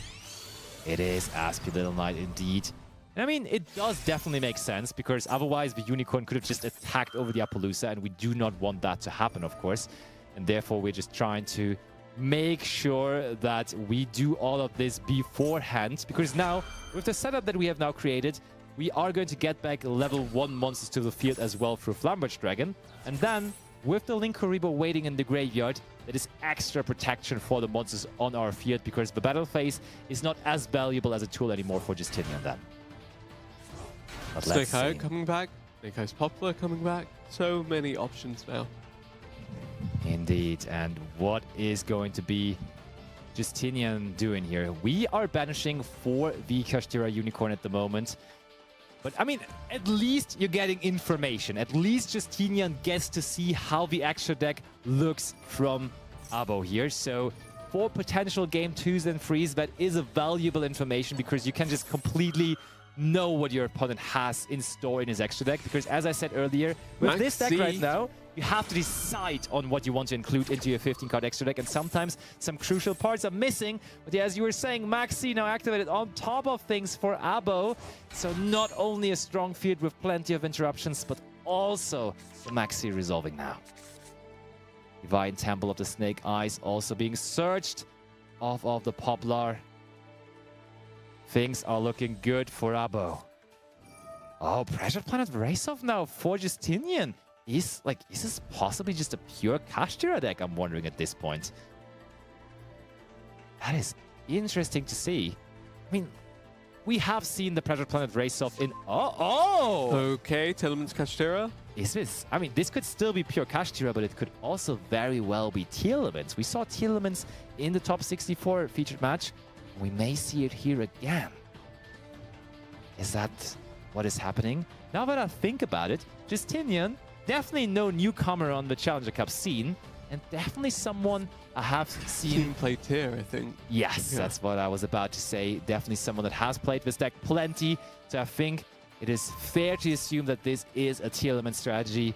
Abo gets a draw off of Maxi there, off of the special summon of Fenrir. At this point, though, it looks like a pure Kashtira deck, right? He drew the Unicorn, he drew the Fenrir, he drew the Telemans Kashtira. He drew like all the Kashtira cards out of his Telemans deck, it looks like. If we bring back Link Karibo now as well, destroy the Fenrir. Poplar, sure, why not? Abo in total control here. Justinian with only 3 cards remaining in hand, and one of them is the Telemans Kashtira. One of them is also Kashtira Birth, however, which will enable the summoning of another Kashtira monster. I mean, maybe it is pure Kashtira. He like literally drew every single Kashtira card there. Now we're negating the Kashtira Birth with the Fiends of Desiree until the end of the turn, but that will do. That will prevent it from special summoning out something here. I guess you negate Birth and Great Sloth just because you have to. Why not? You may as well. There now. Okay, Fiends with Engraver. Thing though is, we can negate that, but now we can chain the Telemans Kashtira. Problem though, then when the Telemans Kashtira gets to the field, we can then again negate with Appaloosa because that will be on a new chain. New chain, yeah. So I think we can prevent anything that Justinian is trying to do here. Only thing, there's Engraver in the graveyard, but I don't think there's another Light Fiend in their graveyard, so they can't really get use out of anything there. Another possible option would be Typhon here, I guess, but even Typhon can't really solve this issue here at the moment, I feel like. Okay, oh, we activate SP Little Knight instead of the Appaloosa now. Permanently banishing it, but there is the infinite impermanence to also make sure it is negated, not even touching on the last negation possibility of her Appaloosa, and still negating every single thing here from Justinian. How is that going to proceed? And it is proceeding with Justinian surrendering. Game number 1 goes to the all-time Challenger Cup superstar, Abu Hamoud, who's hungry for another win here today. Hungry enough, apparently, to leave the branded deck behind today and bring out what is looking to be the contender for the best deck in this tournament so far. I'm calling it now, though. He's so in love with the branded deck, he can't go a best of 3 without playing it. I'm telling you, game 2, or if it gets to a game 3, he will be there. He will show us. Second branded? Because you have to imagine that he will be going second in this. It's good. It's really, really good. The deck, I think, historically, people have been saying, and I do agree with that, that branded is one of the decks that just with pure engine is best at breaking fields. It plays into fields really, really well. It's really good at that. And when you support that with strong non-engine like Triple Tactic Thrust, like Forbidden Droplet, possibly even Dark Ruler no more, it really does shine, and it really is good going second. Therefore, I would absolutely not be surprised if we see that here. Yeah, definitely. And something that we were also not surprised to see there was the fact that the Snake-Eye Fiend Smith combo just... It's good. Yeah, it is. It is very, very good. We have seen it now multiple times, but this may as well have been like the best showcase of it so far, because it really felt like Abu at any point in the combo completely knew what he was doing. He was thinking for a little moment in the beginning whether he would use the Flamberge early on, but then he realized, yeah, I have all the combo pieces available. I can just use the Flamberge to perfect potential to just put the IP Masquerader into the spell and trap zone later on. A lot of the hypothetical kind of scenarios that we gave ourselves with the end state of the field for this deck said you can either go for Appaloosa or the Desiree. He ended up with both. Yep, he made it very, very clear that you do not always have to decide. You can just basically build your field. If you have the right combination of cards with this deck, you can create such a powerful combo field with all kind of different interruptions. And I mean, this card, like, there's not many cards that it's losing to. Forbidden Droplet is a card that is really, really powerful against it because it does give you guaranteed to negate the Desiree, which is otherwise hard to go after. But besides that, there's not much to really deal with it. So that's really why this deck is so good at the moment. Yeah, agreed. Yeah, that's why also Forbidden Droplet is so popular at the moment. Of course, we always have seen Forbidden Droplet in Tenpai Dragon strategies, but I think even outside of Tenpai Dragon decks, we have seen this card a lot lately because it is so good against those big combo decks. Similarly, Ghost Ogre, but rather than shutting down the complete field, just is able to deal with one problem card. Funny that you mention it, because Ghost Ogre, I was just mentioning that dealing with the Desiree is so hard. You wouldn't think so because it's a little bit thinking around the box there. But Ghost Ogre is actually dealing with the Desiree as well because it will not have any link ratings equipped to it on resolve. And therefore, if you chain Ghost Ogre to the effect of Desiree trying to negate something, it will not negate anything on resolve anymore, which is quite neat. Nice. Yeah. Yeah. So the Ghost Ogre not only, and that's the beauty of Ghost Ogre, and I understand why also Josh mentioned early on as being one of the main non-engine cards to look into at the moment. It works very well as a hand interaction on your opponent's turn to stop them, but also playing into a field, it works as a pseudo breaker as well. But let's see, Abu Hamoud has clearly changed his sleeve color, and he is going in Challenger Cup theme, basically, with one of your most favorite cards there, and there is Perulia, the draw face. Emperor Charles the Great on those sleeves. But yeah, there is Called by the Grave stopping the Mulchami Perulia. Indeed it is. So Justinian does not have to worry about that any longer. And main phase. And honestly, when I see Mulchami Perulia, I'm not sure whether Abo went back to the branded deck, because this could very well be pure Kashtira again, though, from Justinian. Should Planet Rates off now. Going to add Kashtira Fenrir. Yeah, for all intents and purposes, this looks to be just the Kashtira deck again. I'm calling Telemans. I think it was still last game, even though he drew every single Kashtira card in his deck. I think it was a Telemans deck in disguise. Yeah. Which just never got to show what it was actually supposed to do. And okay, there you read is it Telemans perfectly. Shiren. Yep. It is the Telemans Shiren. Very unfortunate, honestly, for Justinian that he just couldn't find any of his Telemans cards last game. But that is a Telemans Salik there going to the graveyard. And of course, the Telemans Kashtira that we just searched.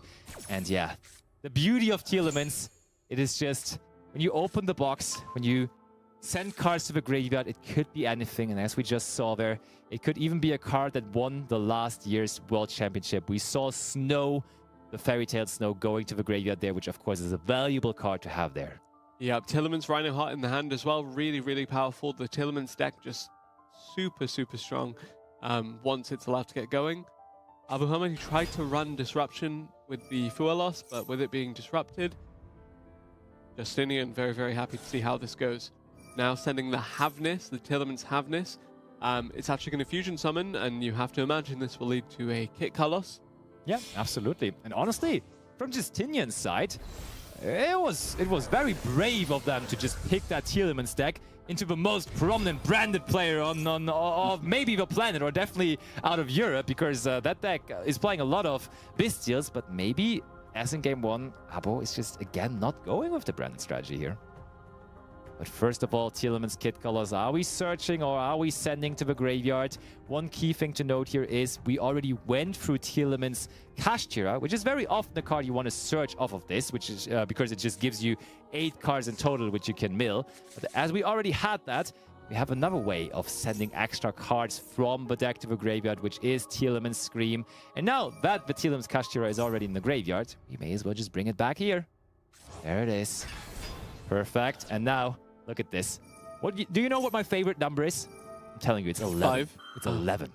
It's 11, and I think we may see 11 cards going to the graveyard 3 and 5. The Scream, the Kashtira, and of course the Kit Kalos now resolving. Yep. That is indeed true. Deciding, yeah, it shall be our side of the field. I'm sure Justinian does not randomly decide to go after the opponent's deck here. That can sometimes be valuable in finding out what deck the opponent is on, but I don't think it's very advisable here. So with 11 cards, there must be something good that we have found there, right? I think I saw a Shiren somewhere, which would be possible fusion summoning happening. But let's see what kind of chain is forming here for Justinian. Always the potential for a Trivik Armor as well, but there is the Fairy Tale Snow. There was nothing. He does not trigger anything out of those 11 cards that were sent to the graveyard. And now instead, on an open game stage, we do activate Fairy Tale Snow. That's honestly, that's so tough. That's really, really unfortunate for Justinian here. That is strange. I guess having access to another level 4 monster allows you to make an Xyz play with the existing level 4. Yeah, I think we do go into Time Thief Redoer here, and Time Thief Redoer then together with the Telemans Shiren would grant us a way to fusion summon. If you're Quantal Think, you go for Dugaris the Timeless, but... Would also work. Oh, we go for okay. Outer Entity Nyala. And funnily enough, this accomplishes the same as the Redoer would do, as this does not detach for cost, but it does detach on the resolution of the effect, making sure that the Telemans Shiren will trigger off of it. Very, very cool way. Very, very interesting. And also, you gotta see that I think we targeted the Lurry there in the graveyard, enabling completely our Fiend Smith part of the extra deck for free, essentially. Very cool. I like the entity cards, the different ones of them. Some of them are very, very powerful, and also now Nyala coming back into the metagame. Yeah, when Nyala adds the Lurry, it will become a light fairy. Yeah. Interesting. Let's see. Justinian really, really considering it here. Actually, I think the onus is with Abu Hamid to see if he runs any kind of disruption. Yeah, possibly. But what would that be here? Okay, we do the go for it. There you go. Yeah. We're putting it underneath the Nyala, and as I suspected... Oh, okay, so we thought about using the Druid's Worm here, because I think Abba was just trying to make sure in which order the Nyala resolves, because it could be that you put the Lurry as the material first, and then, if you do detach the other two materials, but it's the other way around. The Druid's Worm would have not done anything there, but the Druid's Worm does prevent the Shiren here from resolving, meaning Justinian does not get to do what the Telemans deck does best. He does not get to fusion summon there with the Shiren. That means functionally that was a DD Crow in the end, but it was still worth it. Yeah, absolutely. Pretty much doing the exact same. And I mean, usually it would do more because you get to have that Bestia Druid's Worm on the field. Yeah. But due to that Kashtira Fenrir, of course, still sitting strong there on the field, we immediately made sure to banish the Druid's Worm face down, which is such a powerful way of dealing with it. Oh, look at that. We do go into Fiend Smith Requiem because it still was a light Fiend at the end of the day there, the Nyala. So we make Fiend Smith Engraver out of it. Nice and easy. Having that access to our Fiend Smith engine now, as previously discussed. So Habbo still on 3 cards in hand, but also Justinian. That Fenrir alone is tough to play through, and we do now also have our Fiend Smith package to provide further prospects on our end field here. Yeah, definitely a lot of options here available to Justinian on that Telemans deck. You have the Pressure Planet Raid Self face up in the field spell zone. You have Telemans Scream in the Spell and Trap card zone. You have these Link monsters now coming out as well. There is the Fiend Smith sequence, in turn leading to further Fiend Smith plays. The Fusion Summon actually going to take place as well from the graveyard. You have to imagine this will be the Desiree with the 3... or Lacrima. It depends on what we really want to go for. And that was free again. So yeah, we see Fiend Smith Desiree definitely more often than I usually see it, because from my personal experience, I want to say that I usually saw more so the people going for the Lacrima, but here we see the Desiree again. We are searching out Fiend Smith Tract, which now of course makes things even more interesting, because beforehand we did not have access to the Fiend Smith Tract graveyard effect, as we did not have Fiend Smith Tract at all yet. But due to the fact that we had Fiend Smith Engraver still in our hand, we now brought that card into rotation as well, meaning that could of course be our way to fusion summon again into Lacrima and therefore that would provide another end field piece.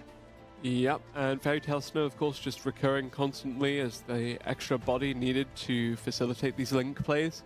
Doing the heavy lifting as per usual, yeah. It already was used together with the Shyren to create a rank 4, and it now will also return to the field.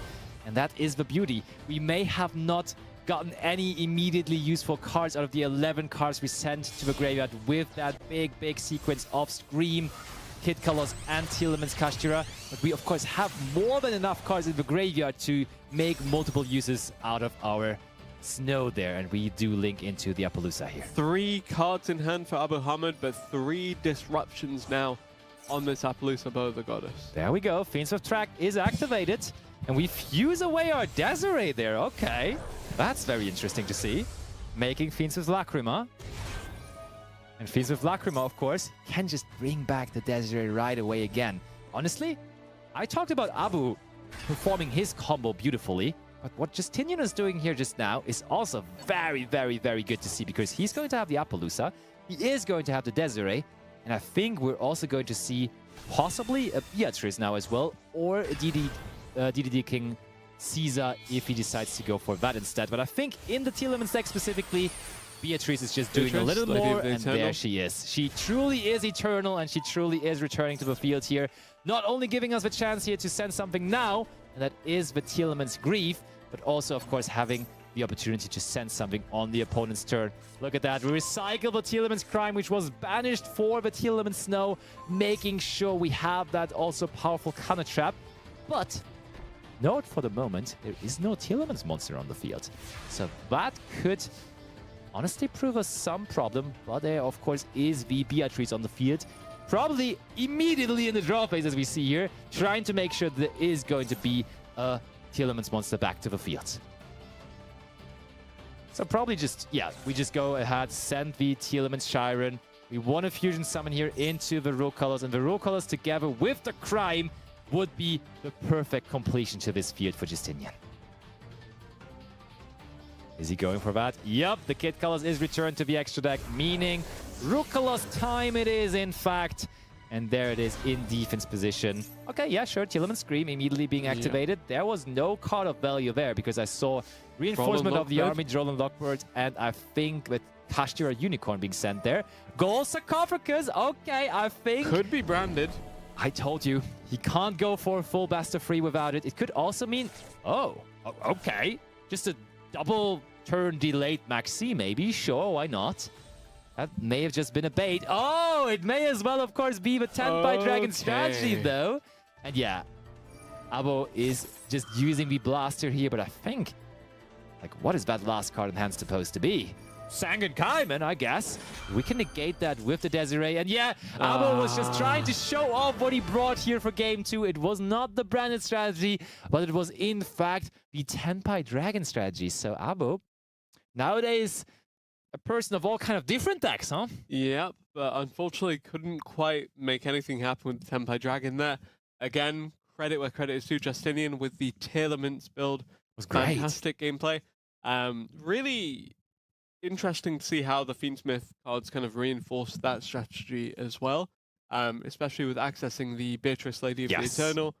Yes, we mentioned it as a potential path for other decks, but it feels like the kind of main draw of having these cards in your deck is getting that send from the deck to the graveyard for the Telemans. Totally. I mean, the beautiful thing about it with Beatrice for the Telemans deck is that it does not only help you set up on your turn, but it does give you that extra value of it being on the field on your opponent's turn as well. Because, let's face it, Justinian would have not had a Telemans monster on the field, which is bad for multiple different reasons there, if not for the Beatrice on the opponent's turn. Yeah, couldn't activate the Crime, couldn't run Disruption there, but because the Crime was accessible, it meant that the Sangan Kaiman couldn't resolve, and therefore anything that Abu Hamid tried couldn't resolve in the end. Yeah, one card that would have been possible danger there, though, in a Tenpai Dragon deck, always to be seen. Forbidden Droplet there could have been massive, because Forbidden Droplet, I mean, but he had to discard every single card. So, I mean, imagine Sangan Kaiman, chain the Droplet. So you get the search of the Sangan Kaiman, and then you send like the rest of your hand as well. That could have been it. But then, even then, they still have the snow in the graveyard, you know? It's like, it's quite the field that the Telemans deck is putting up. Yeah, Not between the Gold Sarcophagus and the Blaster Dragon Ruler, it was a bit tricky for Abu Hamid to navigate that anyway, because while the hand was consisting mostly of searchers, at the same time, in terms of the starters to the combo, once they've been interrupted, it's really difficult position to be in, especially given how strong that Tillerman's field ended up being. Yeah, but it's sometimes about one card being different in your hand, because if you replace that Blaster for the droplet that I was talking about, you go Chainlink 1 Gold Sarcophagus, Chainlink 2 Sengen Kaiman, Chainlink 3 Forbidden Droplet, and then you get so much value out of it, because you banish the Blaster, search for a Fire Dragon, Sengen Kaiman gives you another Fire Dragon, and then all of a sudden you're like rock and rolling, honestly. We'll be curious to see just exactly what deck each of these players brings to this next game. Abo, bring us Branded! Game between these two players. Whoever loses this, out of the tournament. Whoever wins this, into top 16. Okay, let's see how different sleeves for Abu. I think this is branded because, when Abu Hamid played in the 1000 Days qualifier, the Dragoon card protector denoted that it was the branded deck for him. Indeed, I told you he could not go for a best of 3 set without bringing his dear and most favorite deck, the branded strategy. And I think looking at his deck size there, that does very well look above 40 as well, which is pretty usual for his branded deck. And yeah, what Abo is able to do with the branded deck, almost no one else in Europe can. So we're both in, and everyone at home also is in for a treat here. Another display of great branded gameplay. And we use the graveyard effect of Albion the Shrouded Dragon here, bringing it back to the field by sending Branded and Rat to the graveyard. Yeah, immediately going for a Link Summon. Link 2 actually going to be accessed here. That is fairly uncommon, honestly. Usually you do have that option of Anaconda in your extra deck, but it's like sort of a last resort thing for the branded deck, and it's not necessarily indicating that the hand for Abu is that great if we have to go into it that early. And let's face it, one effect Valor, one Infinite Impermanence might be able to stop this year. Is there something from Justinian? Does not look like it.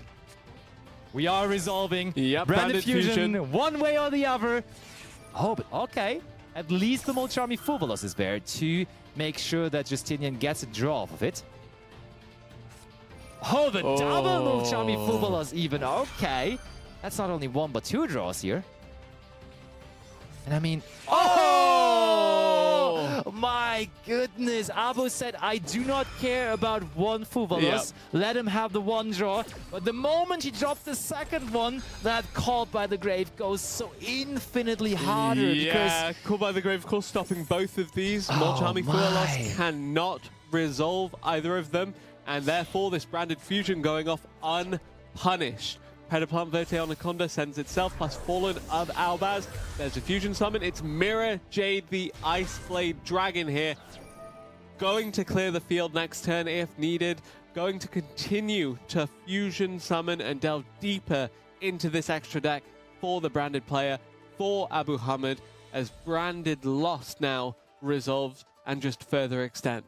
Yeah, but this also shows you why Abo did not initially care about the 1 Fuvalos, because the plan always was only to go into the 1 Mirror Jade and then basically pass it over. And therefore, yeah, let your opponent have that draw 1, that upside Goblin. It doesn't really matter. But the moment the second Fuvalos comes into the discussion, of course, that 2-for-1 trade is very valuable, and you're very eager to take it that moment.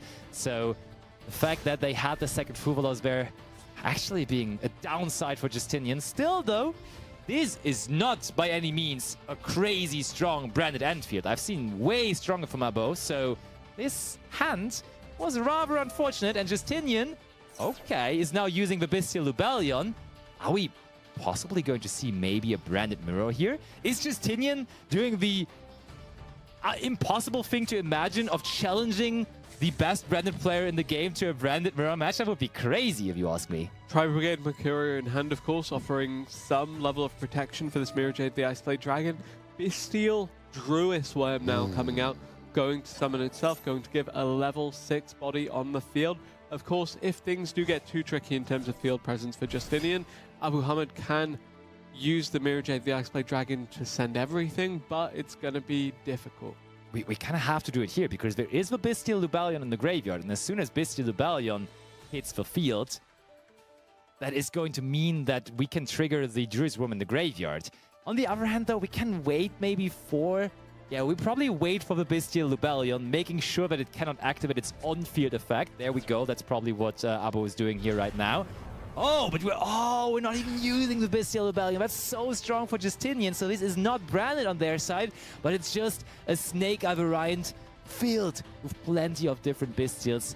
I think Justinian, he knew what I knew. He knew that Abo could not go 3 games in a row without touching his branded deck. And therefore, he just brought a deck filled with a multitude of Bestials to counter that branded deck perfectly. And that is what we're seeing here. And now we have to use the effect of Mirror Jade, because otherwise it just goes to the graveyard for the effect of Druid's Worm without doing anything additionally. Okay, get to send the Rindbram to the graveyard, which is later on going to be good, because it can bring back the Fallen of Albus from the graveyard. But for the moment, we are still struggling. Okay, banishing the Diabust of a Black Witch. Yep. Also, it's noteworthy, the Bestial we searched of the Bestial Lubellion was not the Druid's Worm we summoned. We know there is still a Magnamut waiting in hand. So we know one of the 2 cards in hand for Justinian here. And I mean, banishing the Black Witch. Fiend Smith Engraver is the last unknown card there, though. Ay, ay, ay, ay, ay. Yeah, and if you can climb to an Appaloosa to just offer the protection needed, could very well be game-defining for Justinian here. But Fiend Smith Tract activating, actually, adding the Fabled Lurry. This Fiend Smith combo should resolve. Still no battle phase, by the way, so potential to close this one out in this turn for Justinian. Otherwise has the field clear effect of the Mirror Jade, the Iceblade Dragon to deal with in the end phase. That is true, and that could be now a moment to consider for Abu. We do have Rindbram in the graveyard. We do have Fallen of Albus in the graveyard. So, as you were just explaining, the Fiend Smith cards, they do a lot on their own. Therefore, just getting rid of the Lurry here, possibly through using the effect of Fallen of Albus, sounds quite interesting to me. Sounds quite promising to me. So I would not be surprised if we use the Rindbram here in the graveyard to make sure to get rid of the Lurry. And honestly, it's not only getting rid of the Lurry, but it also provides us with more afterwards, because we keep on fusion and summoning from there on out. So let's see whether Abu wants to do that here and now. Remember, the final card in hand for Abu Hamid is indeed the Tri-Brigade Mercuria, so it's going to offer some protection for the Fallen of Albus and related cards. I mean, if we go for the Fallen of Albus, we have to discard the Tri-Brigade Mercuria for it. But I don't think we have another way necessarily of fusion summoning here, and therefore that's probably what we'll have to do. And also one thing that Abu still has to deeply consider here is... Okay, we do use the Rindbram. Yeah, I like it. I like it a lot because that feels like a good timing for it. If we bring back Albion the Shrouded... Wait, is there no Fallen of Albus in the graveyard? Because that Albion the Shrouded Dragon is not doing that much here, honestly. That is rough, because that is no... Oh, super polymerization. So we do fusion summon one way or the other. And we do get rid of the Lurry here. And we do use the last card we have available there. And we are just going to create the Albion the Branded Dragon, which will in turn then fusion summon another monster from the Branded extra deck here. Branded Lost, of course, also triggering. So there's actually quite a lot going by way of Abu Hamid off of that one card. Indeed. Okay, we search for another copy of Tri-Brigade Mercuria. Good to see that it's not only one of those in his deck, because he really needs a second copy of this here. And what are we going to fusion summon into here? Is this going to be another Mirror Jade, or maybe something more creative? Maybe some kind of... Do we see some Boral action here? I could see that happening as well. Lubellion, the Searing Dragon. Probably not. That would mean that we would immediately have to discard our card in hand again, which would not be that great. The second Mirror Jade, probably the best bet. Yeah, that looks like a Mirror Jade indeed.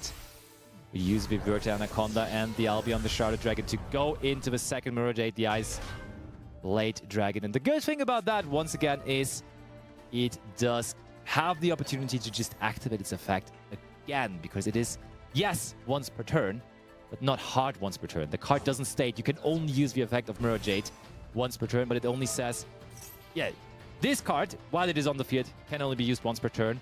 No, this is a completely different Mirror Jade. So we can just banish that Magnamut at the end of a turn or whenever we like again. Good situation now all of a sudden again for Abo, I have to say. Because we know the set card that is the Deception of the Sinful Spoils, and there is no other cards we can send for it at the moment. So looking real nice. Oh, let's not forget though, there is the Lubalion still in the graveyard too.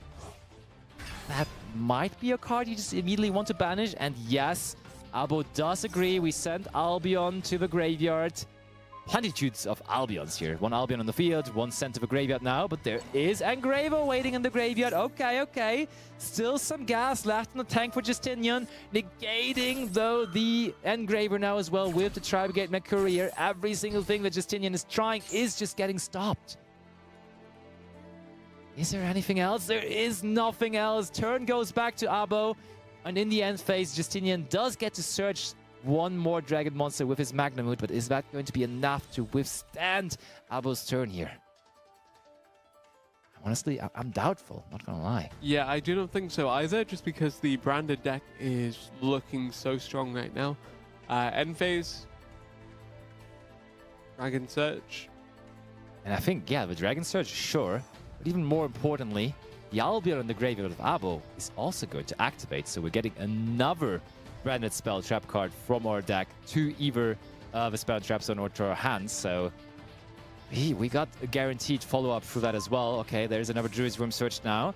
I think if we're like, wait, no, we already used Druid's Worm this turn, so we couldn't even use it here. So Albion the branded dragon will be able to activate and resolve. What is the card of choice? We said branded banishment. Branded banishment here serves multiple purposes actually, because when Justinian activates the effect of his Bestia Druid's Worm, he can just chain then the branded banishment to kind of dodge the Druid's Worm, making sure it stays in the hand somehow. But first of all, we're switching monsters into attack position with the quickness. Battle phase it is. 2,500 and 3,000, making sure that we are ahead on life points here. Do we? Yeah, we do not activate the branded banishment here. Oh, there's a Magnamut of Abu Hamid's own. Wow, that is so crazy, because it does not only give us the extra search in the end phase, but also as we get to banish the Tri-Brigade Mercurier here, we get to use the effect of the banished Tri-Brigade Mercurier then. So this card is just massive off the top there. Interesting to see though that he decided not to use that in main phase 1 though, because that would have been 2,500 more attack points on the field, which would have equaled the 2,500 life points of Justinian, and that would have forced Justinian to activate the Bestia Druid's Worm in their hand already in the battle phase. But for now, Bestia Magnamut is going to activate, and the Tri-Brigade Mercurier in the banish zone is equally doing so. So out of so little cards, like, remember back to the last turn where Abo was sitting there with one set card and one monster. All of that has developed, and that is why Branded still is such a strong contender. That is why Branded still was able to finish first on the last ranked duel season, and that is why Abo is still having so much success with the deck. Yep, Branded Fusion in the graveyard as well, thanks to the Branded Retribution going to be added back to the hand. We have more plays on the next turn if we do get there, or this turn we'll just finish it. Abu Hamid with the Branded. We've seen it time and time again. We've said it time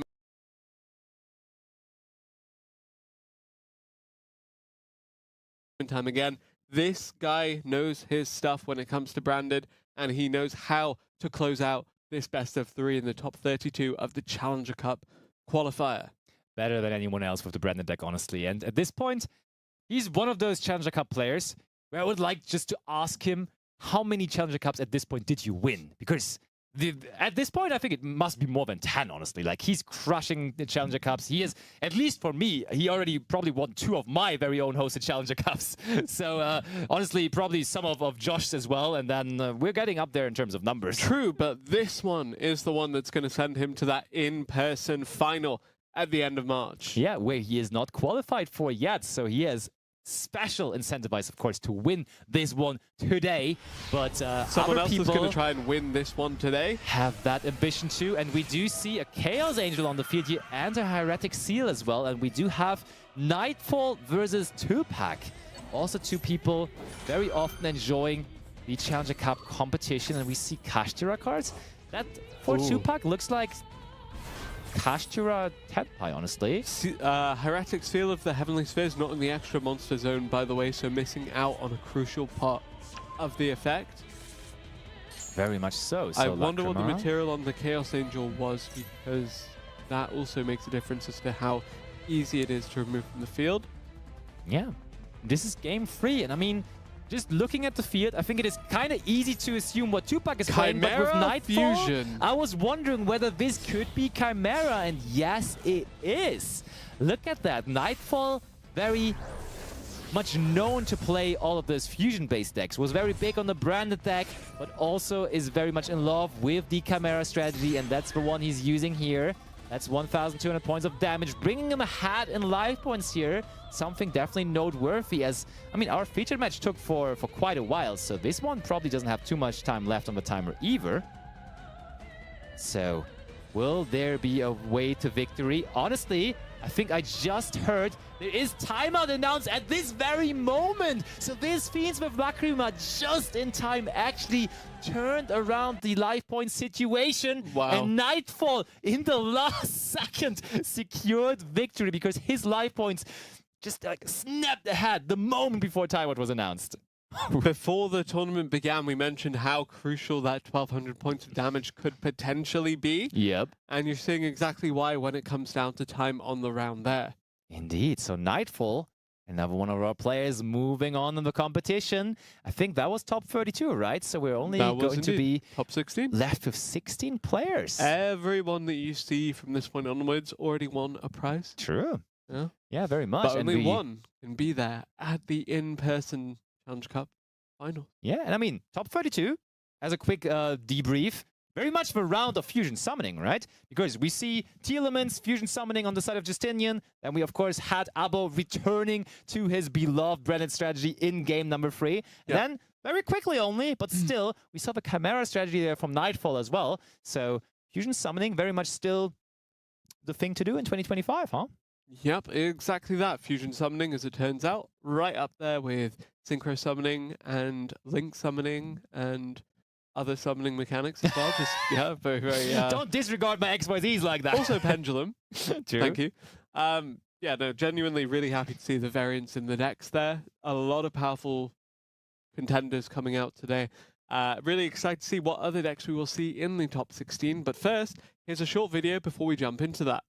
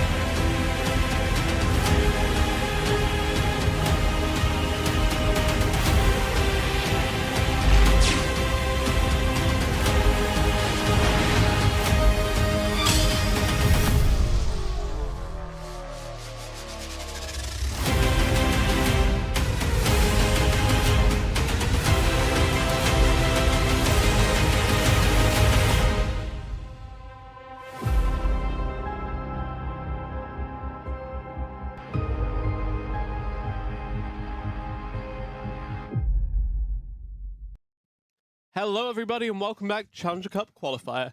I'm Ibriz, joined by the wonderful Joshua Schmidt.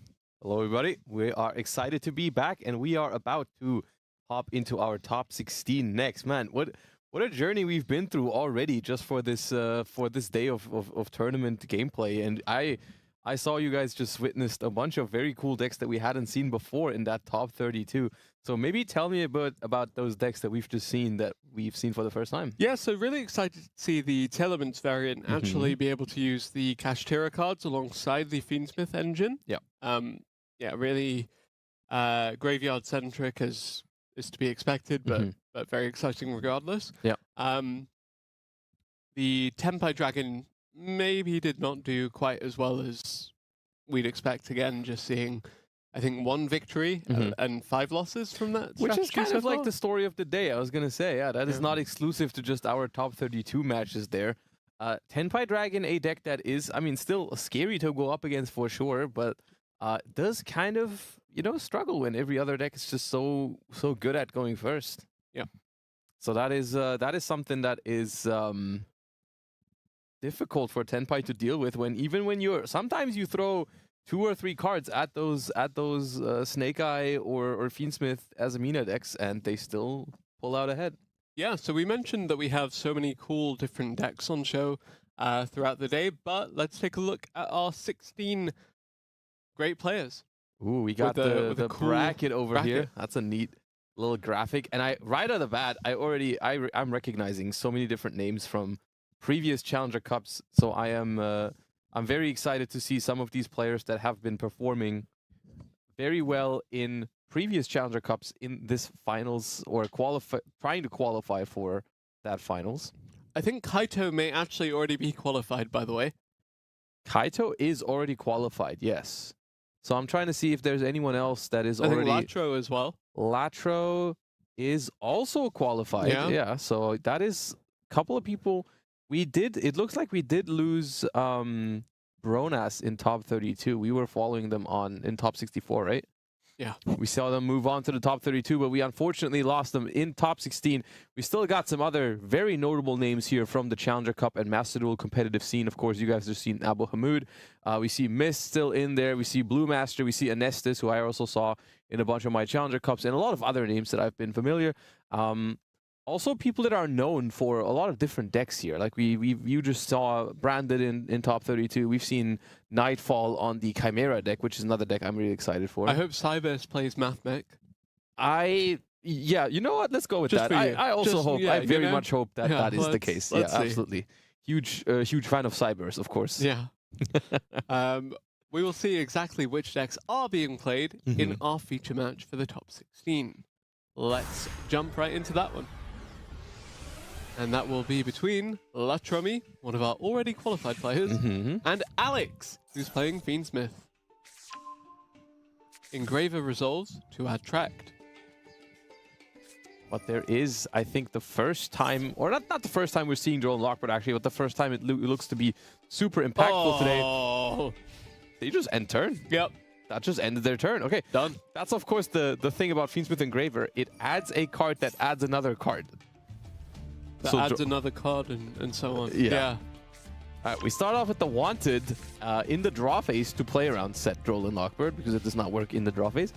And that grabs us the DUEL Star. So we are guaranteed to be able to try and play this turn. But, of course, Alex, with an open board, still has the ability to use the more Charmies, which is why we're sometimes passing on no cards. I think sending the Flamberge there just for the DUEL Star, the Black Witch summoning, which will in turn set the original Sinful Spoils Snake-Eye, but unfortunately not going to resolve their effect. Veiler coming out. Is there a response? Is there a call by the grave? Is there a cross-out designator? There is not. So again, we're seeing the key combo starter actually being stopped right in its tracks, but Snake-Eye Oak starting another sequence of events. Yeah, not ideal here. Not comparable to like the quality of Noble summoning a Snake-Eye Ash here, because there's no target for it in the graveyard at this moment. So they are kind of forced to just use its effect to send the DUEL Star off if they want to get to that Snake-Eye Ash, which of course opens you up to other cards like an Ash Blossom and Joyous Spring or something like that.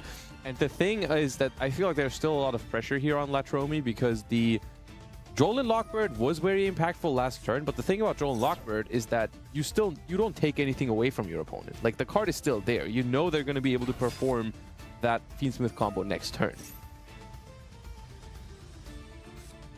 And Snake-Eye Ash gets Infinite in Impermanence. And that is pretty strong. That narrows down the options that we have to still keep going, because we have normal summoned. We've used the DUEL Star. So what's left? Battle phase is left. I was concerned for Alex, given the fact that he had to pass immediately after just being met with the Droll and Lockbird. But as it turns out, holding 5 cards in your hand when at least 2 of them were disruptions, not too bad. There's also a Bestial, so they were even prepared if there was a Fiend Smith for extension. So, I mean, that's the thing. That it really depends. Sometimes you pass to a Droll Lockbird because your hand is full of plays that you can't make. Yep. But sometimes you pass to it because your hand is full of defensive cards. Of all the Bestials, I'd say Saranair is the one that I see the least of. Yes, for good reason. Of course, that one is the one that does not have any, let's say, I mean, they all have a little bonus effect, but Saranair's is the least relevant one if you are not playing a full-on Bestial deck. Yeah. Or Branded. And Branded is also phenomenal, of course. Do we have another response from Latromi to stop the Fiend Smith from resolving? Well, see, I don't know how well you're keeping up with the Fiend Smith engine if you're just Droll and Lockbirding every single turn, because now we're already not really stopping much off of the track. Tracked is not that weak to Droll and Lockbird, because you still get the Lurry. That gets you the Requiem, and the Requiem still gets the Engraver. Funnily enough, we still don't know what Alex is actually playing, because those are just like cards that are in a lot of different decks. Well, we can surmise that he's playing quite a few Bestials if he's committed to the Saranair. That is true, yeah. That definitely means there's Druis Worm and Baldrake and Magnemute as well. Yeah. And probably Lebellion. So it might just be the Bestial Fiendsmith deck that we talked about in the pre-show. Engraver going to equip the Requiem. Sending the Snake-Eye Ash, which does open up the field to a potential Molcharmy if they have it. Because now the board is empty again.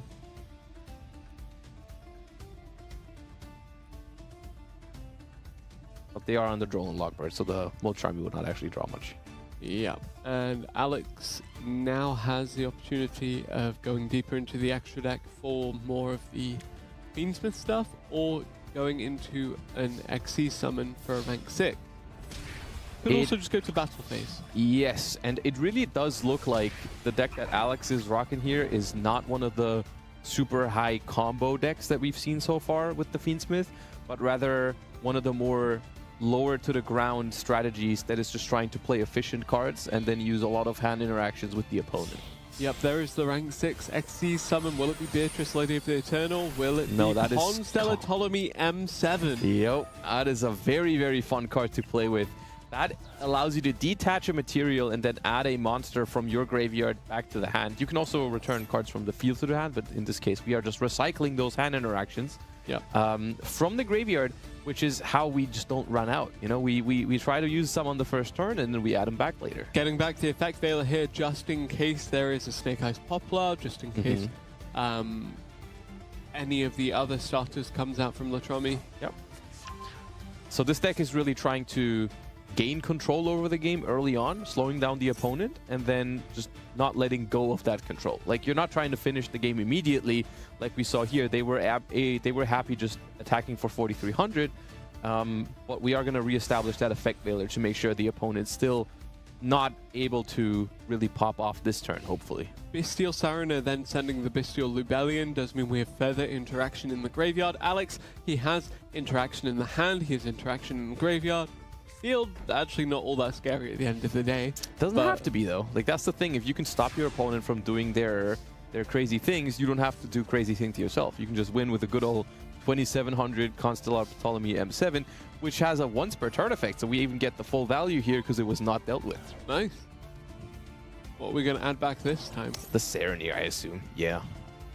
Because that is going to be able to summon out, and then we can summon the Lubellion over it and get access to the Regained. And that's when this deck really shines. When you get access to the Regained and some Bestials, you just draw extra cards every turn.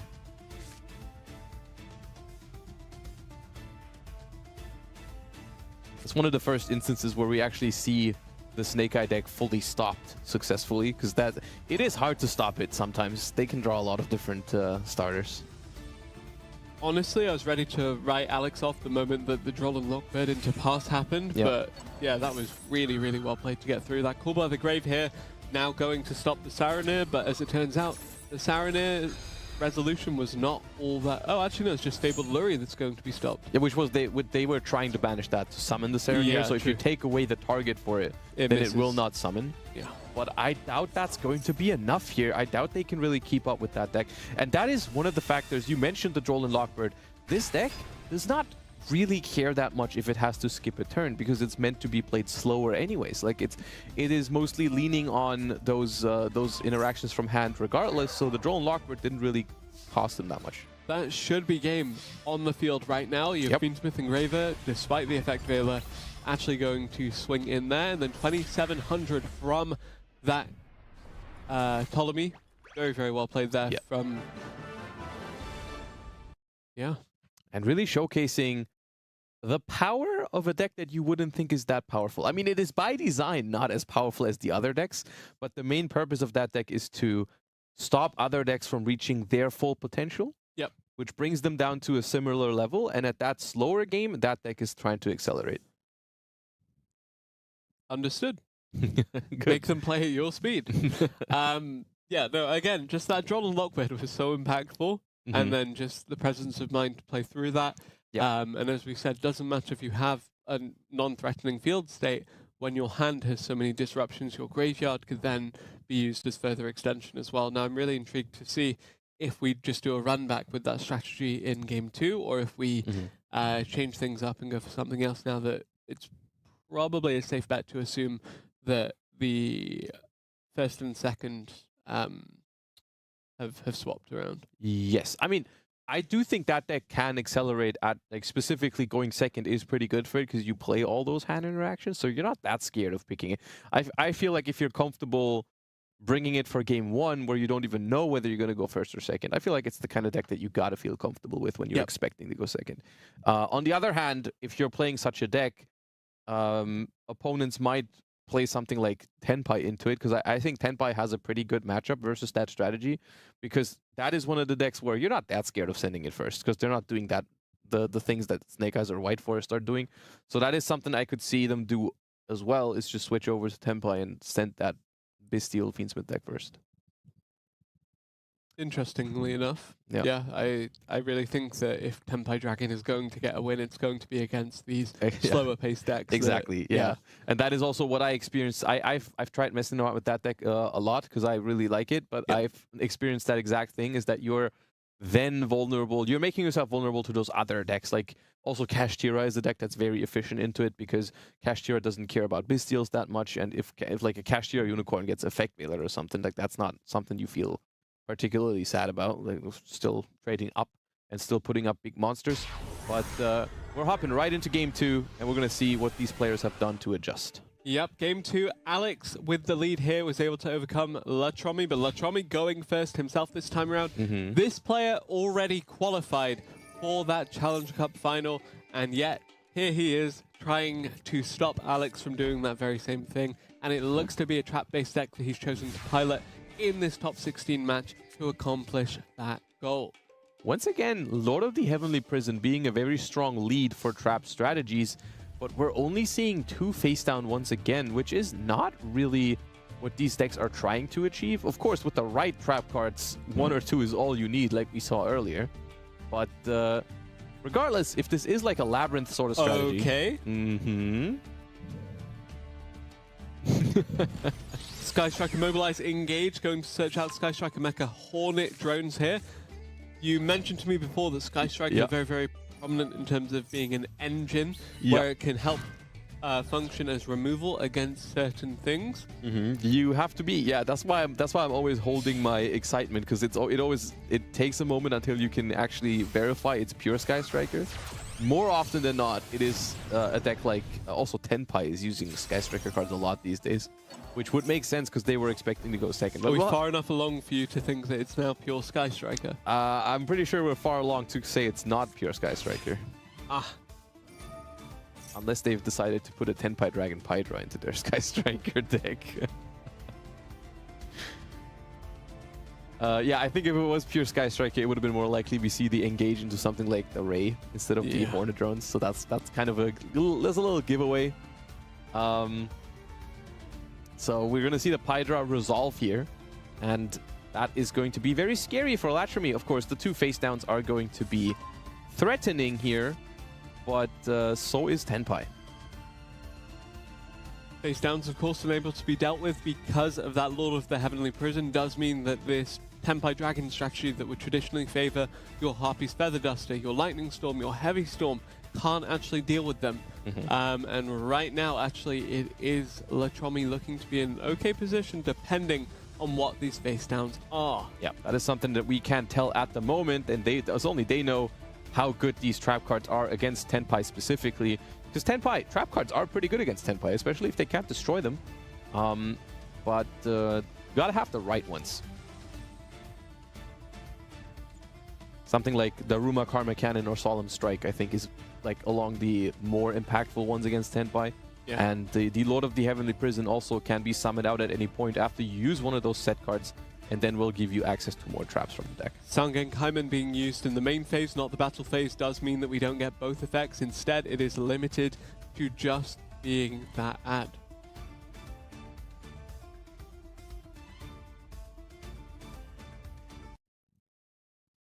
All right, it seems like we're going to have to do a quick reconnect. Do a little refresh, because they did a whole lot of thinking. I've never seen a Tenpai Dragon game go on for that long. Well, yeah, that's because it froze. Yeah, I know. Don't worry. Yeah, no, we're going back in any moment now. We're going to see what decisions they've made. I mean, they may have just been, maybe they were thinking, but that just seemed a little bit too long. So we are going to just get a quick rundown from the start again. Not too much that has happened until that point, so we should be up to date real quick. Yep, Lord of the Heavenly Prison, of course, coming out to protect these two face downs from Latromi. Alex, it's his turn. We saw it before. It was the Sky Striker mobilize engage, that initial commitment to then allow the Tenpai Dragon Chundra to resolve. Sangen Kaiman will follow up shortly. But where do we go from there? The Kagari plus the Chundra. I'm willing to bet a significant amount that they are going to null summon Hydra next. What do you say? You accept my bet? Okay. Okay. I'll trust you. Well, there's the Hydra. That grabs the Kaiman. And we're going to the battle phase. Oh yeah, there was no Chundra yet. It was just Hydra and Sangen Kaiman in the battle phase. Ooh, the Black Goat Laughs has two separate effects depending on where you activate it from. Can be activated on the field or the graveyard. So I really like Black Goat Laughs in this format at the moment because it hits Engraver very reliably when dealing with the Fiend Smith. It does if they're activating Requiem, but it has a very specific line on it that says the monster cannot be special summoned except from the graveyard. Yep. So if they're starting with the Engraver, they can still bring that back from the graveyard with its own effect. But if the opponent, since Fiend Smith Requiem tries to summon a Fiend Smith monster from hand or deck, and there is only one Fiend Smith monster at the moment with Fiend Smith Engraver in the main deck, if you call Fiend Smith Engraver when they're tributing the Requiem, they cannot resolve it. Okay. Yeah. It's not the simplest of executions, but it can be rewarding. Speaking of rewarding executions, though, Promethean Princess, Star of Flames. By the way, that Sangen Kaiman was actually used in the battle phase. It was just added and then held for a bit earlier. Yeah. So we are in a phase that we don't like to be in with Tenpai. As Tenpai, yeah. Main phase 2, of course, does mean that finish the game in a single battle phase strategy has not been accomplished. This is Labyrinth, by the way. Yes. I love being in main phase 2 against Tenpai. It's my favorite phase against Tenpai. Oh! Ooh, I love that too. Yep. Got some runics in here. Unfortunately, I don't think there's going to be any fountains here. That is some advanced Labyrinth technology. Using some runic cards to protect your face down cards from Lightning Storm and Feather Duster, because Hugin can do that. So we're just using a couple of good runic spells, I think, to protect our spell traps. See, they do this for you, but no one picks Infernoble Knight when I need them to. So maybe you got to ask nicely. Maybe you got to start some. Oh my God, yes, I love Infernoble Knight Charles. Lightning Storm is another card we love, but actually interesting. Will destroy that last face down card because the Lord is no longer revealed.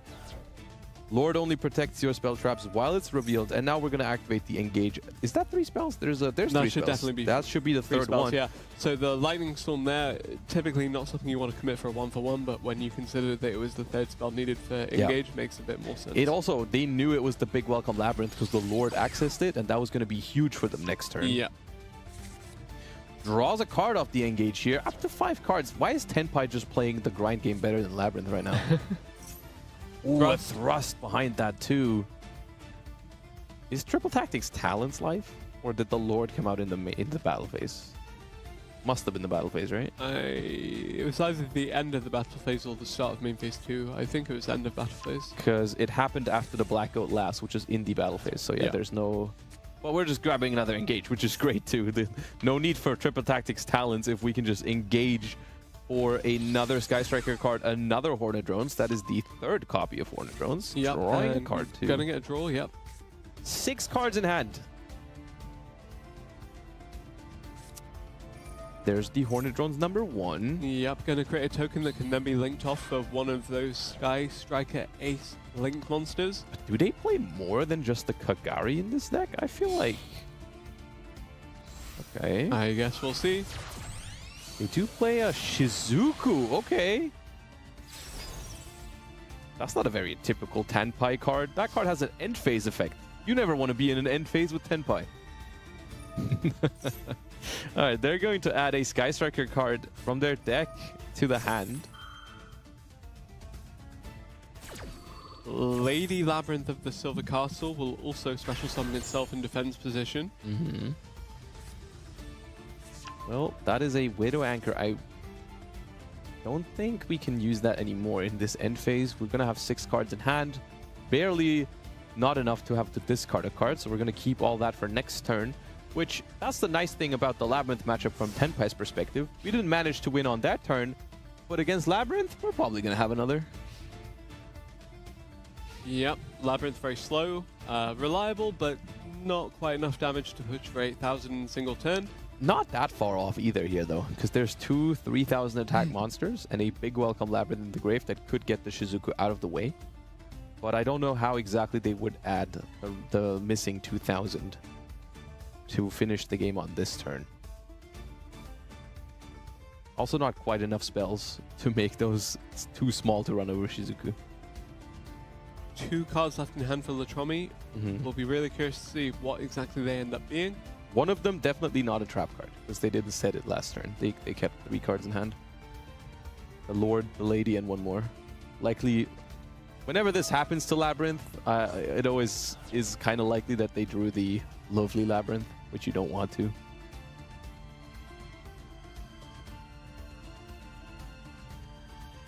So going to return this Sky Striker from the extra monster zone to the extra deck for Alex. It's an open field here, but 6 cards in hand. Actually pretty threatening, but you consider that one of them is Widow Anchor, one of them is Hornet Drones. 4 unknowns. Yes, and also very interesting that they use the big welcome this turn, despite not having a battle phase. Not gonna swing for, the Runics. The Runic, they didn't have a battle phase. There I was thinking it was more respect. How could I be the one to miss that? Yeah. Out of all things. Okay, I always miss when I'm locked to fire or warriors. Either way, the usage of the big welcome is interesting, I think, because we could have used it as a disruption on the opponent's turn, but we decide to bounce the Shizuku. Because, I mean, that is also threatening, because it could... Maybe they play 2 Kagaris at this point. That would be huge. So Tenpai drawing up to 7 cards is certainly scary here. Somehow this position has gotten worse than on the first turn. Curious to see where we go with the Widow Anchor, because it will steal one of these monsters very briefly.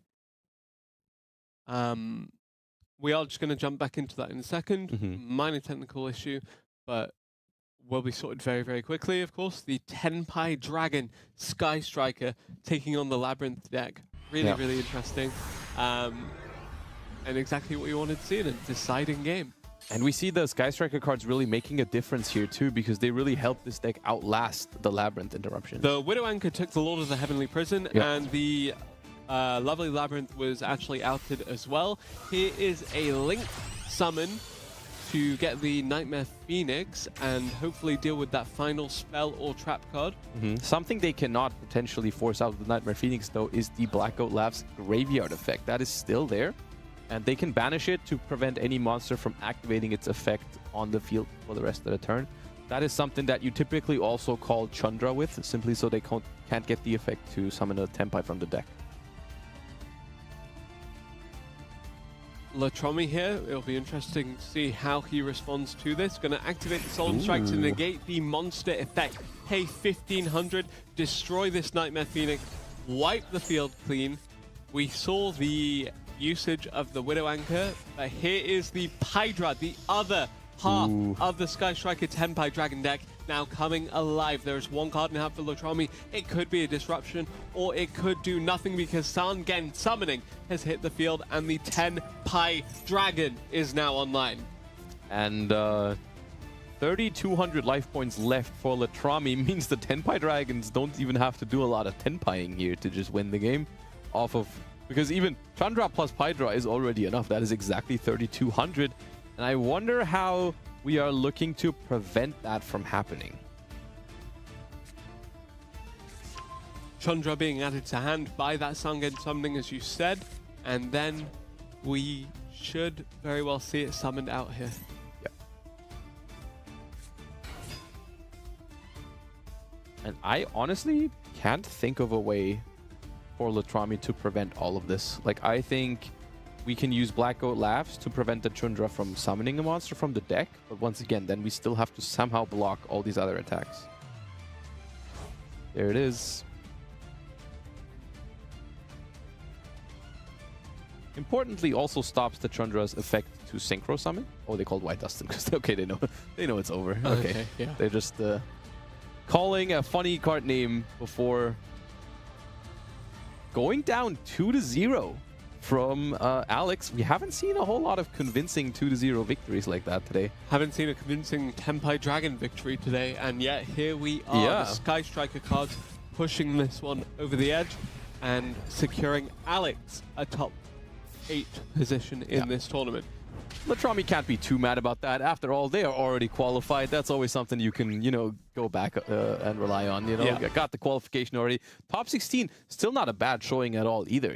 They've went all the way from top 256 down to top 16. So an impressive showing nonetheless. But ultimately, it is going to be Alex moving on to the top 8 with a combination of Fiend Smith Bestial in the first game and then Sky Striker Tenpai in the second game. Really showcasing some more niche picks in the format, considering how both of those decks were like, Tenpai is not unpopular by any means, but adding Sky Striker to the Labyrinth with the Runic tech as well, very, very interesting to watch. Yes. And something else that'll be interesting to watch is Branded Mes UK versus Nightfall. Didn't you spectate Nightfall in top 32 and it was Chimera? I believe so, but Chimera branded is definitely a thing. But yeah, maybe not actually going to take place here. Blazing Cartesia, the Virtuous, going to bridge into Granguignol, the Dust Dragon eventually, you have to imagine, which functions as a pseudo-foolish burial. Branded Fusion being added here. Branded Fusion going to resolve here, and actually the branded deck absolutely coming alive.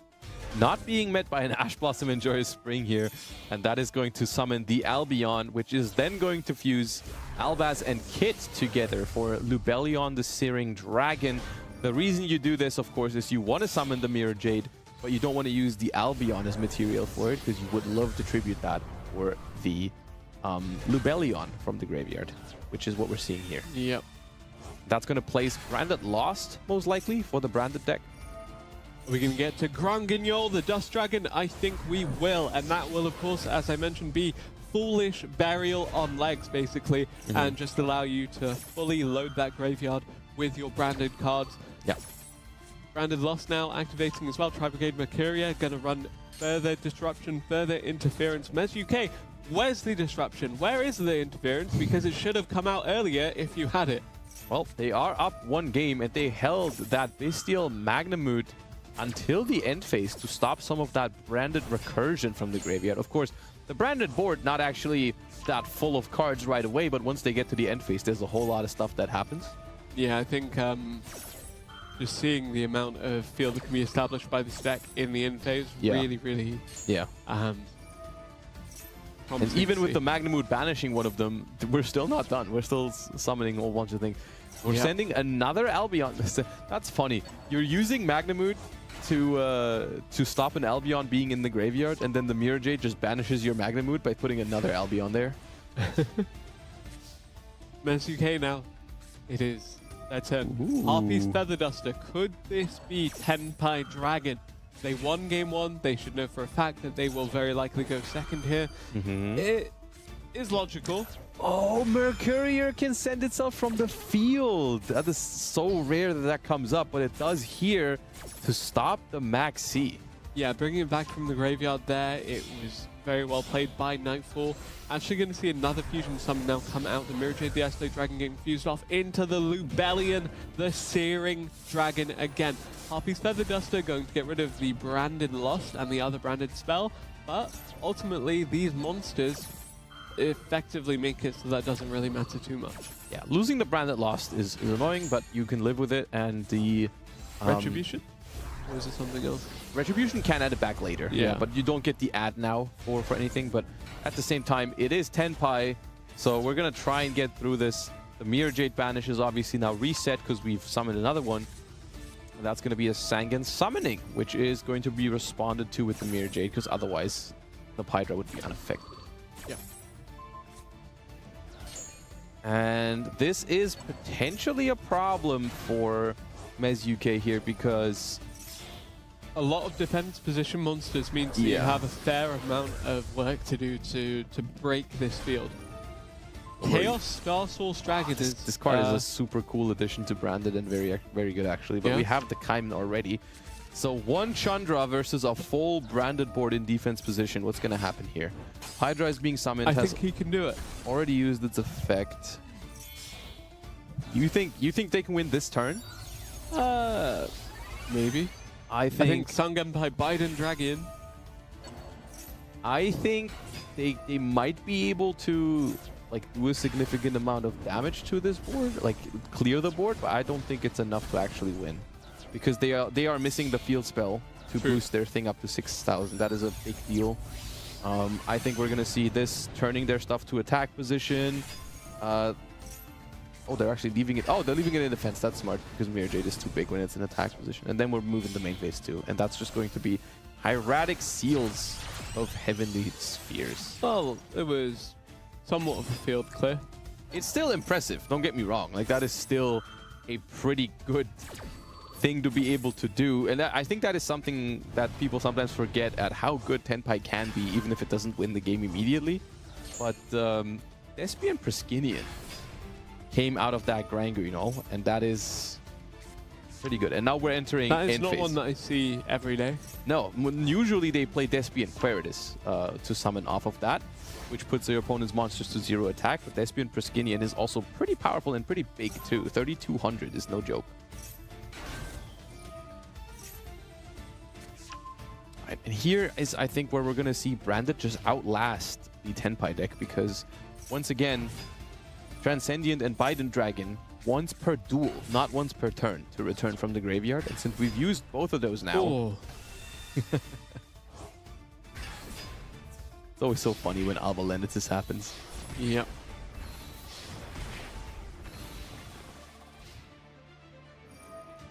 Okay, Alba Lennetis is going to add a fusion deployment for next turn. But like this Tenpai, despite there's not really a disruption here from Nightfall's side of the field.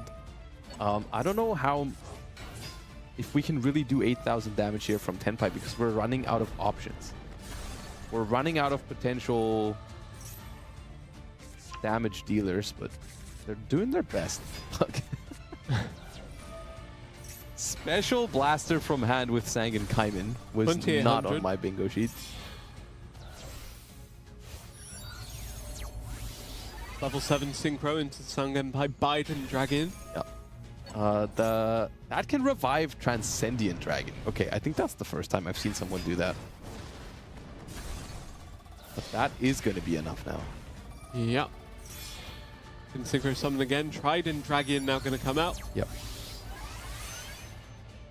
I thought Branded had it, to be honest. This surprises me a little bit. But now that is just going to be multiple swings with Trident Dragion, and Tenpai coming back from what I want to say was that game was looking grim for them, I feel like. Yeah, very much so. And being unable to close that one out on their first battle phase, you know, we kind of wrote them off from that point onwards, but being able to outlast the Branded deck somehow, after, you know, the Branded first turn was actually pretty formidable. Like, their field was great.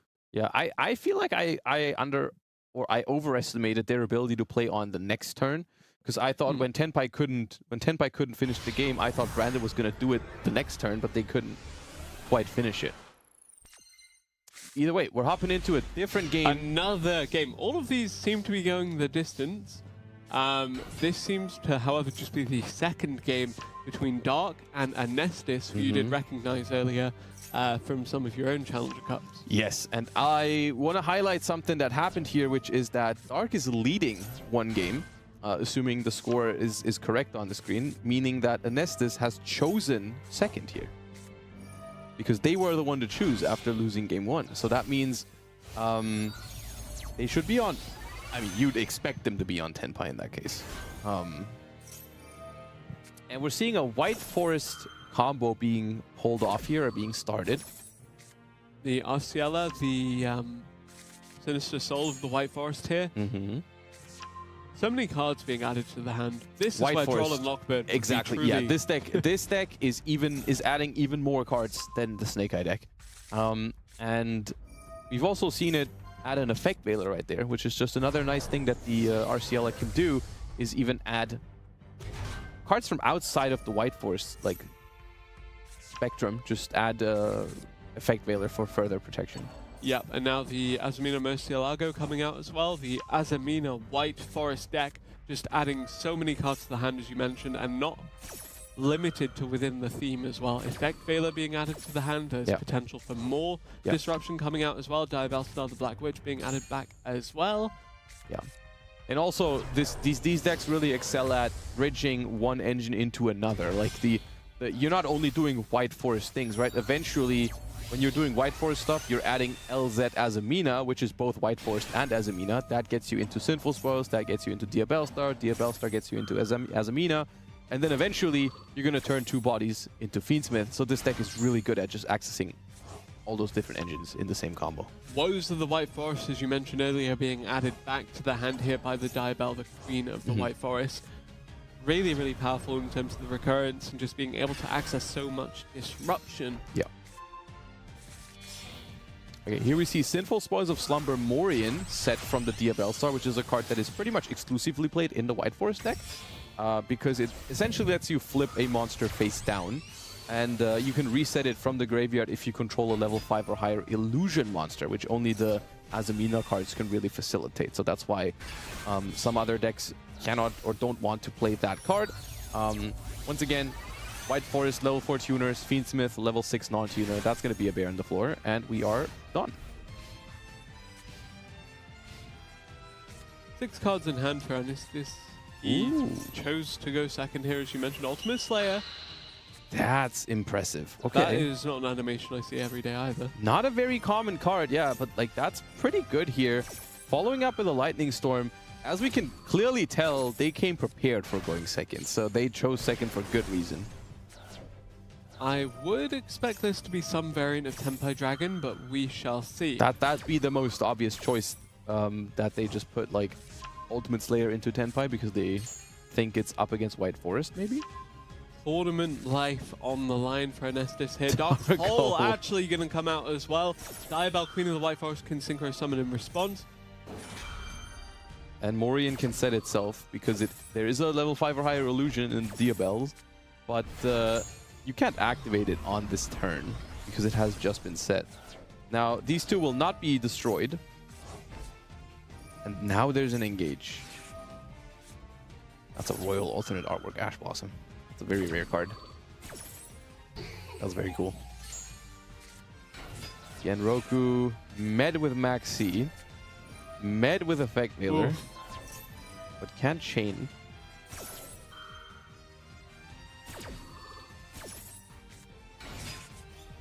Hydra. Now it's just a matter of, can you draw an answer to their stuff before they get to Transcendent Dragon? Yeah, as you mentioned before, when we saw earlier in the day, the Tenpai Dragon strategy for playing through Maxi, just do it. That you can, close the game before they draw something that can actually deal with We're not your slowing field. down. We're definitely going for it here. And we will have enough if there is no answer drawn. Sylvie of the White Forest in the graveyard trying to run interference here. effectively just functions as a body for blocking one more attack, but Transcendent Dragion will come out eventually and force him to attack position if it is even still on the field by the time that card comes out. Looks to not be the case, as Chundra dispatches it swiftly. You have attack after attack after attack. And now it's done. Now the Transcendent Dragon hits the field, and we can no longer draw anything that would help us here. So we've drawn a solid, at this point, 7 or 8 cards off of this Max C, but we can't use any of them, and we won't get another turn to make use of them either, because Tenpai takes this game. Anestis chooses to go second. Anestis chooses to put everything on the line with Tenpai Dragon, and chooses correctly this time around. The Tenpai Dragon that we saw not have too much success throughout the day just decided a game through sheer force of will, just playing through the Max C and just going for it. And a deciding factor there definitely being that Ultimate Slayer. Yeah, I also was curious to see the Sky Striker cards make another appearance. Oh yeah, they were functioning as an great. engine within. Just baiting out that Ash Blossom was huge. All right, so we're going into game 3 of the same set, and we're seeing a Kashtira Lockbird. Kashtira Snake-Eyes, it seems like, because there is a Wanted in the deck. We're being met with the Droll Lockbird relatively early here in this line. We still summon out the Unicorn, and we're probably going to follow it up with a DUEL Star. However, the problem is whatever you can do with the DUEL Star is limited by the Droll Lockbird. Sending a DUEL Star, the Black Witch. The cost of the DUEL Star, the Black Witch, not the greatest. And you're sending it. It doesn't really matter. It just means that you had access to it no matter what, even if your opponent like ashed the Wanted, let's say. Yeah. Looks like there is a response from Anestis, potentially, judging from that response window there, but we'll see if they, or when they decide to use it. Original Simple Spoils, Snake Eye now coming out. Ooh, sending the field spell, which is a neat little just free send you have. That way you can keep your monsters around. And there is an Ash Blossom in Joy Spring. That's going to stop the original. We still haven't normal summoned, so that'd be an option. First off, we're going to take a little look at our opponent's extra deck, which that is actually one of the qualities of Kashtira Unicorn in this format that's very, very powerful, because the entire Fiend Smith package usually consists of one-ofs in the extra deck. Yeah, it's such a tight... Yeah, it's very tight. And essentially, Kashtira Unicorn banishing the Requiem here is not really banishing one card from your opponent's extra deck, because by taking out the Requiem, you almost eliminate the Fiend Smith engine for the rest of the game. And that means you're taking out essentially 4 or 5 cards from the extra deck with just one Unicorn. However, the Droll Lockbird is enough to stop us here, and we're just going to pass on Unicorn and a set card which reveals to be Anti-Spell Fragrance.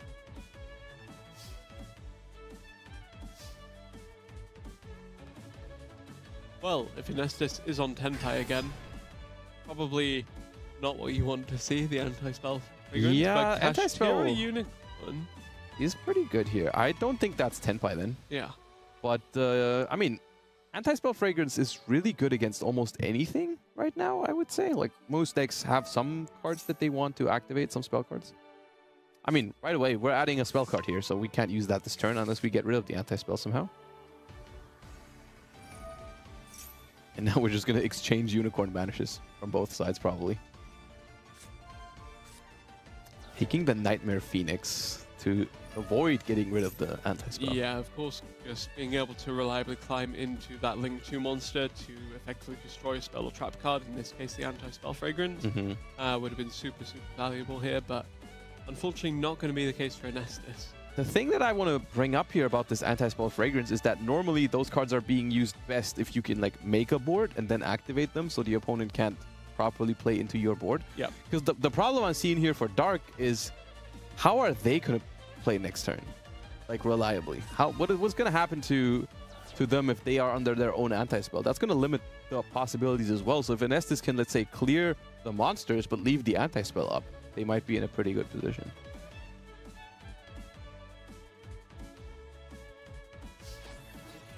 just going to the battle phase, though.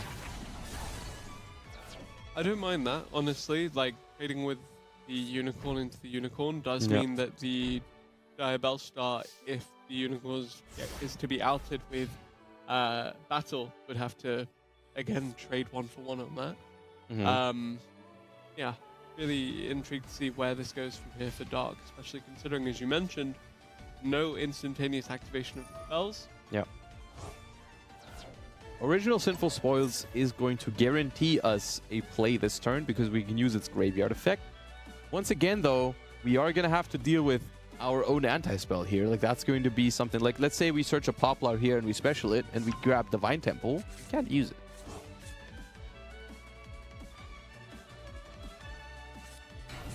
Snake-Eye Ash is the choice and the normal summon for turn, which is going to attempt to probably add the Snake-Eye's Poplar to the hand if the opponent allows it, which they do.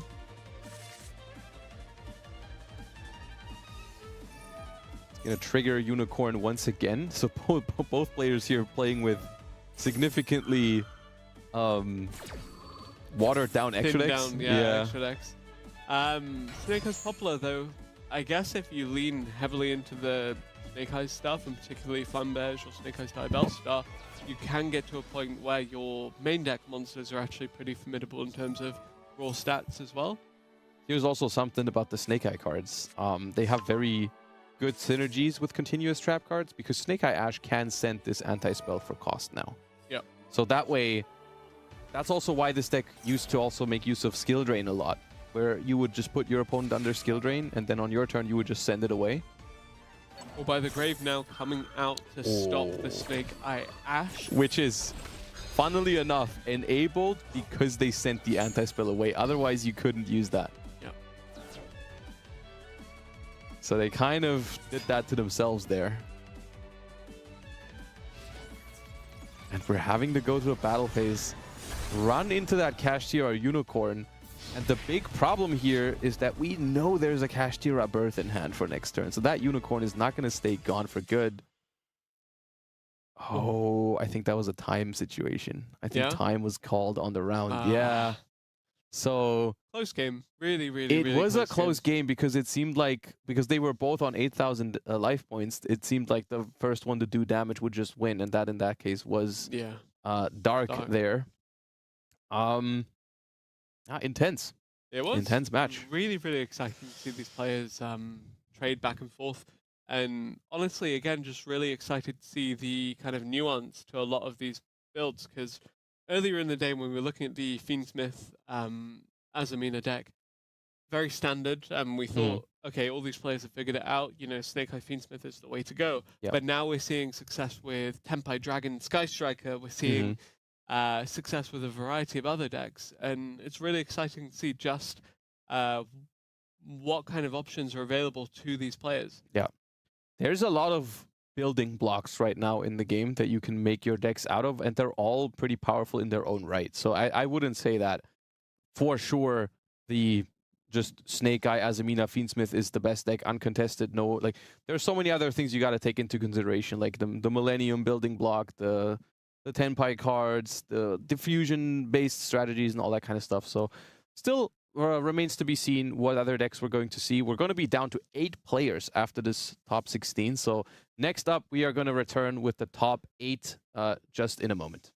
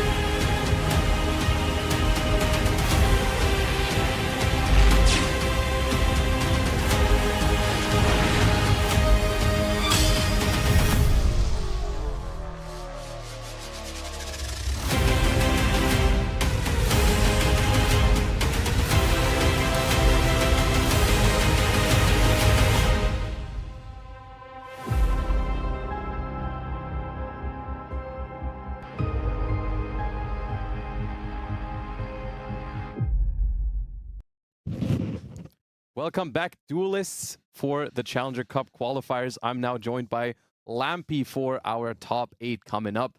And we've already seen a whole lot of action this tournament. As you can see on the screen right now, we have our bracket. Beautiful. I love this addition with this cool looking bracket with Neos looking at all of them. And that means we can also just go through the players kind of that we have left in the competition. Of course, we had him very early on actually in the featured match, but Mist is still going strong. Yeah. He is hunting down another victory here by being a former Worlds competitor. Of course, someone definitely to have on our map to have players on the radar for winning the entire thing. Then Cybers. The possibility of your most favorite archetype and all of Yu-Gi-Oh! Of your favorite type is still out there. Then Abo versus Alex is quite the match we have there as well. That is a big one, yeah. Of course, we are now reaching territory where we're revisiting players that we've seen throughout the tournament already, of course, because we are down to just 8.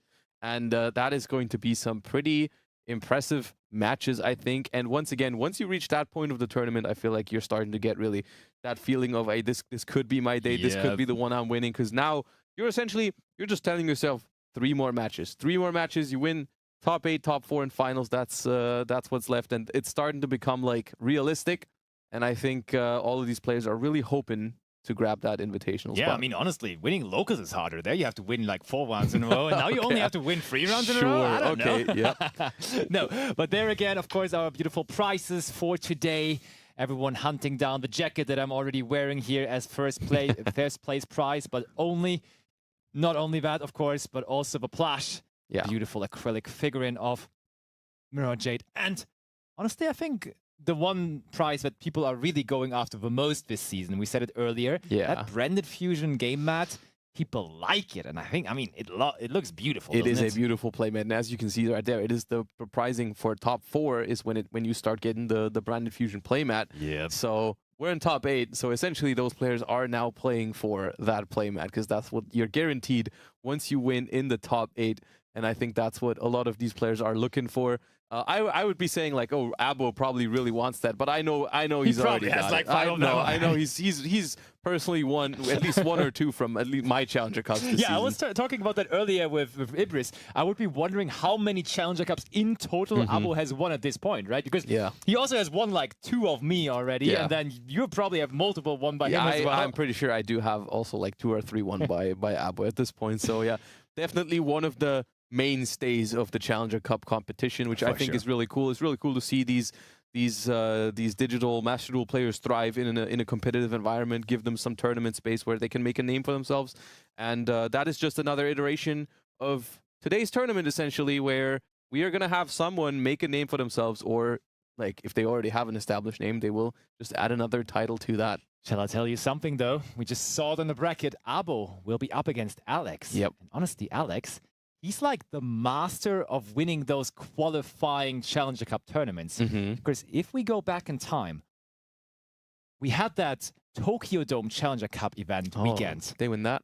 He won the 1v1, and then also he won the 3v3 with his team. He was going completely crazy, qualifying on both ends. So if Abo wants to qualify for the invitation at the end of the month, he will have to go through Alex here, who is really a tough opponent to overcome. And Alex, right away, is going for the Bestial Lubalion. I think Alex we saw last round actually using the Tenpai Dragon deck. And possibly he has gone away from it. Also the Bestial Fiend Smith control deck, we've seen them on that. And that is something they also played in one of my recent Challenger Cups tournaments as well.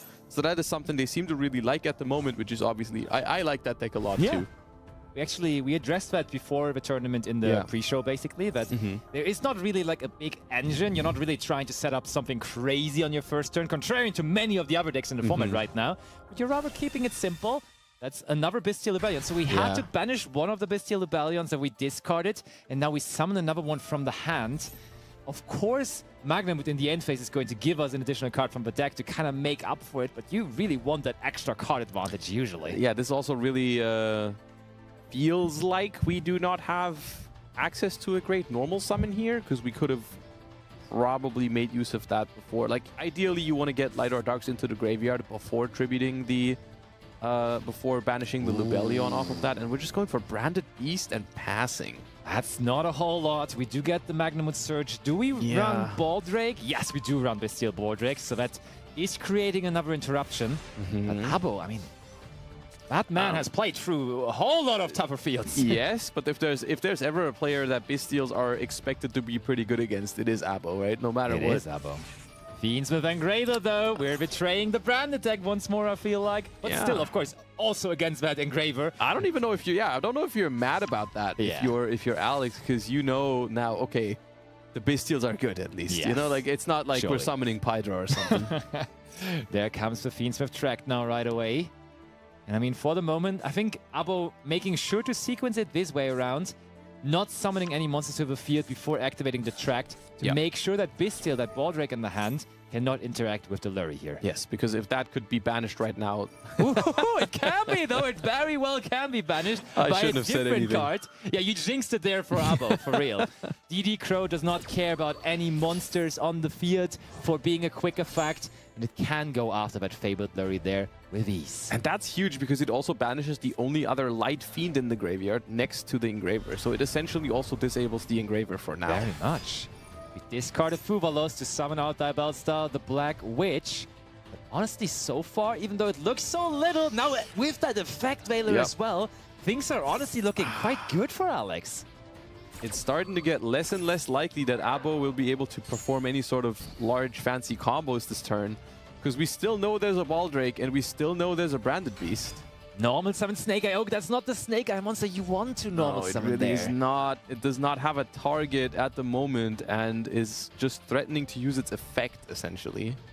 Which is not necessarily too threatening, to be honest. Yeah. Do we go after this Oak in some capacity? Probably not, right? I personally think so, because allowing them to get Snake Eyes Ash here is just going to open up a whole lot of other problems for you. Yeah, if you allow the Snake Eye Ash, you also allow the Poplar, you also allow the original or the Temple, and at that point you're just not catching up. Okay, Druid's Worm. Oh, that's so good that the other card in hand also is a Bestial, though. The Druid's Worm is so huge too, because you summon it, you tribute it for Beast, and then you get rid of both monsters. Indeed, that is actually insane. And let's not forget, then still the Baldrake is in the hand. And because you did not have to give up on the Lubellion here, the Baldrake will still be able to also use its on-field effect due to there being another monster on your side of the field. This is massive from Alex. It looks so little. I think the biggest... Okay, though. Abo with the Sangenjin, paying 2,000 life points. Yeah, but go ahead. What's the biggest concern right now for Alex? I going was to say it's huge because the Lubellion might just survive, so we can set the regain next turn. Oh, true. But I wasn't expecting Abo to have another line of play. Once again, we've normal summoned, we've used Engraver, we've used Diabellstar, but we on top of that have the Sangenjin. So all the pushes in the world. And this one is in particularly strong because this push is not weak to Baldrake. Absolutely not, because if they go for the Baldrake, we can just decide to go for the battle phase and then just attack over it. So this is actually massive. Badger Temple added to the hand. Abo, out of any situation you could ever imagine, he always finds the loophole to get through it somehow. That was a crazy hand. It really is. Down to 4,000 life points. We shall see whether that will be any kind of concern. But I'm honestly thinking it may not matter. Maybe he still will be able to come out on top here. The thing, though, is normally you use the Millennium cards to, at some point, transition into your Fiend Smith cards, of course. But here, we already went through some part of the Fiend Smith cards, right? We already used the Lurry, and one Engraver is gone. Like, how much does it still do then, even? It still does everything. Because we can still go Moon into Requiem into the second Engraver. Yeah, and then? And then Engraver can still come back from the graveyard. Yeah. Okay, yeah, true. That's fair. But at that point, the Baldrake becomes a problem. Yes, very much. If that's what we're trying to do. But the thing is, we have 2 monsters in the Spell Trap Zone now, so that's going to be a Doom Dragon. Wow, and that immediately, of course, deals with the... I mean, it doesn't immediately deal with the Baldrake, but it deals with Baldrake being a concern, because now there is no other monster to be tributed anymore. This Doom Dragon, it's such a crazily good card. It was so underrated at first, but very quickly people catched up on this card being an actual staple in all those Snake-Eye decks at the moment. It's very, very powerful. And The Baldrake now has nothing to tribute, and the Bestial Lubellion being in the spell trap zone is also a massive deal because it cannot jump out of the graveyard anymore. So we can't have access to the regain. We're not threatening the win here with those attacks, but we are threatening 7,750 damage. Yeah, but I mean, let's be real. Alex can't summon the Baldrake here. He needs the Baldrake to possibly interact with what is to come in main phase 2. Yeah, exactly. If you just Baldrake here, you lose the Baldrake, and the Fiend Smith engine is going to take over the game in main phase 2. I think you just have to take 7,750 damage here, which does not feel good. But I think you're forced to do it. I don't think you can afford to just take all those. And I think they're thinking about this at the moment. I think they are considering whether you want to use the Baldrake here. It is kind of tempting. It blocks almost 5,000 damage here because the Golem cannot attack over it. Yeah. So it blocks this attack. The Golem won't redeclare, and then the Seng Engine attacks it. So that's like you're blocking 4,750. But, oh, they decide to do it. They decide to do it, and I personally think that puts them in a very, very rough spot because I don't know if they can deal with whatever the Fiend Smith deck produces in main phase 2. I mean, we were honestly pretty quick on our answer on whether we would like to see the Baldrake in the battle phase, and we were like choosing the different option than the one that Alex has chosen here. They thought about it for a moment, so they must have their reasoning for it. We'll see exactly, but this does open up now. Moon of the Closed Heaven into the Fiend Smith part, and then we can still sequence because the Millennium part gave us 3 monsters. Indeed, Fiend Smith Requiem. And the Millennium cards equally so as the Doom Dragon, honestly. In the beginning, kind of underrated, kind of under the radar. Yeah. But people are picking up on these cards being actually insane. And I think that goes hand in hand because I think people underestimated Doom Dragon. Yes, true. And that is what makes those cards so much better. I think that is one of the reasons why those cards are so good is because people have realized the synergies with the Doom Dragon. Very, very true. So we go into Fiend Smith Requiem. Now, there should be an Engraver left in the deck, right? How did we started with Engraver. That one was got banished. But the second one we haven't seen yet. It must be, because I'm just waiting for them to activate the effect. Yeah. And it hasn't happened yet. Which is honestly weird, yeah. Because maybe we refresh the thing real quick. Maybe they're still thinking about it. You never know. Whether they activate Requiem? Whether they activate Requiem, you never know. Maybe they think they might think about going SP here, but they could still do that later, right? Can they, though? That's a question. Yeah, they cannot. Requiem into Engraver, into Sequence, into Lacrima, into Engraver Reborn? Yeah, maybe. Might be right there. But, let's just, for double checking, let's actually refresh real quick. I'm pretty sure we're not missing anything, because I'm pretty sure what I just said is what's happening right now. So, like, we're going to just jump in and see exactly what they've turned Sequence, Lacrima, and Engraver into. Yeah, this is your real-life replay here. Joshua Schmidt just explaining the replay to you without even seeing it. But let's see whether actually that is what happened here. And look at that. We see Sequence. We even got a Beatrice onto the field. Nice and clean from Abo. So what happened is Sequence summoned Lacrima, Lacrima summoned Engraver. Those made Beatrice, and Beatrice sent original Sinful Swaz. There you go. And this is particularly the reon why we thought you just had to take the 7,750 damage, because that was something that you opened yourself up to this because we allowed because we did not take the damage and we put the Baldrake in the way. Yeah, 100%. And now we link off the Beatrice because it is of no further value for the Snake-Eye deck. In tier elements, you always try to keep that card around, but now it is just going to be the extra deck monster that the SP Little Light needs to get the extra effect off to banish the Branded Beast here. This is probably why they didn't want to take all that damage, because they were afraid of Lacrima doing the burn damage, of course. Fair. But then again, you would have prevented the... That was the whole goal, right? Yeah. We were trying to prevent the Fiend Smith cards. So I don't know. Either way, that is going to be the situation now, and that is something that I can't even imagine a card they draw here that just solves this problem. There's the Doom Dragon. Number 2. Wait, did he recycle it, or is it just with the Snake-Eyes original Synthesis was in the graveyard. I see, yeah. It's not actually the second Doom Dragon. It's actually crazy though that you can even summon it twice per turn. That like, having the opportunity fact to that do you that. can even recycle it and then bring it out again is very, very powerful. That's so good. Like I already thought very, very highly of the card, but like that is giving me an additional reason to think that this card is just honestly meta-defining at the moment. Would you think that this deck just got hit by Druid Worm, Ball Drake, Effect Veiler, and Branded Beast? Never happened. No? Nope. Okay. Never happened. Clearly not. I mean, look at the field, right? Absolutely not, yeah.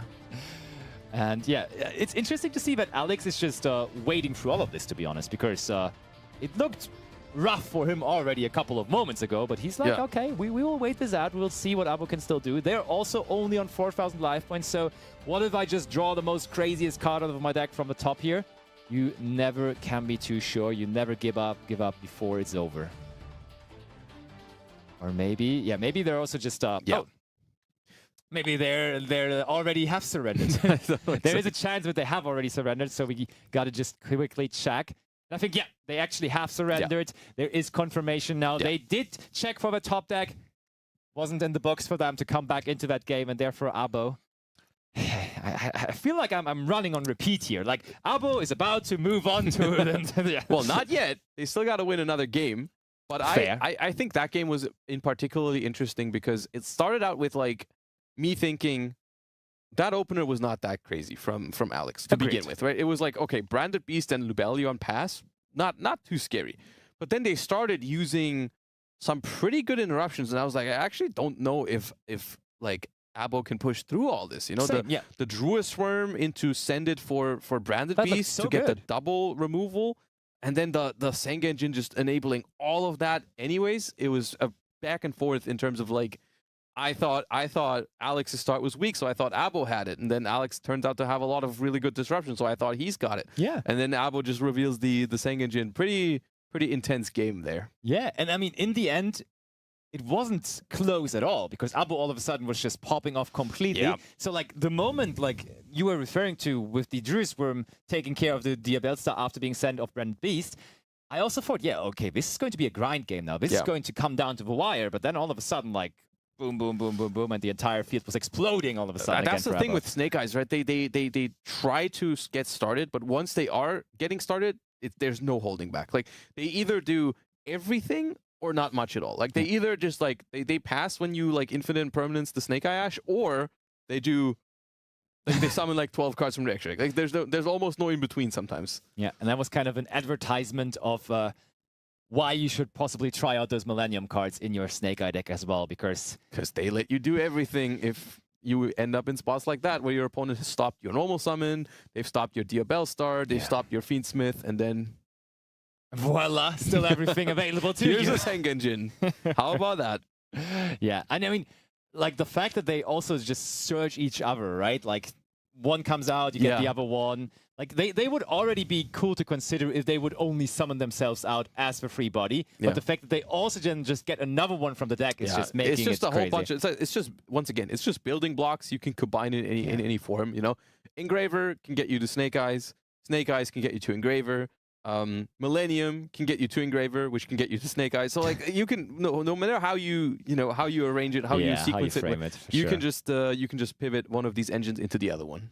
Yep, and that might as well be the reason why we see these players go for another game of Snake Eye gaming here in the second game. But players are ready and game is starting. Therefore, let's find out together who is playing what here for this second game. And Alex is going first, so no Tenpai gaming from his side at least. Nope. And Abo, honestly, with some players, I know when they pick a sleeve what kind of deck it could be. But with Abo, you're I feel that like he's deep playing into the 20, Abo lore? Yeah, no, but he's playing 20 different sleeves. So I don't have any clue. But that looks like more than 40 cards, I want to say, for him here. That's hard to tell. It does not look like 60, I think. Agreed. I feel like you can tell when it's 60. I find it really hard to tell if it's like 45, 50 or something. Anyways. We're starting with Kashtira Unicorn. Haven't used the effect to search with it yet because we probably want to check for a Droll Lockbird first before we do. And we Bonfire for a Snake Eyes Poplar. So we've switched off of the Bestial Fiend Smith deck to what looks like Kashtira Snake Eyes. Yeah, I mean, Alex probably was like, that was also now my advertisement for the Snake-Eye deck. That deck that you just played looked pretty powerful. You know what? I'll try it out. You know what? Let's give it a go. Let's see how good it really is in my hands now. But no, I think I've seen Alex play the Snake-Eye deck before as well. He's definitely no stranger to it either. And he has not just randomly decided to bring it right now. Yeah. But yeah, that unicorn. That's quite the hand. Quite the hand. That indeed. is a Kashtira unicorn bonfire wanted kind of hand. I mean, that's one one-off into another one-off into another one-off, isn't it? Oh, wait, no. What is bonfire? 2 unicorn, 2 bonfire. Okay, yeah. Wanted. Still. it qualifies as a very, very good and unlikely hand, yeah. Probably. Okay. Black Witch sending is unicorn on the field. Wait, did we activate the effect of unicorn at all? We may have drawn the birth if they didn't. Probably, yeah. Reception of the Sinful Spalls set to the field. Activated now. Which monster are we tributing? Probably giving up on the Pop Larva, I would have to guess. Or from hand if they want to keep all the bodies. Deciding to use the DUEL star for it. Once again, this would be a perfect moment for a Ghost Ogre and Snow Rabbit. It'd be so good here. What kind of value that would be. And, it's not Ghost Ogre, but it's Ash Blossom and Joy Spring. Honestly, it's not generating as much value as the Ghost Ogre because the Deception stays on the field, but the Deception is not going to do anything for the rest of the turn, so... Yeah, still pretty good.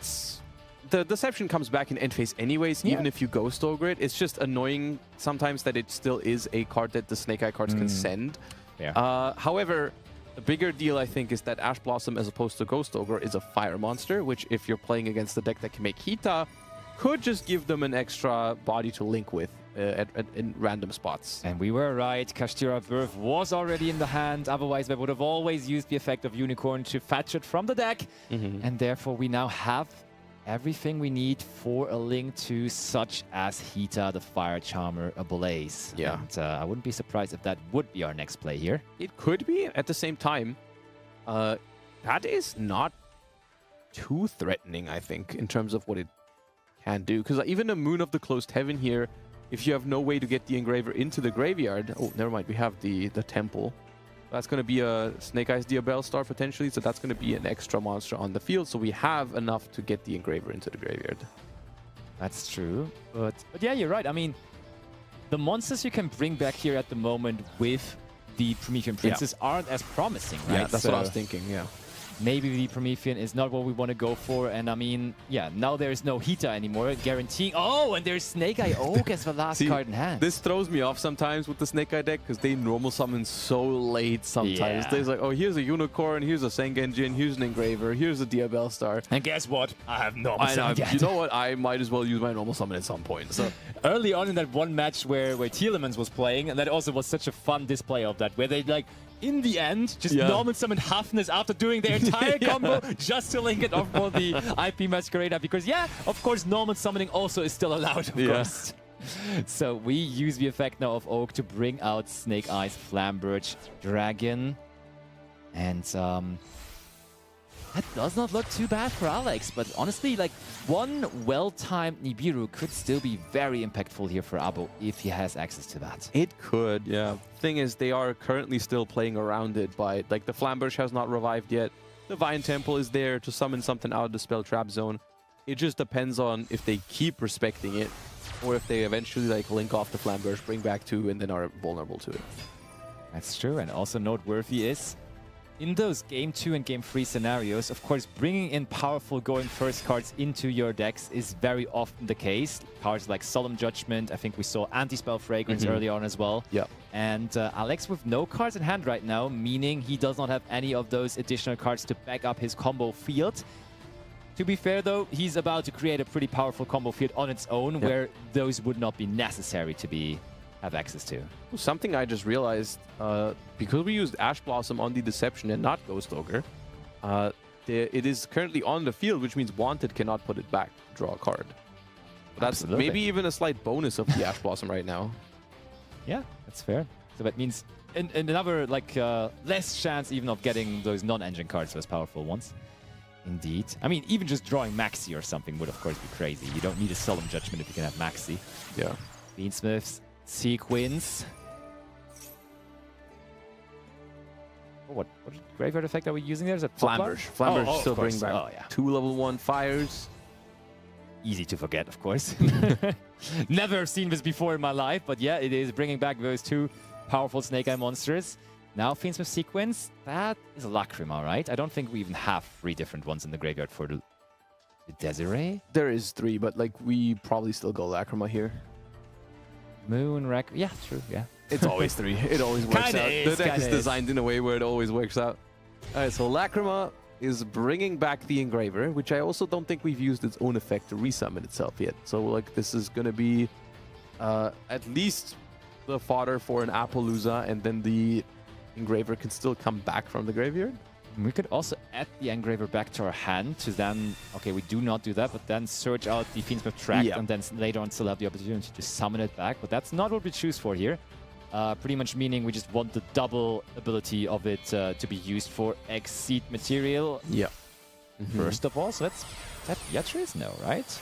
It is Beatrice. That's interesting. What are we missing here? Oh, are we maybe... We spoke about him being able to go first here. Do we play one of those powerful trap cards in our main deck, maybe? Oh.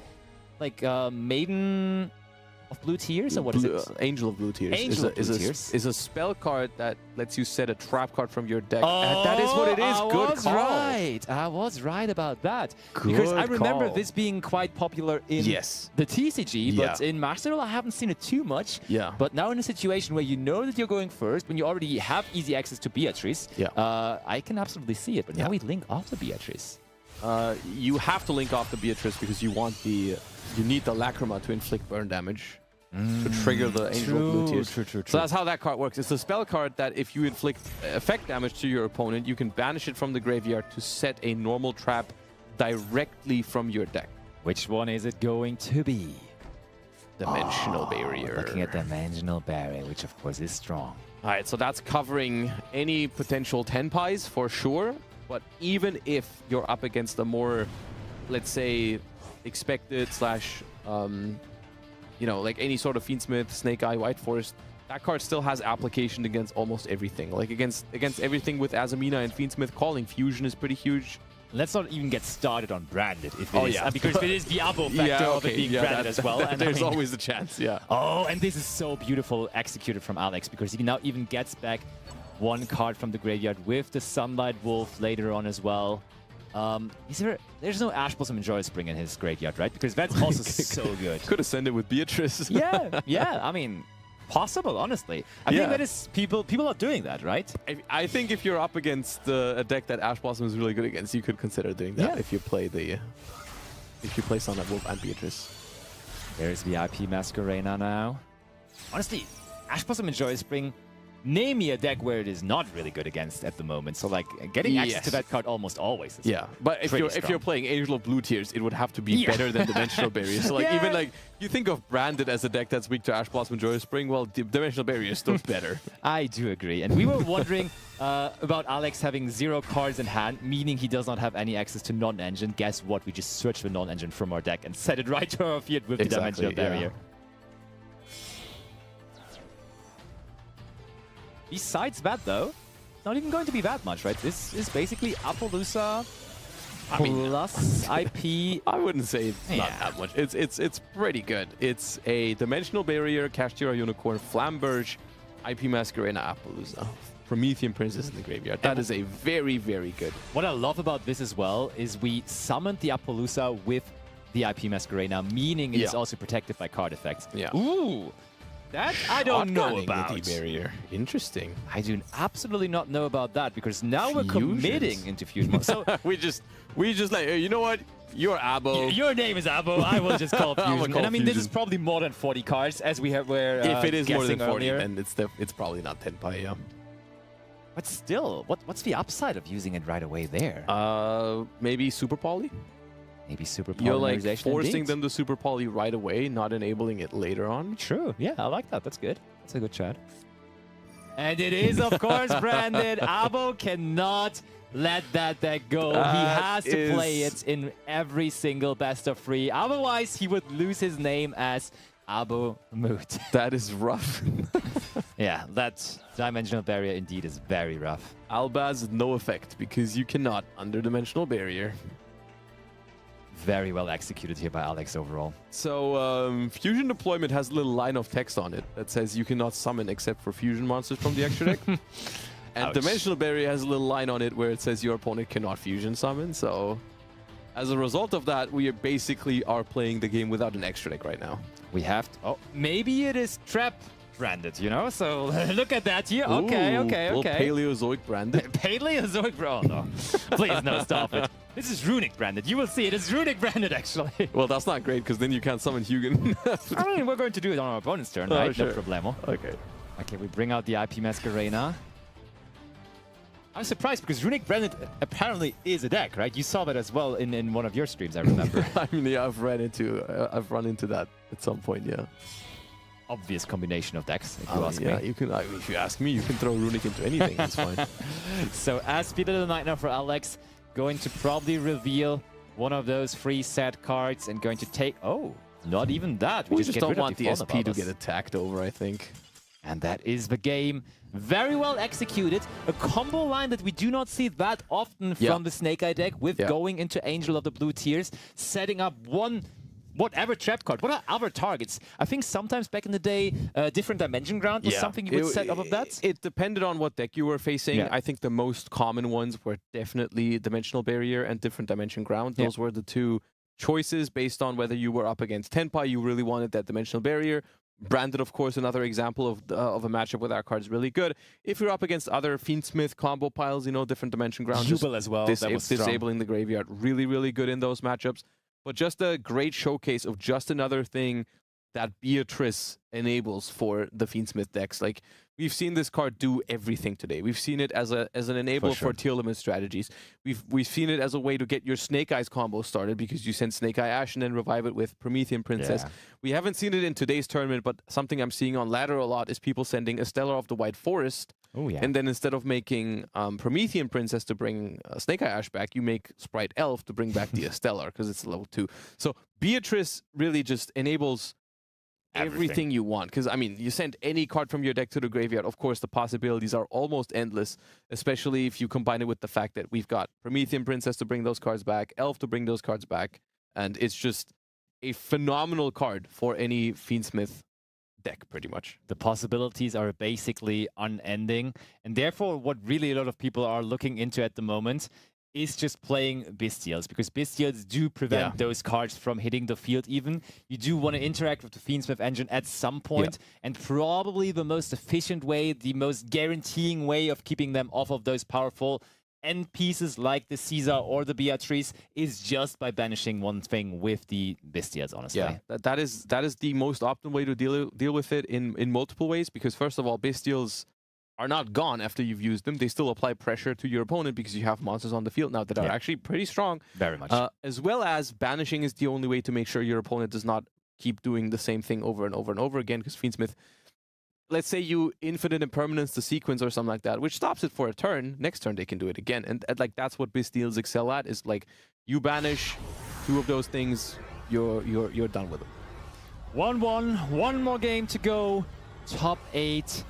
Is that the finishing position for Abo, or is it the finishing position for Alex? We're trying to find our way into the game here. The endless circle here of blue and red. And any moment now. Do you have Alex on Tenpai now? Do you think he's going to go back to that? Oh, it's us! Well, the circle ended on us. We're just reloading. I think we're going to be in that in a second. I mean, we've seen Alex on Tenpai earlier, yes, after they've... but that was after they lost, I think. True. Now they won. So I think No, Wait, actually, that was after they won. No, I misspoke. Yeah, that was when the opponent chose. Okay. Oh, Abo has selected to go second. Okay. We are mind gaming right now. So once again, Abo was the one to decide. And Abo has 4 cards in hand. Must mean that either Molchami Perulia or Molchami Fuvalos were activated early on. Maybe Maxi as well, but I would be more so leaning towards the Charmies. We'll see if there's a card drawn once this Magnumwood hits the field. There is not. Okay, so it must be Fuvalos. It must, if that's what happened, it must be Fuvalos, yeah. It could also be like activate Lubellion, activate Ash, then activate Talons to draw 2. Yeah. That would be 5 versus 4. Bestial Aluber. Oh, he's very close to my heart. I love the Bestial Aluber. We do use the level 4 tuner to go into one of the most powerful synchro monsters of all time. Also, of course, our mascot basically for one of our Challenger Cup seasons. Yep. Baron de Fleur and the Bestial Aluber goes back into the It was Droll and Lockbird. It was Droll and Lockbird, now and we that's know. why we're adding Aluber from the graveyard. Otherwise, we would have added a Bestial from deck. I see. We figured it out. Yeah. We did figure it out, and Abo, this might be another one of those games where he can do it, right? Because this is somewhat similar to the situation in game number 1, I want to say. Yes.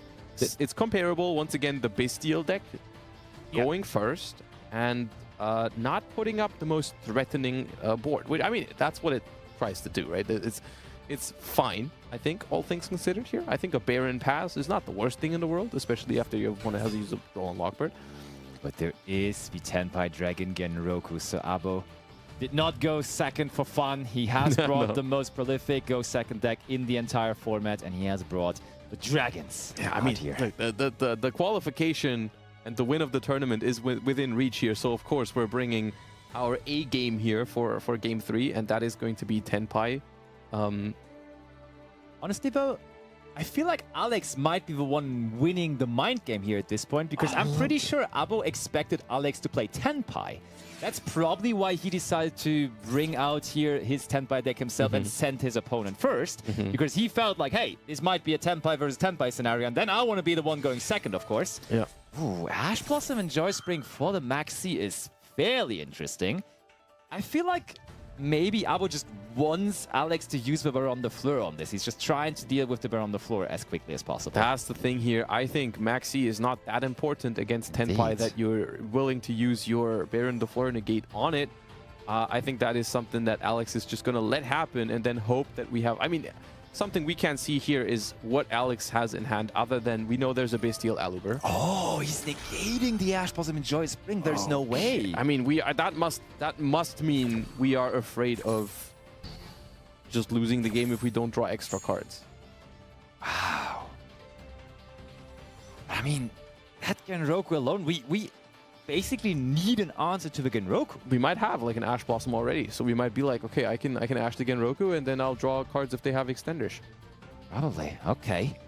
Let's Then see. once again, if you had Ash already, you would just keep the Baron for the extender. Right? Oh.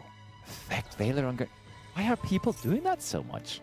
Because once you let him go to the battle phase, the Veilers are useless anyway, so you might as well force him. This was end of main, probably, you think? This is end of main, yeah. Okay. I think they try to go battle phase, and then you just Veiler it, and then maybe the Maxi draws you another Veiler, and then you can actually prevent the Pydra or the Chandra. Yeah. Very fair. So there's a draw. Chandra it is for Abomut. Oh my, did he find another effect Veiler or not? We're in the battle phase. That's scary territory for Alex, but of course he may draw into Bestials, which at least could withstand the Fire Dragon Storm that is coming up here in the battle phase. And here's really where it depends on what kind of hand interactions even are in Alex's deck here. We saw that he's on DD Crow in game number 1. That could be a good one against DD Tenpai. Crow is potentially massive. Ghost Ogre is another card that can be really annoying sometimes when you're trying to synchro with your Tenpais. Of course, they all have the quick synchro effect. So, like, if we try to Ghost Ogre the Pydra, the Chundra can also use its effect and stuff like that. But, yeah, this is tough for Alex, I think. Going to be intense, so maybe the real winner of the mind game in the end is going to be Abo, because in the end it only matters. Oh, we're isolating all of our plays from possible DD Crows or Bestials, because the Odd Eyes Meteor Burst is there, and Ash Blossom, as you're saying, for sure. That is so strong. That is not one you see every time or every day with Tenpai. It comes out rarely, the Meteor Burst Dragon, but it is so powerful sometimes. That is going to shut off any sort of monster effects in the battle phase. True. Now, here's the thing. You can still infinite impermanence that Meteor Burst, potentially, if we found it here. If we find it, Once the true. Baron leaves the field is the thing. Once the Baron leaves the field, we can infinite impermanence. Oh, this is intense. Because also, of course, when they go for the Meteor Burst, it's clearly telling us and Alex that they have a way to end the game this turn. Like, Yes, they are... this is enough damage right now. Yeah. If everything goes uninterrupted, which we are shutting off any monster disruption at the moment. The thing that could happen, though, is if we have, let's say, an infinite impermanence onto the Meteor Burst, that opens up all other cards again. Sure. Like, then we can DD Crow again, we can Bestial, we can do all those things. So I think this is still far from a guaranteed win here, even though we are in the battle phase with Tenpai and we're looking like a lot of it's looking like a lot of damage here. Oh, this is so intense. Is he going to find a way around this, or is he? I think Abo is just really thinking. Okay, for a moment I thought we were lost, but no, we are attacking with the Chandra. I think Abo is trying to figure out a way to like do his thing before clearing the Baron. Yeah. Like, because as soon as you clear the Baron, infinite impermanence is on the table, and that is a huge like... Hold on, though. If we make Transcendent here, Transcendent turns the Baron into attack position, then we crash with the Transcendent into the Baron, and we have the Biden coming back as well, and that's more than 8,000 points of damage, isn't it? It is. Oh, but it's going... Look, yeah, we're synchro summoning. I think that's what we're trying to do. I think that is pretty safe and isolating us from pretty much anything. Look at this. We go Transcendent. Transcendent will turn the Baron into attack position, making it an easy target to attack into and crash into. Oh, this is looking like Abo has found the route to victory here.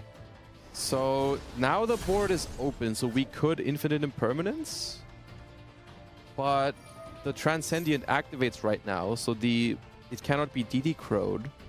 Yeah, I think you're right. That's the thing. I think this is guaranteed. I think it is guaranteed. Yeah. Really, really isolating perfectly. We, of course, have declared more than 3 attacks already. This is 5,500 on the field, but let's not forget, Biden Dragon still waiting in the graveyard, and no one will be able to stop it from coming back. There it is. Speaking of coming back, Abo Mood is coming back into another top 4 of a Challenger Cup, and this time around, he's playing for real high stakes because he may be qualifying for that in-person final at the end of the month. Yeah. No surprise to see Abo among those 4 people still remaining in the tournament. And as much as it pains me to lose that Bestial deck because I really like it, I can't help but like you know, that was very well played that last game. Yeah. Even though, you know, it is Tenpai, sometimes it has games where it just like does 32,000 damage, it feels like, without much effort. Easy. This one was not one of those games. This one was really like, you need to figure out how you do this and how you reach 8,000 damage the safest way possible, and I think Abo has managed to do that, and I think that those are the games that are actually quite enjoyable to watch when it comes to Tenpai, because they actually have to do some work for it. Agreed, for sure. And I think, at least for me personally, I don't know about Abo, but those moments are also very rewarding when you now go into the replay, and when you check and you see your opponent did have 2 DD Crows and an infinite impermanence in their hand, and you're like, oh, I played around this so perfectly. Yeah, it could be. This was amazing. And I think those moments are just always really, really funny and really... And if Abo had not played that perfectly, it could have won the game. So very interesting game state. But did we see the other cards in hand for Abo? Because like the Genroku, like let's just imagine we negated the Genroku. So far, from what we've seen... Did we see anything else? No, I think at that point it was just all off of that Genroku. Okay, yeah. So that is reason to believe that maybe stopping the Genroku could have been enough.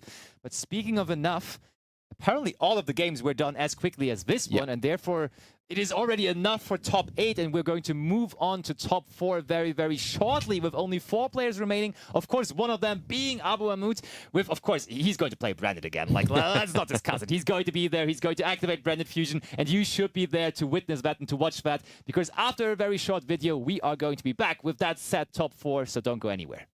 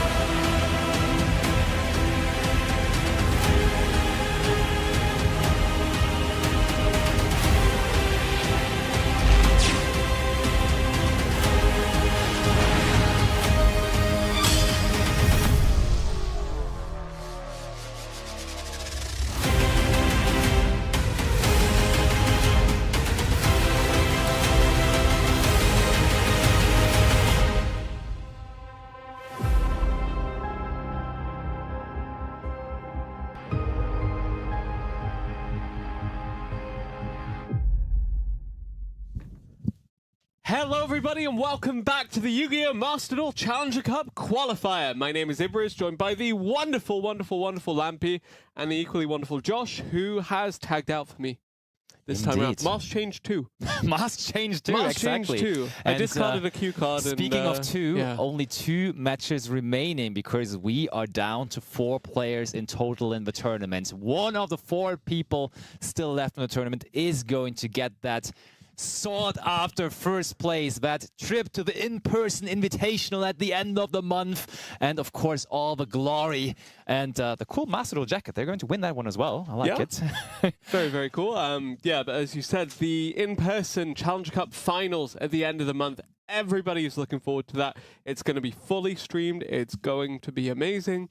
There's going to be a lot of really cool prizing on offer there and some really great games. You'll see in the top of your screen right now, it says top 8, but we've actually just exited that, and it will be the top 4 coming your way very shortly. We will have a bracket for you very shortly as well to show you which players are going to be in those top ranks. I mean, one of them we know. One of them we followed through his top 8 match. Abu Hamid. I mean, you at this point, what can we even say about him anymore, right? There it is. That's it. Okay, missed. This might be the test of the tests now, though, for Abo, because he will be facing Mist, previous world champion contender, and therefore certainly no one to be joking around with. So actually, we have seen both of these players on feature match throughout today. Of course, Mist piloting the Fiend Smith, but with the Millennium cards on top of that. Very, very interesting to see. Will we see Mist take on Abu Hamid in this top 4 game? Or will we actually see the other side of the bracket, Mario versus Mez UK? And we saw Mez UK on the bracket before. Oh, but we do have Millennium cards again here from Mario's side. Mario immediately placing that golem that guards the Millennium. But Maxi 40 to Mez UK. 4 players remaining, and those 2 are, in fact, 2 of them. And that Maxi did resolve. And that's so strong. Wait, did it? Yeah, okay, I think we're getting the draw. It will. Machu Temple in turn will lead, you have to imagine, to Sengenjin Wakes from Millennium, which will then give another card to the Maxi. Shouldn't be too many more past that point, though. The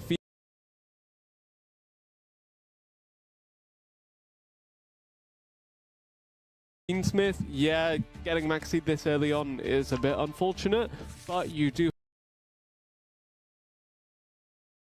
have the opportunity to stop your combo relatively early or just play through it, apparently, if you are Mario. I mean, yeah, the question is if you... Oh! Okay, I haven't seen that one before. Kuri Photon is such a cute tag card from Mario here because this card is specifically and only included into your deck if you expect to play against the Tenpai Dragon deck. It is searchable off of Fiend Smith track, and as you can clearly see, as a quick effect, you can just discard it from your hand to the graveyard. You take no damage this turn, so any kind of Tenpai Dragon player will hate this card because they can just not attack and deal damage that turn. But is UK a Tenpai Dragon player? Tenpai Mario! So this was very, very well read by Mario here. Playing through the Maxi, adding the Kuri Photon to the hand, it's going to stop the damage. But here's a Maxi of Mario's own. Is there a response from Mez UK? We said before, the counter to Maxi from the Tenpai Dragon deck is just to play through it, or you could alternatively just use Ash Blossom and Joyous Spring. Actually, Mess UK probably feeling pretty bad that they didn't Ash Blossom to stop the search for the Kuri Photon, but they couldn't know that it would have been in the deck, honestly. Just a really uncommon, really interesting tech card for this matchup specifically. Yeah, very much. And I mean, now that you got yourself into that situation of you knowing that your opponent has Kuri Photon in his hand, I think then you just want to stop the Maxi with Ash Blossom and Joyous Spring 100% because you know there is going to be another turn, so you just can't afford Mario to just keep on drawing those cards. Unless you've Called by the Grave. Life points. Oh, Called by the Grave would go crazy here, but there is no Called by the Grave. Whew. That must be a sigh of relief there for Mario because Called by the Grave there would have been absolutely ridiculous. But that means clearly that Kuri Photon of the Kuribo family, doing what Kuribo did in the beginning of the days, and it's preventing any kind of damage for the rest of the turn. Sangenpai Biden Dragon going to come out though, so the Tenpai Dragon strategy still very much full underway. Tenpai Dragon Chundra coming back as well does mean we'll see another synchro summon, you have to imagine, but no damage going to come out here, just a lot of fighting, I guess. Just the engravers presumably already in the graveyard, actually. That is the Millennium Golem that is getting destroyed. Yeah. It is. So we still keep on attacking. Why not, Mario? But I think what we will have to look at here in main phase 2 is probably just going to be the Hieratic Seals of the Heavenly Spheres, which is just the main interruption that the Tenpai Dragon deck can really get onto the field. And interestingly enough, quite often... again into the Sangenpai Transcendent Dragon. Yeah, I think we go Transcendent here, because having Transcendent is actually quite nice, because in the graveyard with that, even on your opponent's turn, it will have to be your own Ruddy Rose Dragon. The Ruddy Rose clearing up the engraver from the graveyard. That's lovely too. And chaining the Biden Dragon to avoid it being hit by the Ruddy Rose Dragon. That's pretty strong. I like it a lot. Also, not only the engraver, but there also was the Snake-Eye original, or the original Symphosport Snake-Eye in the graveyard. So any kind of follow-up, any kind of obvious follow-up for Mario is gone with that. Some interesting tech there. In response, honestly, like very, very well played by both of these players. Mario, though, you have to imagine actually in a really difficult position, because Tenpai Dragon deck, we've seen it so many times before. When it's not committing to these in-engine pieces, the rest of the deck is just disruption, disruption, disruption. Does this Wedju Temple resolve, or is it answered with the likes of your Ghost Ogre? Is it answered with something else? I think as soon as they activate the effect, it may easily be answered with the Hieratic Seals, to be honest, because it can only activate the effect to place something into the Spell and Trap Zone once per turn. So if Mesuke is really worried about this, he could chain it, but on the other hand, you can also just wait for those cards to be put into the Spell and Trap Zone, and then you go after them. Then, look, they place a Maxi into the Spell and Trap Zone, so you don't care about that, but you may more so care about the Sengenjin. To reiterate, this is top 4. This is the penultimate series. These players are one match away after this from qualifying for that in-person finals at the end of the month and playing first and foremost against the winner of Abu Hamid and missed in the finals of today's tournament. Mario versus Mesuke. And Mesuke right now actually looking to be in an okay position despite Mario resolving a lot of these Millennium cards. But actually now at 2,000 life points means that the Millennium cards are no longer accessible from the Spell and Trap card. I was about to mention that. That is pretty huge of a deal, because he had no longer access to any of this. Now Sengenjin will be activated, but having it cannot two summon there itself out. Means that Snake Eyes Doom Dragon is online if you need it to be. I mean, you definitely need to be here, because I don't think we have anything else to do otherwise. So we turn these two cards into the Snake Eyes Doom Dragon, which can now target the Ruddy Rose Dragon to push it back into the Spell and Trap Zone. So that Doom Dragon might be the Doomfall last resort here for Mario, but he does also find Snake Eye Oak as his last card in hand. And he, honestly, realistically, he needs that Snake Eye Oak to resolve.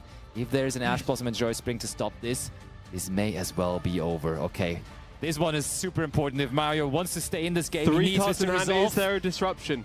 Called by the Grave would also work against this, but I think we would have seen the Called by the Grave on the last turn, so no answer at all from Mesuke here. That could be in hand for Mesuke, because okay, that is a disruption, and that should do the job here. That clearly works, of course. The Oak on summon wasn't as dangerous because it couldn't bring anything back from anywhere, so the Veiler carefully held for the Snake Eye Ash after them already giving up another card with the Wedju Temple. So this is not looking too easy for Mesuke, but Mesuke does not have guaranteed follow-up, so if we deal with the Magnamut, and it's easy to deal with that because it's 0 attack and defense, maybe there is a chance for Mario. Kita, the Fire Charmer Ablaze, can of course bring back one of the fire monsters from the graveyards here. Who's playing Tenpai Dragons now? Actually go for the Biden Dragon. 2,600 attack points on its own. We can turn this into Promethean Princess, and now the thing is, if we turn it into a Promethean Princess, and if we bring back the Snake Eye Ash, obviously we have only used Effect Veiler on it when it tried to use the first effect, but the second effect to summon from the deck, possibly a Flamberge Dragon, very much still able to activate. But we first of all bring back the Snake-Eye Oak. And speaking of effects that were not activated yet, of course, when Snake-Eye Oak was normal summoned, there was no monster to be brought back. So we do not only get the Oak, but also the Snake-Eye Ash. Now actually making sure that when we summon out the Flamberge, there would be another monster on the field to be linked off alongside it. Very well played by Mario here. Looking to climb deeper into the Snake-Eye main deck monsters. Of course, the extra deck, though, going to be the focus here. We have another Link summon. Will it be Appaloosa or will it be the World Sea Dragon Zealantis? No, it's going to be the Snake-Eyes Flamberge Dragon being summoned from the deck. It is, and now we can also just go for our Fiend Smith cards. Like, our opportunities here are endless, basically. As soon as we get to this point, there's so many things we can do. We want the Chandra into the Spell and Trap Zone. I like it because that kind of keeps Mess UK off of Chandra for the rest of the game, because there's no real way for them to get that out of there. Because, let's face it, Mess UK, they are not playing Snake-Eyes Doom Dragon in their extra deck, because that is not a Tenpai card you want to run. Now the Link Karibo next. I can't believe this. It looked so desperate and bad for Mario, but I think he might be able to crawl back into this game.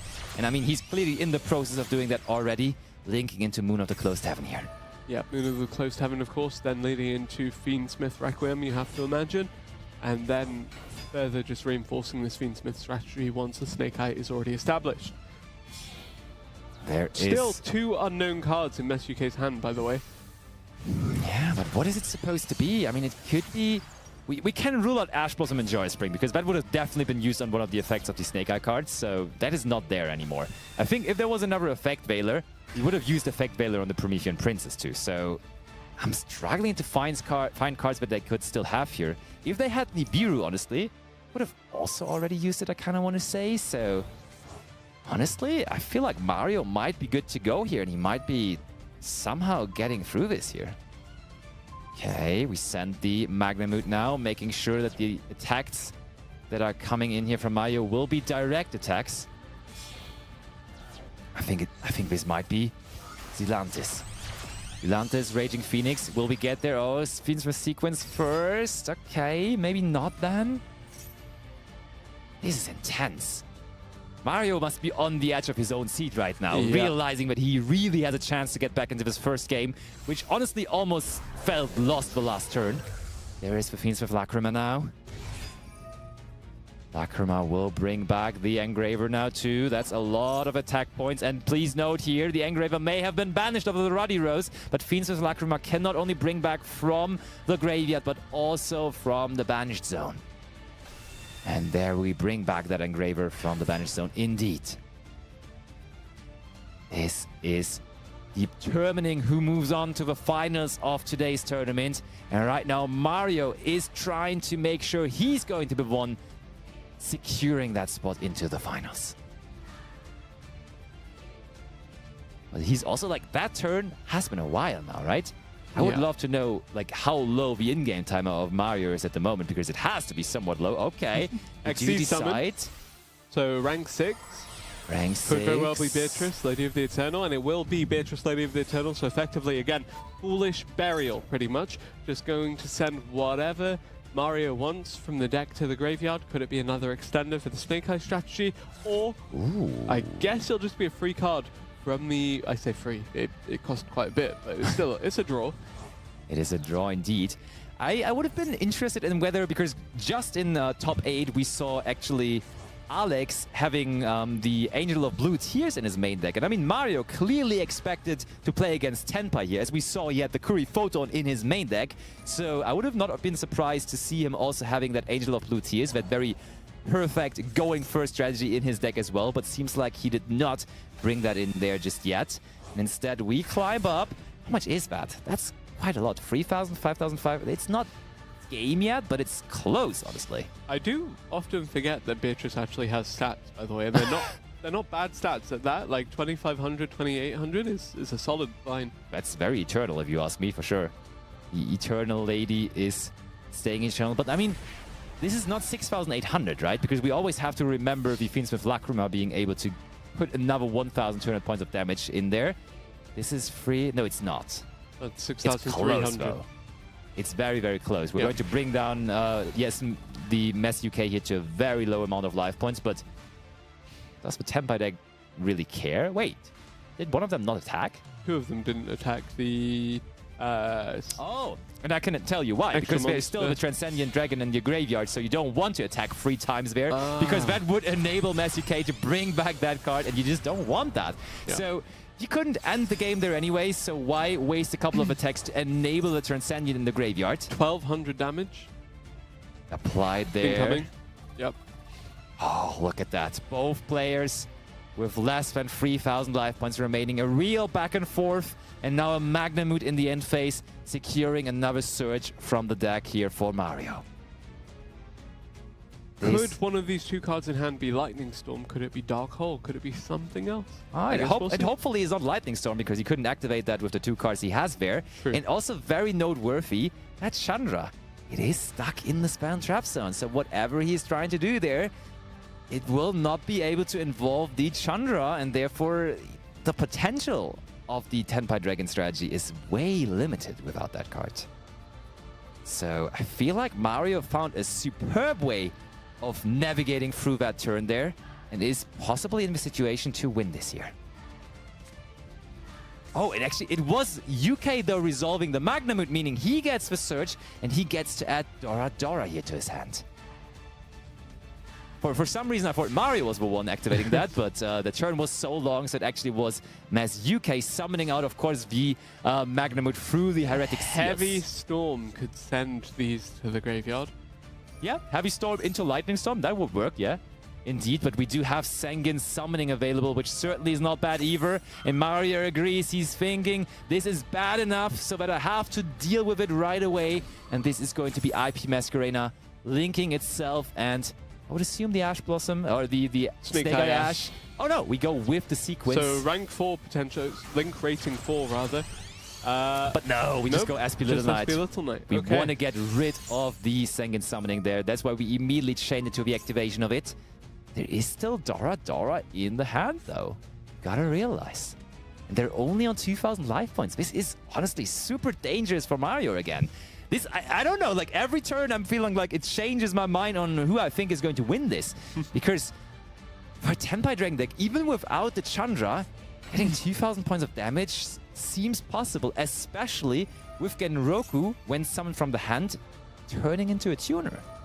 Okay, but if it does turn into a tuner, we at least get rid of the non-tuner here with the Dora Dora now, by banishing it and the SP Little Knight. And there's Effect Veiler as the last card in hand for Mario as well. This is so strong. This is absolutely massive. I think this might be the card. No, I don't think so. It isn't Called by the Grave. This might be the one card that is determining that Mario still does end up winning this game here. What a back and forth battle this is between these two. Mass UK, do you have another way to play here? There is hardly any more ways in his deck to play here, I feel like. So Mario might be the one in the end. And then in the deciding end, who takes this one down here for the first game. But still, UK does not want to end it just yet. He's not ready to give up. He's not ready to surrender. When he still has 2 cards in hand, of course. I mean, just... yeah, we could use Darkhold on the Snake-Eye Ash. Why not? We probably would have led with Darkhold, to be fair. Very clearly. So, Mass UK, what is it? What is it that you still have cooking? You still have brewing there in your hand? I've seen Tenpai turn 1 card into an entire field, doing 18,000 damage before. But with Chandra being put in Spell and Trap card zone, it's a little bit trickier. It very much is. So just in case he's not thinking right now, let's quickly go ahead and refresh the replay, because I think that they probably did already have a decision there. So we're just making sure, going back into the replay and see whether we have a decision there from our Tenpai player already. And yeah, it's looking rough for them, and I'm curious to see whether they will be able to come back from there. And there we have the answer back into the game. Look at that, they're still thinking. They are still thinking. Nothing has changed. Situation still the same, so there was no loading error. There was just actually Mass UK still trying to figure out whether there is a way to win this somehow. But is there really? That is the question here. He just maybe MSUK just doesn't want to realize it's over. Maybe they're like, I can't believe I'm losing this game. Strategizing for the next game. Yeah, already. True, he's already using the time right now trying to figure out what deck he's going to bring for game number 2, maybe. You never know. But no. There is the conceding, there is the surrendering, and we see Mario, due to the power of Curry Photon, taking down game number 1, and therefore bringing himself one step closer to the finals of today's tournaments. Yeah, really well played overall. Honestly, just very happy, as always, to see a difficult situation navigated through sheer good Yu-Gi-Oh! Gameplay. Yeah. Yeah, and ultimately very, very well played. Again, Tenpai Dragon cursed by the feature matches so far today.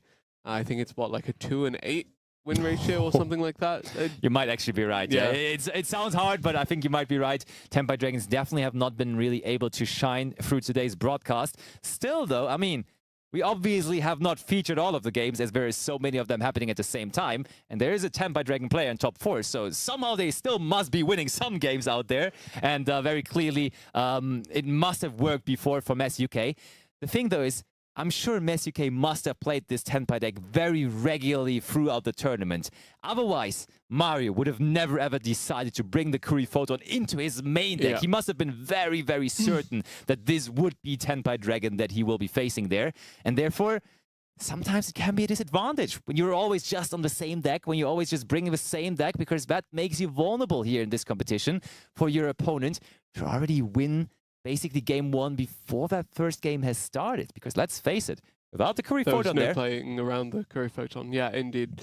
The Tenpai Dragon just cannot answer that, and the fact that it was such a great read by Mario to put that into the deck, just very, very well played. I think it's also a light Fiend, by the way, so it does help with... I mean, obviously it is, because he searched it over Fiends with Tracks, right? Yeah, exactly. That's the whole logic behind it. And so we are still... we actually get the information that in the other top 4 match, where we spoiled it a little bit earlier on between Abo and Mist, 2 very, very, very big names in the community, they are really having a long game 1, because our featured match, that was a back and forth and a really, really long game, but they are still in their first game as well, and therefore they are really, really trying to secure their spot into the finals, equally so, of course. I mean, yeah, there's lots to play for today. They really want that trip to the Invitational at the end of the month, to the final, of course, to the in-person tournament, therefore no game to be given up easily. I mean, we had a extensive back and forth, even with the fact that both of these duelists were trading really aggressively, and one of them was on Tenpai Dragon, which you don't really associate with long, slow, drawn-out games. But regardless, very, very well played by both of these duelists either way, and honestly, just some great Yu-Gi-Oh! Master Duel action so far today. Very much, and now, of course, the question, do they just stick to their Tenpai Dragon strategy? Because now they get the choice. They can go first if they want to, but often so, if you're so comfortable with your Tenpai Dragon deck, you don't mind even in game 2 and 3 to go second. So what are they going to do? We are about to find out. MSUK wants to go first. He wants to present us a different deck this time than the Tenpai Dragon strategy. What is it going to be? It is the Yubel deck. Let's go. I was saying at the beginning of the tournament that I cannot wait for this deck to be successful today. And we see it here starting off with an early Phantom of Yubel. Oh, this is a lot of good stuff coming down from the Yubel deck. You get not only the access to the immediate Phantom of Yubel, but the Fiend Smith stuff resolving as well.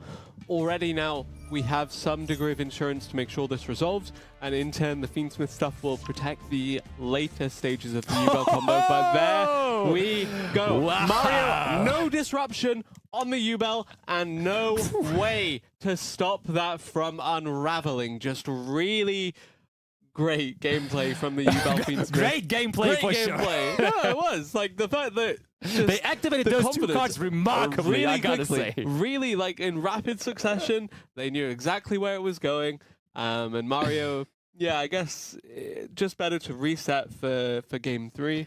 I he personally does get think to choose whether to go first or second. Yeah, now as well. I think it's a sign of respect as well. Mario knows that they will know what they're doing there. Mario says, hey, I don't need to see you executing this very big combo because I am aware you are here in top 4. You are a good player. You will do the best combo you could possibly do. Therefore, I'm not going to waste any of our time, and I will just surrender here, and we will go into the third game instead. There I was, looking forward to shouting, Varudras, the final bringer of the end times. Yeah, we didn't get to that part. Yeah, but maybe realistically, I mean, we can browse the viewers for the viewers at home. We can browse through it a little bit for the people not knowing what would be happening there. Just alone, the Fiend Smith Engraver nowadays, with the introduction of Aerial Eater, actually grants you full combo for the Yubel part of your deck as well, because you do have the chance of the one Fiend Smith Engraver to bridge into the Aerial Eater. Aerial Eater will send you the Samsara Lotus to the graveyard. So you start with your Fiend Smith cards.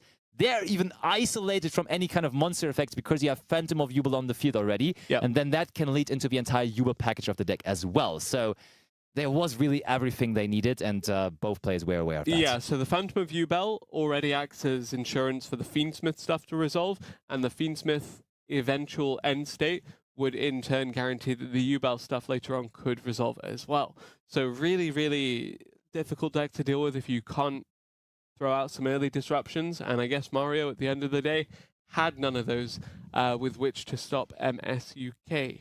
I was so excited, though. Like, I was like, oh, Yubel, finally! I told you it's going to be here. Yeah. I told you it's going to be winning. And I mean, in fact, it did win, but we did not get to witness it necessarily there with that short of a game. But now, of course, game 3.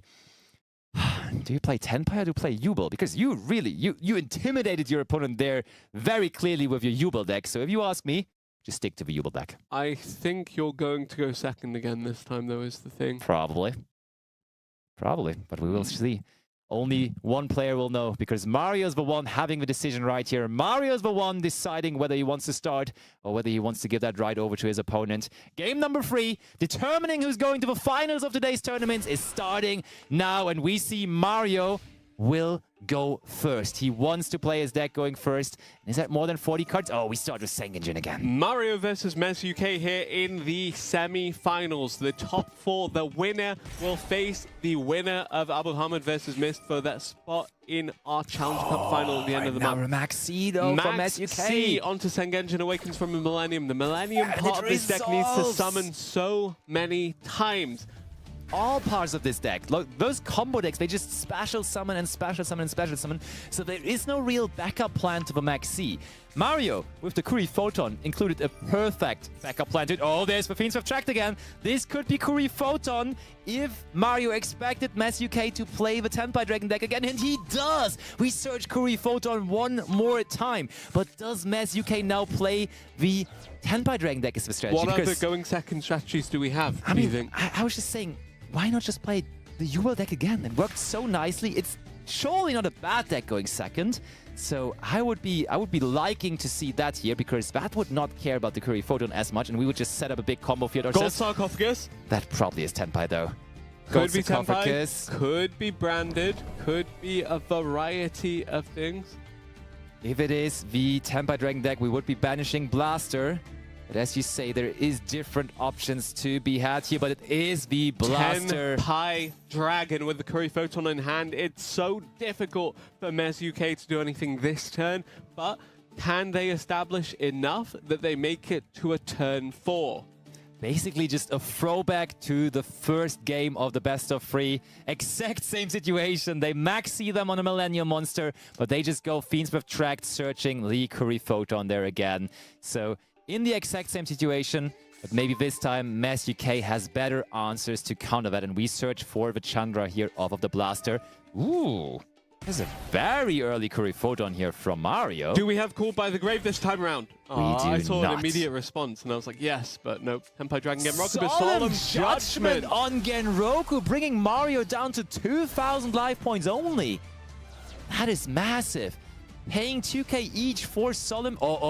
We do also have the Sangen Kaimin. This was our way to prevent another dragon monster to hit the field, but the Sangen Kaimin is our way now for MSUK to still make sure it is happening. Add Genroku to summon Genroku, summon the Chandra from the hand as well, and now we suddenly have access to a whole load of synchro monsters. The Tenpai Dragon deck has come online. Granted, it won't do any damage, but it is going to be able to establish a good field for next turn. Indeed, so this is looking like MSUK will not be able to win this game here this turn, but he's getting into a better situation.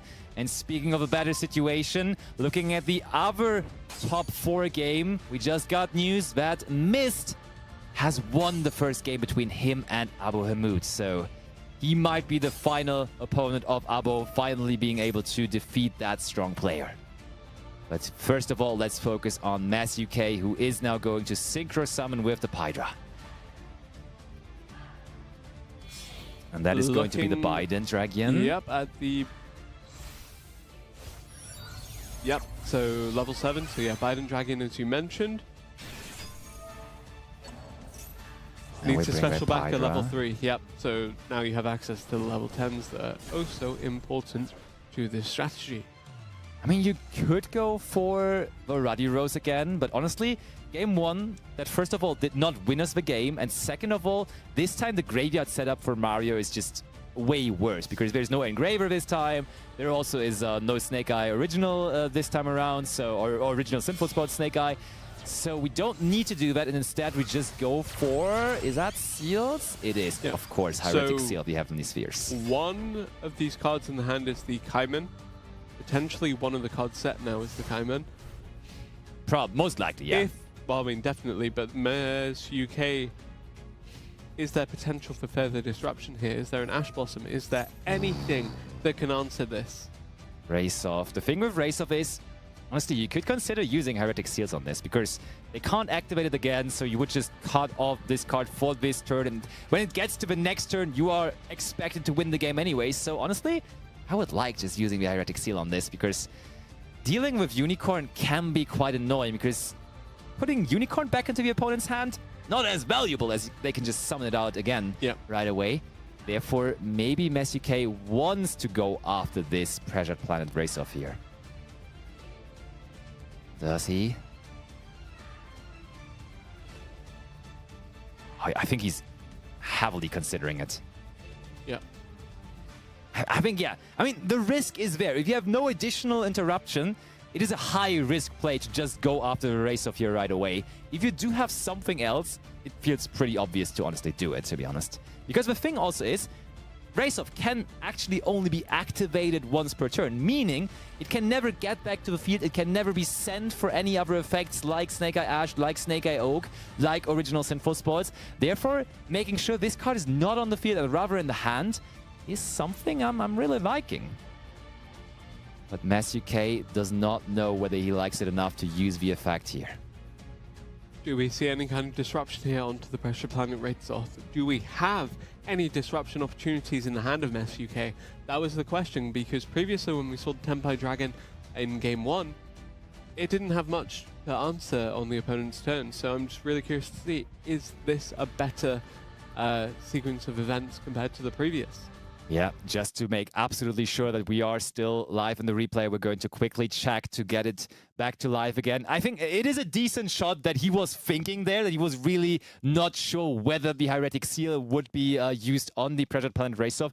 But to be completely sure, we will be going back into the replay in just a moment. And actually, I've just gotten the news. There might be a game over scenario. And I think, we will be going into the replay. Yes, but from what I've heard, the replay might actually already be over. We might be crowning a winner here. But let's see in real time. Let's go into the replay and let's watch who is going to make it here. Of course, Mario, as we said, going first. Sides are reversed here. We see Mario now on the bottom, but that doesn't really matter as the score is 1-1 anyways. So let's see how this one unfolds and who is going to be the one winning here. Did we see the effect failure come out, or was that one of the cards in the hand for Mess UK there? I think it was one of the cards in hand. He never used that, yep. That is a card that he still had there for sure.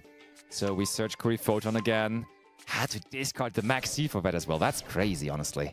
Sets the Judgment, and that was it. Mist and Abo are actually 1-1 at the moment, so we'll see Game 3 from them in a little bit once we get full understanding of what exactly happened here and who exactly came out on top to be our first finalist in the Challenge Cup qualifier.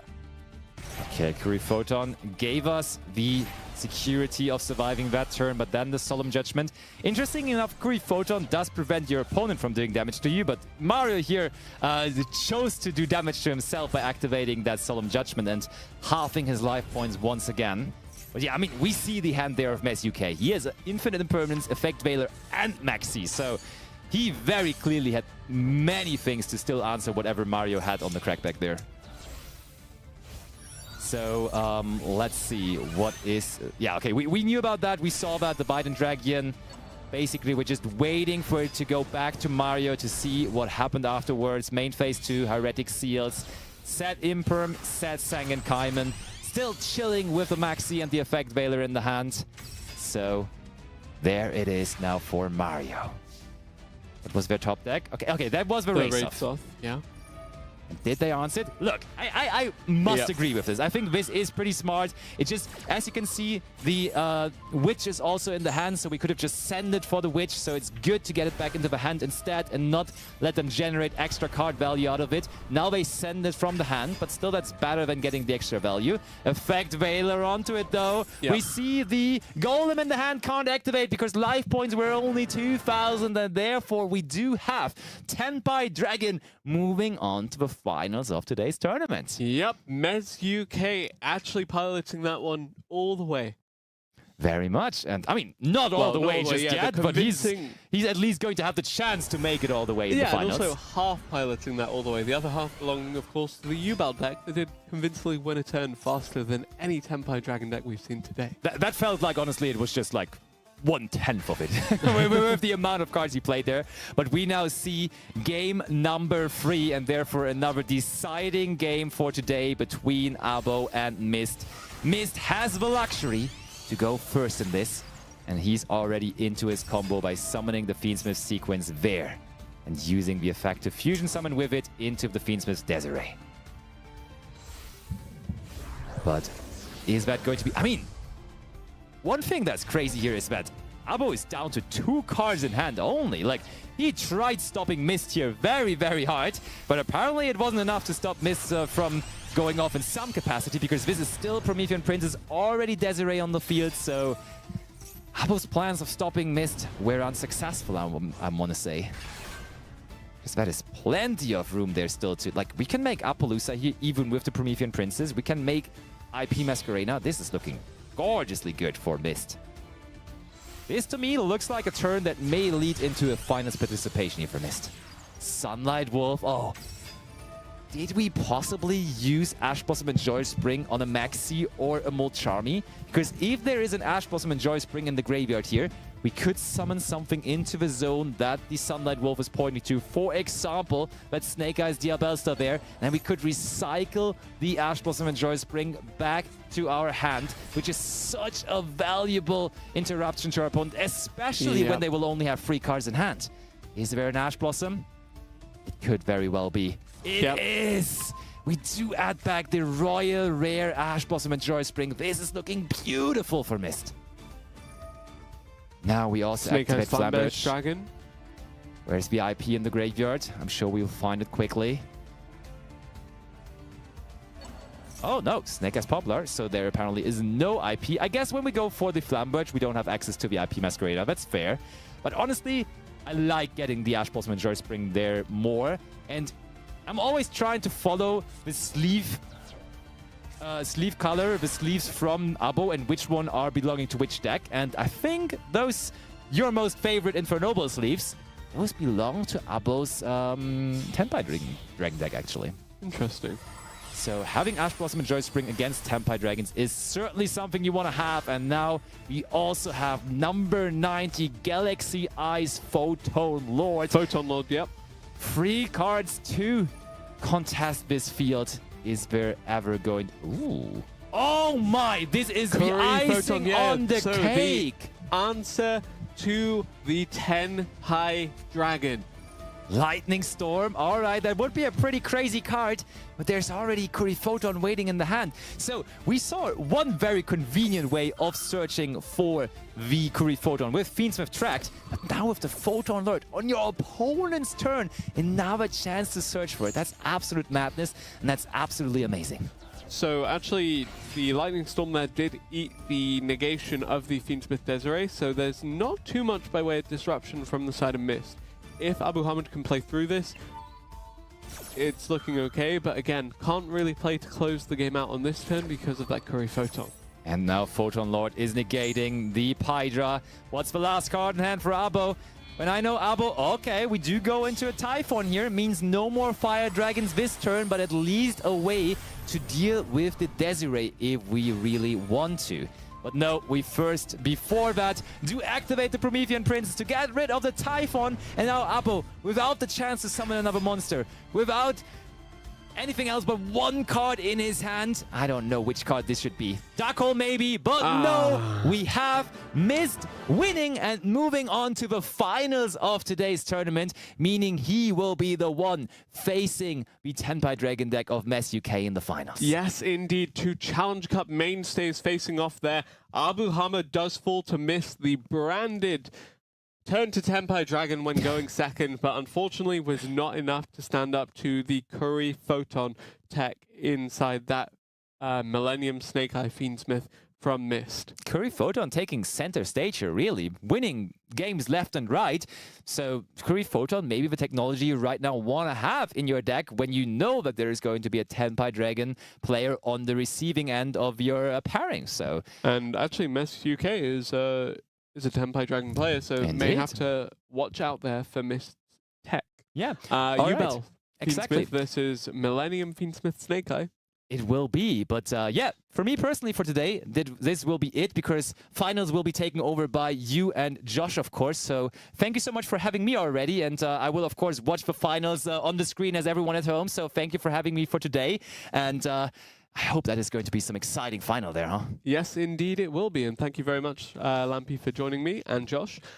We have one more series for you. Everyone at home watching the finals of today's event, the qualifier to see who will go to the Challenge Cup finals at the end of the month. This is it, the last best of three. Mist versus Mess UK. It comes down to this, and you will watch it just after this short video.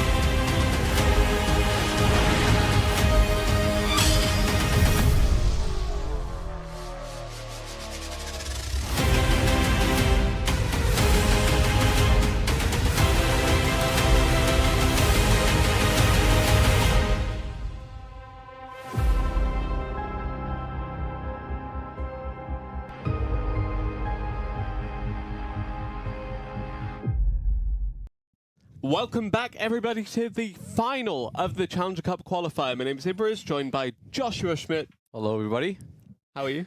I'm doing great, and I'm very excited for our last match of the day that is going to determine the winner of the tournament and also the participant of the Challenger Cup finals at the end of March. And our two finalists here are going to be Mistleton versus Mez UK. Yes, indeed. Mist, of course, piloting the Millennium Fiend Smith Snake-Eye for the majority of this tournament, whereas Mess UK did swap between the Tenpai Dragon and the Yubel, depending on what the situation needed. However, with Curry Photon now coming in as a viable tech for a lot of these decks, it does mean the Tenpai Dragon is getting less and less appealing by the game. Yeah, it's funny how that's just become a thing in top four, and like before that we haven't seen it, but then it just happened 3 times by different players as well in the top 4, which is very funny, but also very, very powerful against Tenpai specifically. Of course, with the Millennium Fiend Smith Snake-Eye having multiple ways to actually find that card, and you guys saw both of those in the top 4.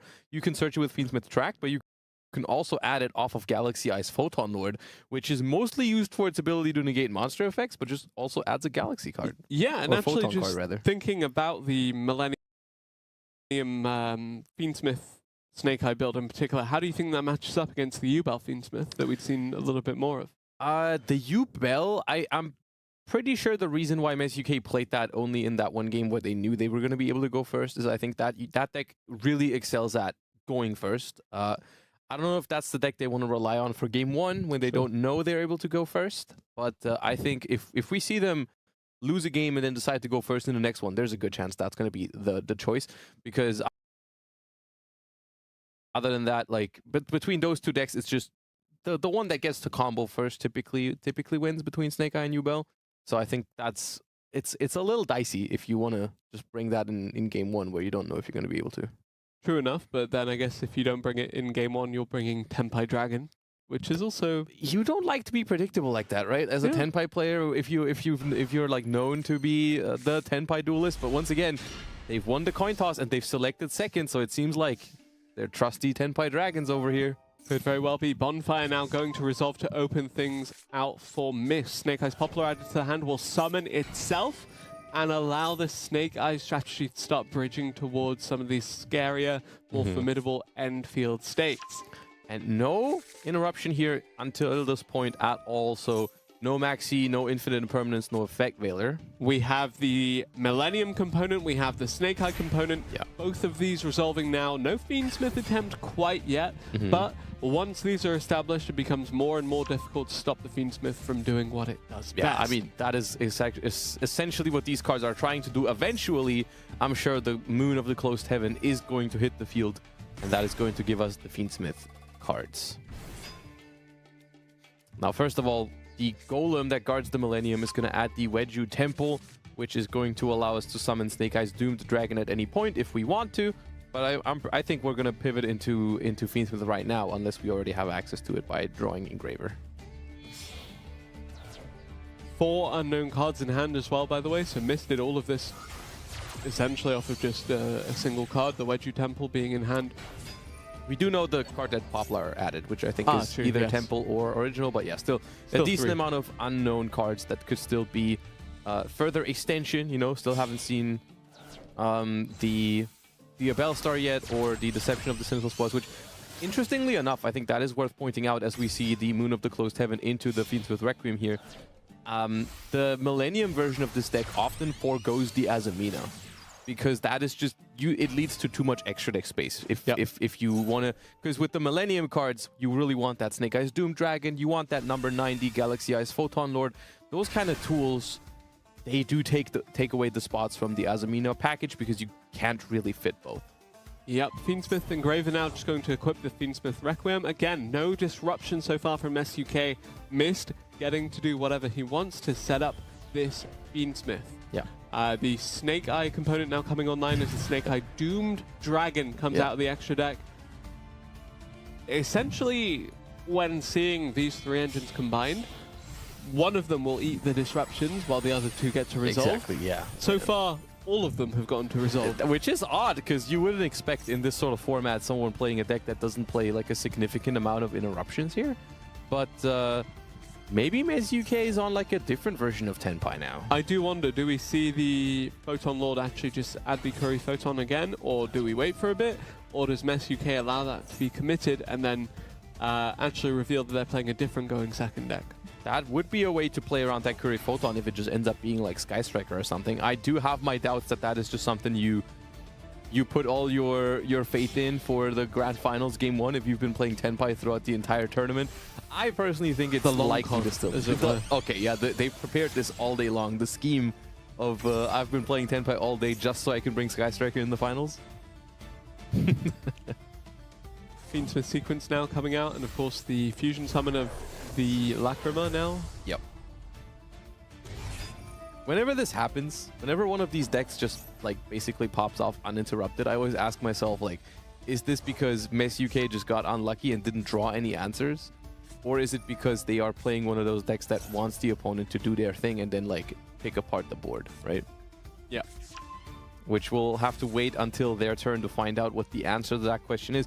Also, possibly, they might be holding something like a Nibiru and an Infinite Impermanence, and they're trying to like use that as late as possible. Between Fiend Smith's Tract and the Photon Lord, you have two ways of accessing Curry Photon now, but Fabled Lurry being added to the hand suggests that the Photon Lord is going to be the searcher of choice for Mist in a little bit. Yeah, I mean, if you already have access to the Photon Lord, you don't need to use your Tract search on the Photon, because with the Lord, you get it for free, essentially. You don't have to skip on your Lurry.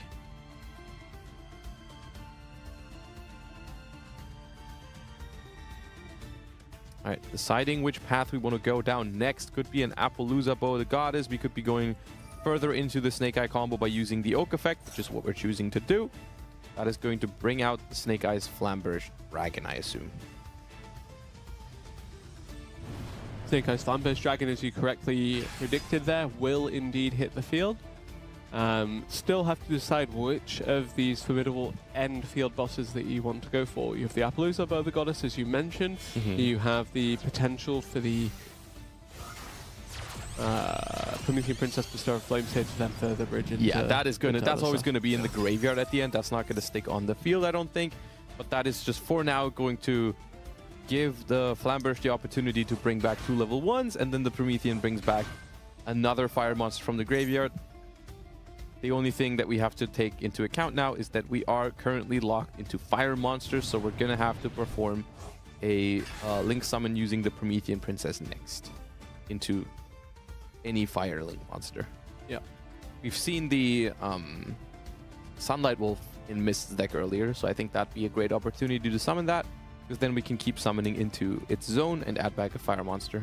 Theoretically, Hita is okay as well, but... Yeah. So typically, we've talked about extra deck space. I think most of the time they only have room for one of those Fire Link monsters. They typically have to decide between the utility of the Hita or the card advantage of the Sunlight Wolf. The deck typically does only play one of those two. Yeah. In Mist's case, that is the Sunlight Wolf here, as we've seen in previous games. This time around, I don't think we've used an Ash Blossom that we can just add back, which is obviously a phenomenal play with the Sunlight Wolf. I think we're just going to add back any fire monster that we can use for potential follow-up on the next turn. Like, it could be adding back the Snake Eyes Oak if you want to, or any other fire you think you could use next turn. Oh, not even using the Sunlight Wolf yet. Not quite.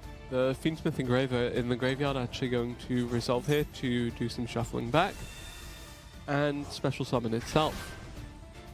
That is looking like a 3-material Appaloosa, because I do think we want to leave the Flamberge Dragon on the field to place that IP Masquerena.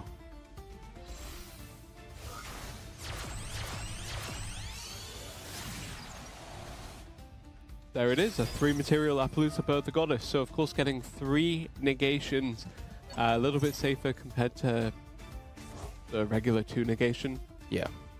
Pretty apparent, but it does mean that some of the offensive power of this field was sacrificed. But when you're going first, you don't have a battle phase. Yep. You don't need to push too heavily. Yeah, I mean, so we've gone uninterrupted here, and we have an Appaloosa that can negate 3 monster effects. We have a Photon Lord that negates 1 monster effect. We have a Flamberge that summons an IP Masquerena that links into probably an SP Little Knight. And we also have Promethean Princess in the graveyard to pop a fire monster.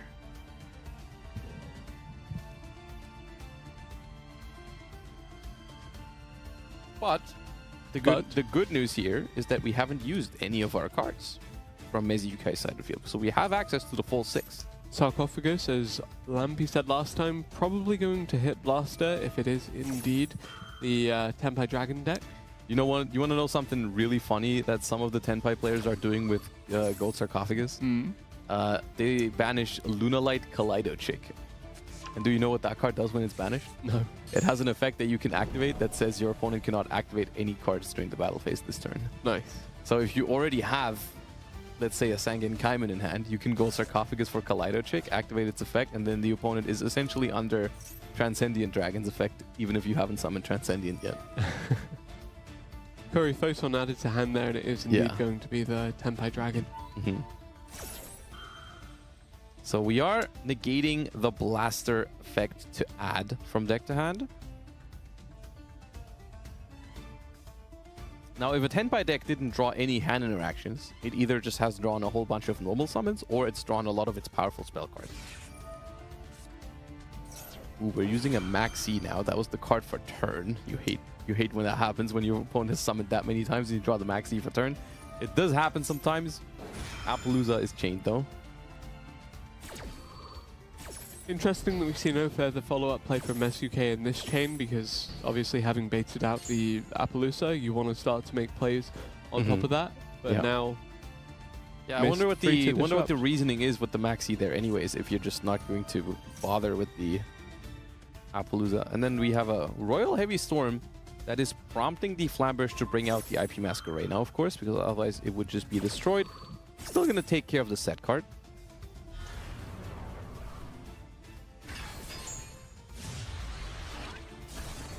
Which was an infinite impermanence. Alright, so we've dealt with a chunk of those interruptions already. However, there's still 2 Appaloosa effect activations left. We still got the IP Masquerade and the Promethean in the graveyard, which is not easy to deal with at all with just 3 cards in hand. Yeah.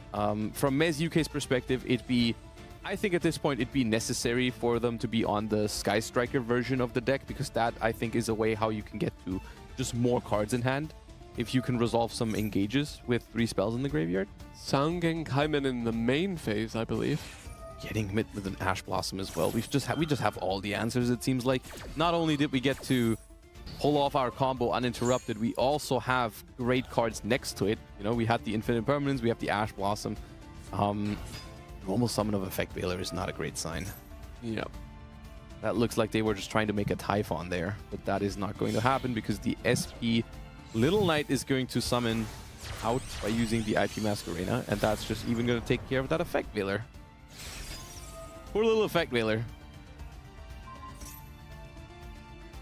I mean, I still have memories of Effect Veiler being the Celine, Queen of the Master Magicians, bridge into Access Code Talker. Yeah. Yeah. Yeah. Back when there was also it was the tuner you summoned to make Christian Haka Fibrax, and then you would make the Celine with that. Yeah, basically 2 monsters turning into an Access Code Talker. Interestingly enough, this does mean, because we've had both Maxi and Effect Veiler, it means that we must have had at least one of those cards last turn already, and we decided not to use it. Indeed. Instead, we'll decide to give this game up. Mist convincingly takes game 1 here. Mess UK went second, chose to go second with the Tenpai Dragon, but ultimately was unable to close that one out. Yeah, the power of the Millennium Fiend Smith Snake-Eye. Yeah, and we saw specifically the power of Galaxy Eye's Photon Lord there, because I'm pretty sure what happened there is the Effect Veiler was already in hand, but we've summoned a monster that negates other monster effects before we started doing anything more meaningful. And that just means like that they decided to just not use the Effect Veiler, because what's the point of using Effect Veiler when it's just getting negated by the Photon Lord and then you have nothing else to capitalize on that. And that's what a lot of the components of this deck do for each other, is that they access cards that will then run disruption on anything else trying to interrupt the other components. Exactly. It's like if you stop this, then you don't have something to stop this other thing. But if you don't stop this, then this is going to stop what you have to stop this as well. So it puts you in a very rough position. I think an interesting... I would have liked them to still use the Effect Veiler at some point, because you can play some mind games with your opponent sometimes where, let's say, they have a Photon Lord on the board, and they have a bunch of other monsters, and you use an Effect Veiler. You have to decide as the player with the Photon Lord there, is it worth it for me to negate that Effect Veiler and risk them just activating a Nibiru right after? Yeah. And I think some players will reach the conclusion of like, no, you know what? I'll actually let the Effect Veiler resolve just to be safe from the Nibiru that you might not even have. So I think even if you have only one disruption on your hands and you might think like, oh, it's useless to use that here, I think you can still try to use it and see if your opponent maybe makes the read that you have another card that you want to force through with that, and then you just let that Effect Veiler go through. Yeah, really kind of nuanced in the approach to disrupting this deck. And of course, sometimes you weigh it out and you try to look for a more advantageous opportunity, but sometimes that opportunity never comes. Exactly, yeah. Conversely, all this kind of hypothesizing about Effect Veiler, it could very well have just been the Maxi in the hand from the get-go. See, that would have been used before the Photon Lord hit the board, though. Yeah. Right? Presumably. All right, game 2 it is. Chosen to go first this time. Is it the Fiend Smith Yubel? I see no reason why it wouldn't be, because that is exactly the same behavior they showed in top 4, right? They were able to choose first, and then that's when they picked the Yubel deck. So clearly that's the deck they believe in for going first, I feel like. I guess we will see. Nightmare Pain, Exactly. it will be that Fiend Smith Yubel. And that is that's a good card, but it is not typically how this deck tries to start. That is typically the card that you try to get for free off of your Spirit of Yubel, and opening it does allow you to do some stuff, especially if you have something good to destroy with it, like in this case the Yubel. First of all, we're gonna have to have an answer for this Maxi though, otherwise that's gonna be rough.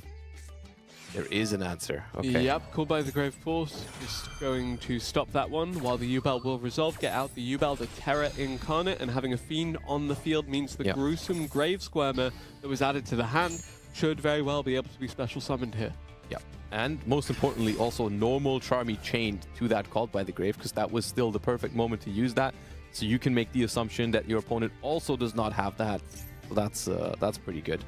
Nightmare Throne here is very, very powerful, and that also tells me they use that Nightmare Pain play as a little bit of a bait, because you have Nightmare Throne. You can already do the whole thing. Opening the Spirit Gates being added here, the Beckoning Beast as well. Yeah, we're gonna see Yubel essentially. I mean, there could be further disruption from Mist's side at some point, but the Yubel deck is very, very resilient once it gets to a certain point, because it's not going to be long until we see something like Phantom of Yubel hit the board as well, which is once again another card that further insulates your other plays from disruption. Link summoning now for a Link 2. Moon of the Closed Heaven. Here comes Fiend Smith.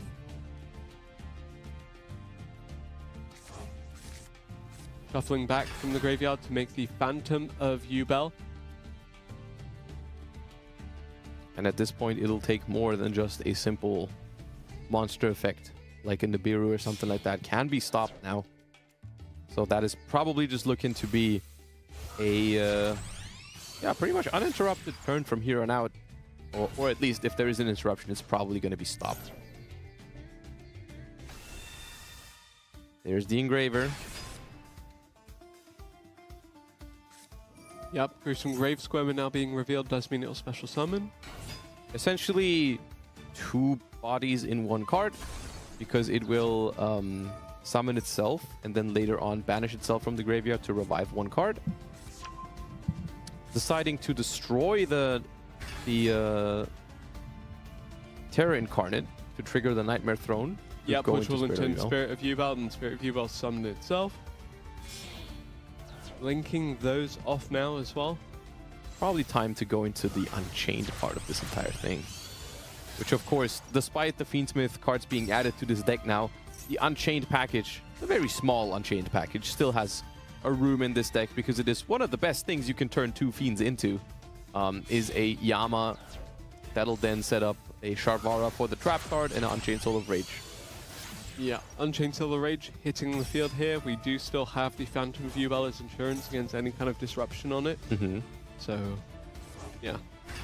The Unchained cards really do a whole lot for this deck, because they add a great layer of depth to this deck's end board, because it's no longer just vulnerable to, I don't know, something like a Dark Ruler No More might negate all your monsters, but because the Unchained part sets up a trap card as well, you have more than just the monsters that you've put up. Yep, there goes Unchained Soul Lord of Yama with the graveyard effect. Yeah. So we're summoning out 2 more monsters, 1 from the Yama and 1 from the Spirit of Yubel being destroyed by the Sharvara. So Spirit of Yubel from the graveyard, and Yubel is going to be summoned from deck or graveyard. I don't know where it is right now. It might be in the deck, yeah. Choosing to destroy the Unchained Soul of Rage. Yeah, I think the Yubel was shuffled back for the Phantom of Yubel summoning. Yeah. So yeah, it makes sense that it came from the deck, but now Fiend Smith Engraver to the hand. That's going to give us Engraver access to the graveyard. Fiend Smith tracked into Lurry, into sequence probably, and that's going to put the Unchained Soul of Sharvara into the graveyard, which while that's on the field, we are locked into Fiend monsters at this moment. And we do want to get rid of that before we can overlay those 2 level 10s into a card whose name you will then be able to shout. Thank you. Is it Varudras, the final bringer of the end time? Well, not yet. All right. I'm waiting for it. Okay. Well, you have spoiled it already anyways. It's going to happen soon, don't worry. Abominable Chamber of the Unchained. Okay. It's not going to happen soon in the end, so I'm glad that I did that. But well, yeah. Again, the Yubel deck just so convincingly establishing a field that it just... Yeah, like, honestly, just want to reset and go into that game 3 without having to deal with that. But yeah, really well played by MES UK. Again, just showing their mastery on the Yubel deck. It is, once again, that is what I alluded to earlier when I meant, like, the Yubel deck really excels at going first, because it feels like a even more powerful version of some of these other combo strategies when it gets to go first. But it is a little bit more vulnerable when it goes second, which is why it's like the perfect pick in this environment when you get to know you're going to be going first in the next game, and which is why we're seeing players basically today at least exclusively pick it when they know they can choose. Yeah, and I think MES UK did opt to go second in that first game, so I think maybe a bit of regret there. Depending on how this third game, this final game, actually plays out.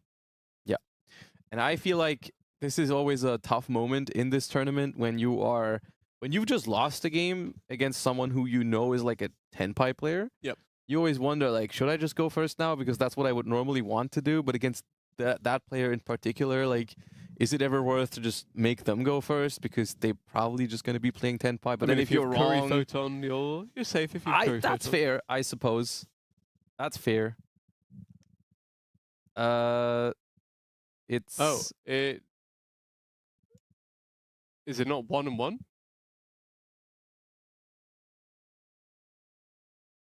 I thought it was 1-1. Yeah, we believe it is 1-1 after the last matchup. But regardless, yeah, the Yubel, Fiend Smith Yubel, very potent deck, and of course, again, just forcing out a victory for itself there. And again, as you mentioned, just Tenpai Dragon being so good when going second, it's very, very difficult to get it to go, to opt into letting it go second. But when you're in a standard environment where you want to go first, yeah, I do think if you're already playing the Galaxy Eyes Photon Lord package in your Snake Eyes deck anyways, and you have access to the Curry Photon with it, I don't think you're that scared of going first against Tenpai. So, like, once again, if I'm MES UK right now, and I'm thinking, like, both of my last 2 opponents, they just kept searching Curry Photon against my Tenpai deck. Maybe it's time you become a little less predictable and pick something that isn't Tenpai for this game 3, because I feel like we've already been fortunate enough to get away with it against the Snake Eyes in top 4. With a little bit of help from Maxi as well, though. Like a bit. They were fine to beat that Curry Photon because it was not backed up by like some sort of board. It was because Maxi resolved and they just passed on just Curry Photon. Yep. If this time, like, we saw Herman or Mist make a board in game 1 and back that up with a Curry Photon, at which point it was just impossible. Yeah. Tenpai Dragon, though, still very, very potent, regardless of how it seems to be faring in the feature match. And, you know, it's kind of testament to the strength and popularity of the deck and how enduringly dominant it has been. The fact that people are just teching cards specifically for that matchup in particular. Yeah, it's both very powerful and threatening, but also, of course, already significantly hit on in terms of limitations. So it's kind of like in that weird middle ground between it's still good enough to be respected and feared, but not good enough anymore, like not quite good enough anymore to be the deck to beat. It kind of reminds me of when people were putting in Perform of Hal 5 Rainbow Magician just to deal with super heavy Samurai. Yeah, but that's the thing, right? If some decks are even, sometimes they thrive in that sort of position where they're not the main deck everyone is trying to beat. Because right now, you're not building your deck specifically to counter Tenpai anymore. That used to be the case in the previous Duelist Cup format, when it was like, it still had 3 Chandras and all that. Like, it was like essentially the most powerful it's ever been in Master Duel. And a lot of people were playing decks that were specifically catered towards beating Tenpai. Yep.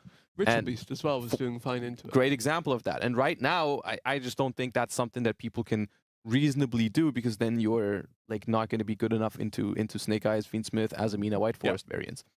So some things have gone like badly for Tenpai in terms of the restrictions and limitations, but at least people are not like main decking a lot of Solemn Judgment anymore.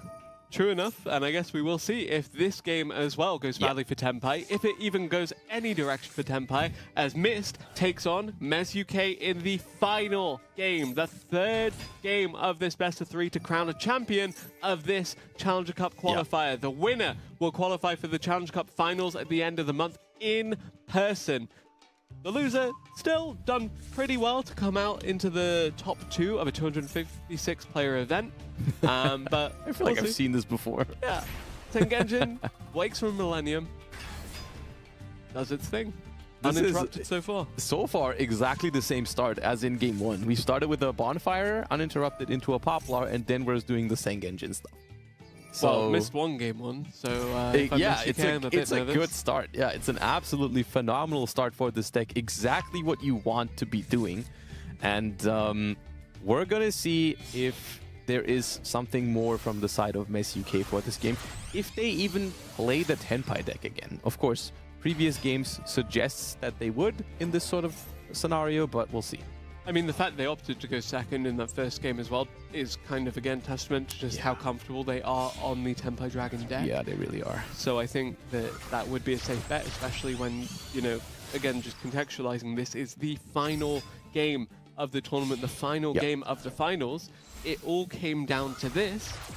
Mes UK, how do you respond right now? Because Mist has Fiend Smith's Requiem. He will have access to the Engraver, to the Desiree eventually, you have to imagine as well.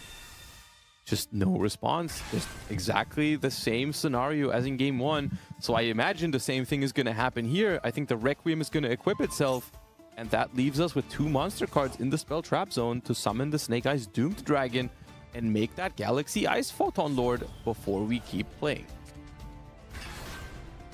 Will indeed be the case here, and Galaxy Ice Photon Lord, of course, will get the Curry Photon from the deck, unless there's a response here. Nothing yet. Nothing yet, indeed. Here is the XE summon into that number 90, the Galaxy Ice Photon Lord. Right, activate the Wedju Temple, but we don't play any further Millennium monsters that we could still summon, so we're just sending it for the original Sinful Spoils. That's going to give us Snake-Eye Ash. Snake-Eye Ash in turn will give us access to the Snake-Eye Oak. Of course, we started this combo with Poplar, so it's a little bit disjointed compared to your standard Snake-Eye lines, but still a very good one when left uninterrupted. It's slightly different, and the thing why it's not really a big deal here is because we have not normal summoned, because the Poplar came off of a Bonfire. True. So that Snake-Eye Oak can still be our normal summon at any point. So I actually like that it's kind of like disconnected like that. Like we have the Snake-Eye Ash in play now, and if anything happens to this, we can still normal summon the Snake-Eye Oak later as like a plan B kind of thing. Fiend Smith sequence now coming out, and the Fiend Smith deck now climbing towards, as we mentioned, the Fiend Smith Desiree. That's just 2, so that's Lacrima. Yeah.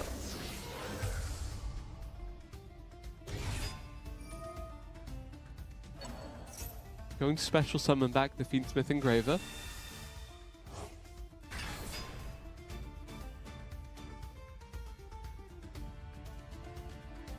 No response so far, and actually going to Xyz with these two. Beatrice, Lady of the Eternal, perhaps? Most likely, yeah. And that is interesting because we already have access to the Snake-Eye part of everything. Is it just going to be a wanted draw, or do we play anything more specific, like an Angel of Blue Tears? Oh, an Ash Blossom. Oh, we mentioned that earlier. To recycle it back to the hand later on. That's fancy. Yeah, I like that. The Sunlight Wolf is going to be part of this end board, I think, or part of this combo at least. It might not be on the end board. But that's going to be bringing that Ash Blossom back to the hand, which if this is Tenpai, Ash Blossom does eliminate a good amount of potential extenders. Like if we can deal with, let's say, their normal summon, you eliminate Tengen Kaiman as a way to put another monster onto the field. Yep, Snake-Eyes Flambear's Dragon, you have to imagine, about to come out. Yep, that will hit the field. And now suddenly we're building closer and closer towards that inevitable Sunlight Wolf, as you mentioned. Yeah, Sunlight Wolf most likely going to be the fire monster we link into after Princess.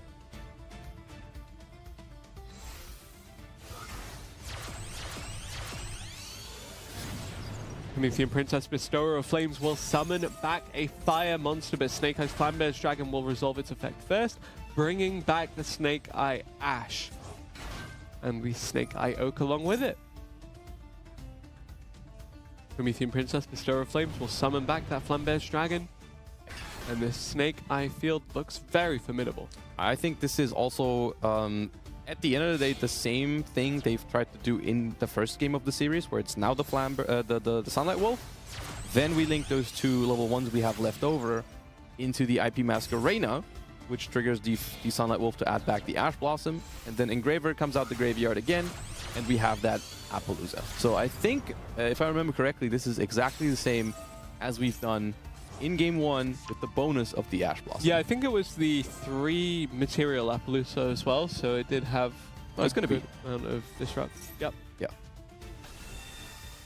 It's going to be the same end board, but also the Ash Blossom sent with the Beatrice in between. If any deck can do it, Tenpai Dragon can. It's just it can. It's just incredible to me that they haven't opened a disruption for this in game 1 or game 3, which is like just very unfortunate. Unless they're playing like a more spell-heavy version of Tenpai, which they might. We'll see. Sky Striker, mobilize, engage. Put 3 spells in the graveyard first. Yeah, true. Maybe like a Lightning Storm, Dark Hole, Sangan Kaiman, and then engage kind of moment. Alright, the Photon Lord activates, and that means we still have the Curry Photon available here. So if this really is Tenpai, we're in trouble here. We were not even close to beating this board in game 1. I guess we'll see based on what Mess UK does next.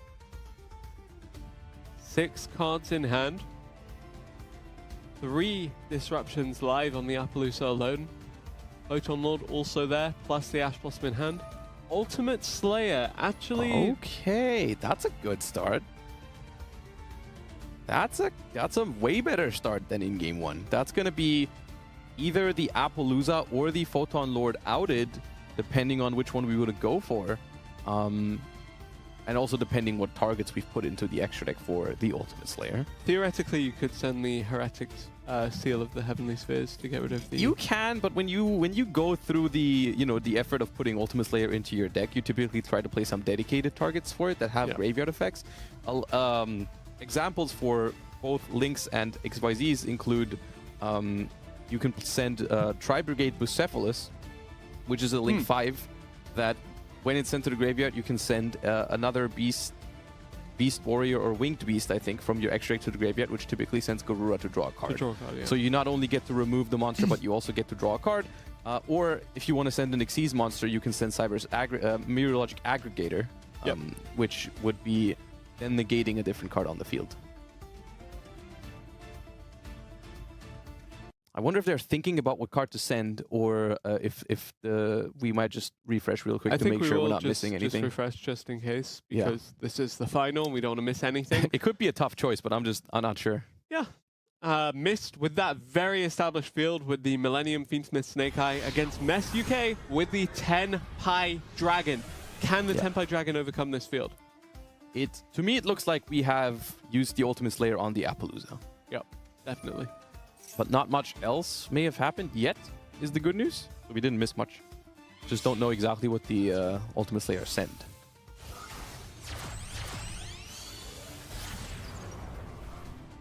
I would guess not the Bucephalus into Garura combo because there's no extra card. Yes, and something, the SP Little Knight is trying to target something in the graveyard. Sangan Kaiman. Oh, Sangan Kaiman was Ash. Ah, okay. Nice. So it was the Garura. We've drawn a card, we've activated Kaiman, it got Ash, we're back to 5. Okay, so we got it. Okay, we're back on track. Okay, so The SP Little Knight is banishing the Kaiman. Why would you banish the Kaiman from the graveyard? Maybe they tried to leave the main phase? Why would you banish the Kaiman? Oh, I mean, maybe they just wanted to make the SP to get the Flamberge effect.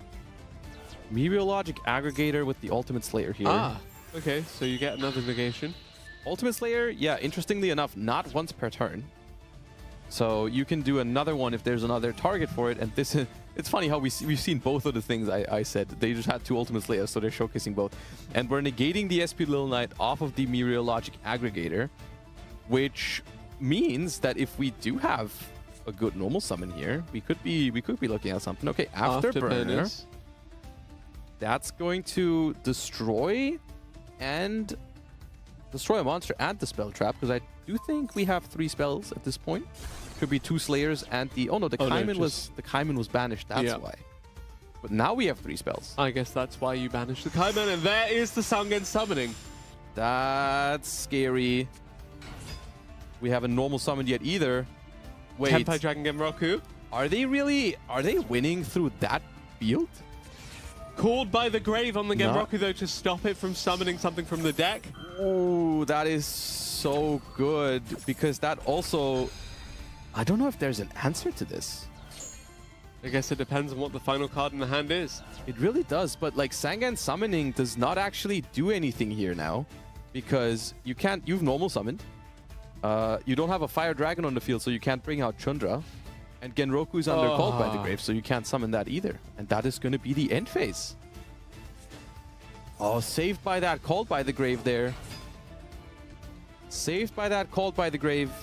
And I think now, even though Mist's board is pretty diminished at this point, we've gotten rid of almost everything, I don't think it's going to be a tough task for them to rebuild at least some of it. Now, the question is, can they get all the way to 8,000 damage here from the resources they have? Theoretically, I guess there's the good old Salamangreat Raging Phoenix line, but I still don't... I think a big deal here is the fact that, you know, once again, if you have access to Fiend Smith cards, you're going to have access to Fiend Smith cards next turn as well. Yep. So that is still there. You know, Engraver can jump out the graveyard by returning another Light Fiend. I think the original Sinful Spoil Snake-Eye in the graveyard as well can then use its other effect. Could, but that typically, if they actually do pull off their combo, does not have a target in the deck. Because they play 1 Oak, 1 Ash, and 1 Poplar, and if they all 3 are in rotation, the original cannot add anything. It's the kind of thing where you're telling yourself, if I'm resolving the full thing, if I get access to all my cards, I won't need it. But if I get stopped somehow on the original, let's say it gets Ash Blossomed, I have those in the deck still, and I can use it on next turn. Exactly that, and we are just going to jump back into the game here. We did have a slight technical difficulty, but it's all come down to this. This is the potentially final turn of the final game. We have 2 Fiend Smith Engravers out. We have Fiend Smith Cracked resolving. We have 1 card in hand for the Tenpai player. Fabled Lure being discarded will summon back itself. 3 Light Fiends on the field here for Mist. And not yet quite there in the realm of 8,000 damage, but we still got some stuff left to do. We still got Fiend Smith Sequence to fuse with, and we also still could potentially add another 1,200 to that from the Lacrima. So it's essentially a case of, if we are able to do 6,800 damage, then the Lacrima is going to be able to do the rest of it. We're making Desiree. Yep, Fiend Smith Desiree, of course, giving you 2 targeted negates, so even if something does come online next turn, the Sangen summoning and whatever is summoned will be able to be stopped. That's enough. Yep. Yeah, that's enough. So we're fusing Sequence and Desiree now. Or 1 from hand. Okay, that's even better. Oh, the Kuri Photon we didn't even have to use. For Lacrima, Lacrima is going to revive. That is 24 plus 18 is 42. Plus 28 from the Desiree is 7,000. Plus 1,200 from the Sequence is 8,200. We even have 1,200 burn damage from the Lacrima. And I think that's it. We saw them trade back and forth. We saw them both on feature match time and time again, but it is missed. The triumphs over MES UK here in the finals of the Challenger Cup qualifier, and it is missed that will join us at the in-person Challenger Cup final at the end of this month. Yeah, what a great showcase of the Millennium cards as well. We've talked about them in the pre-show, and we've seen them all the way through the tournament, and they end up being part of the victorious deck, not even making use of any of the Aamina cards in this particular strategy, making room for the Millennium cards instead, saying like, those cards are more powerful than the Aamina cards, and it pays off in the end. Mist takes down Tenpai Dragon.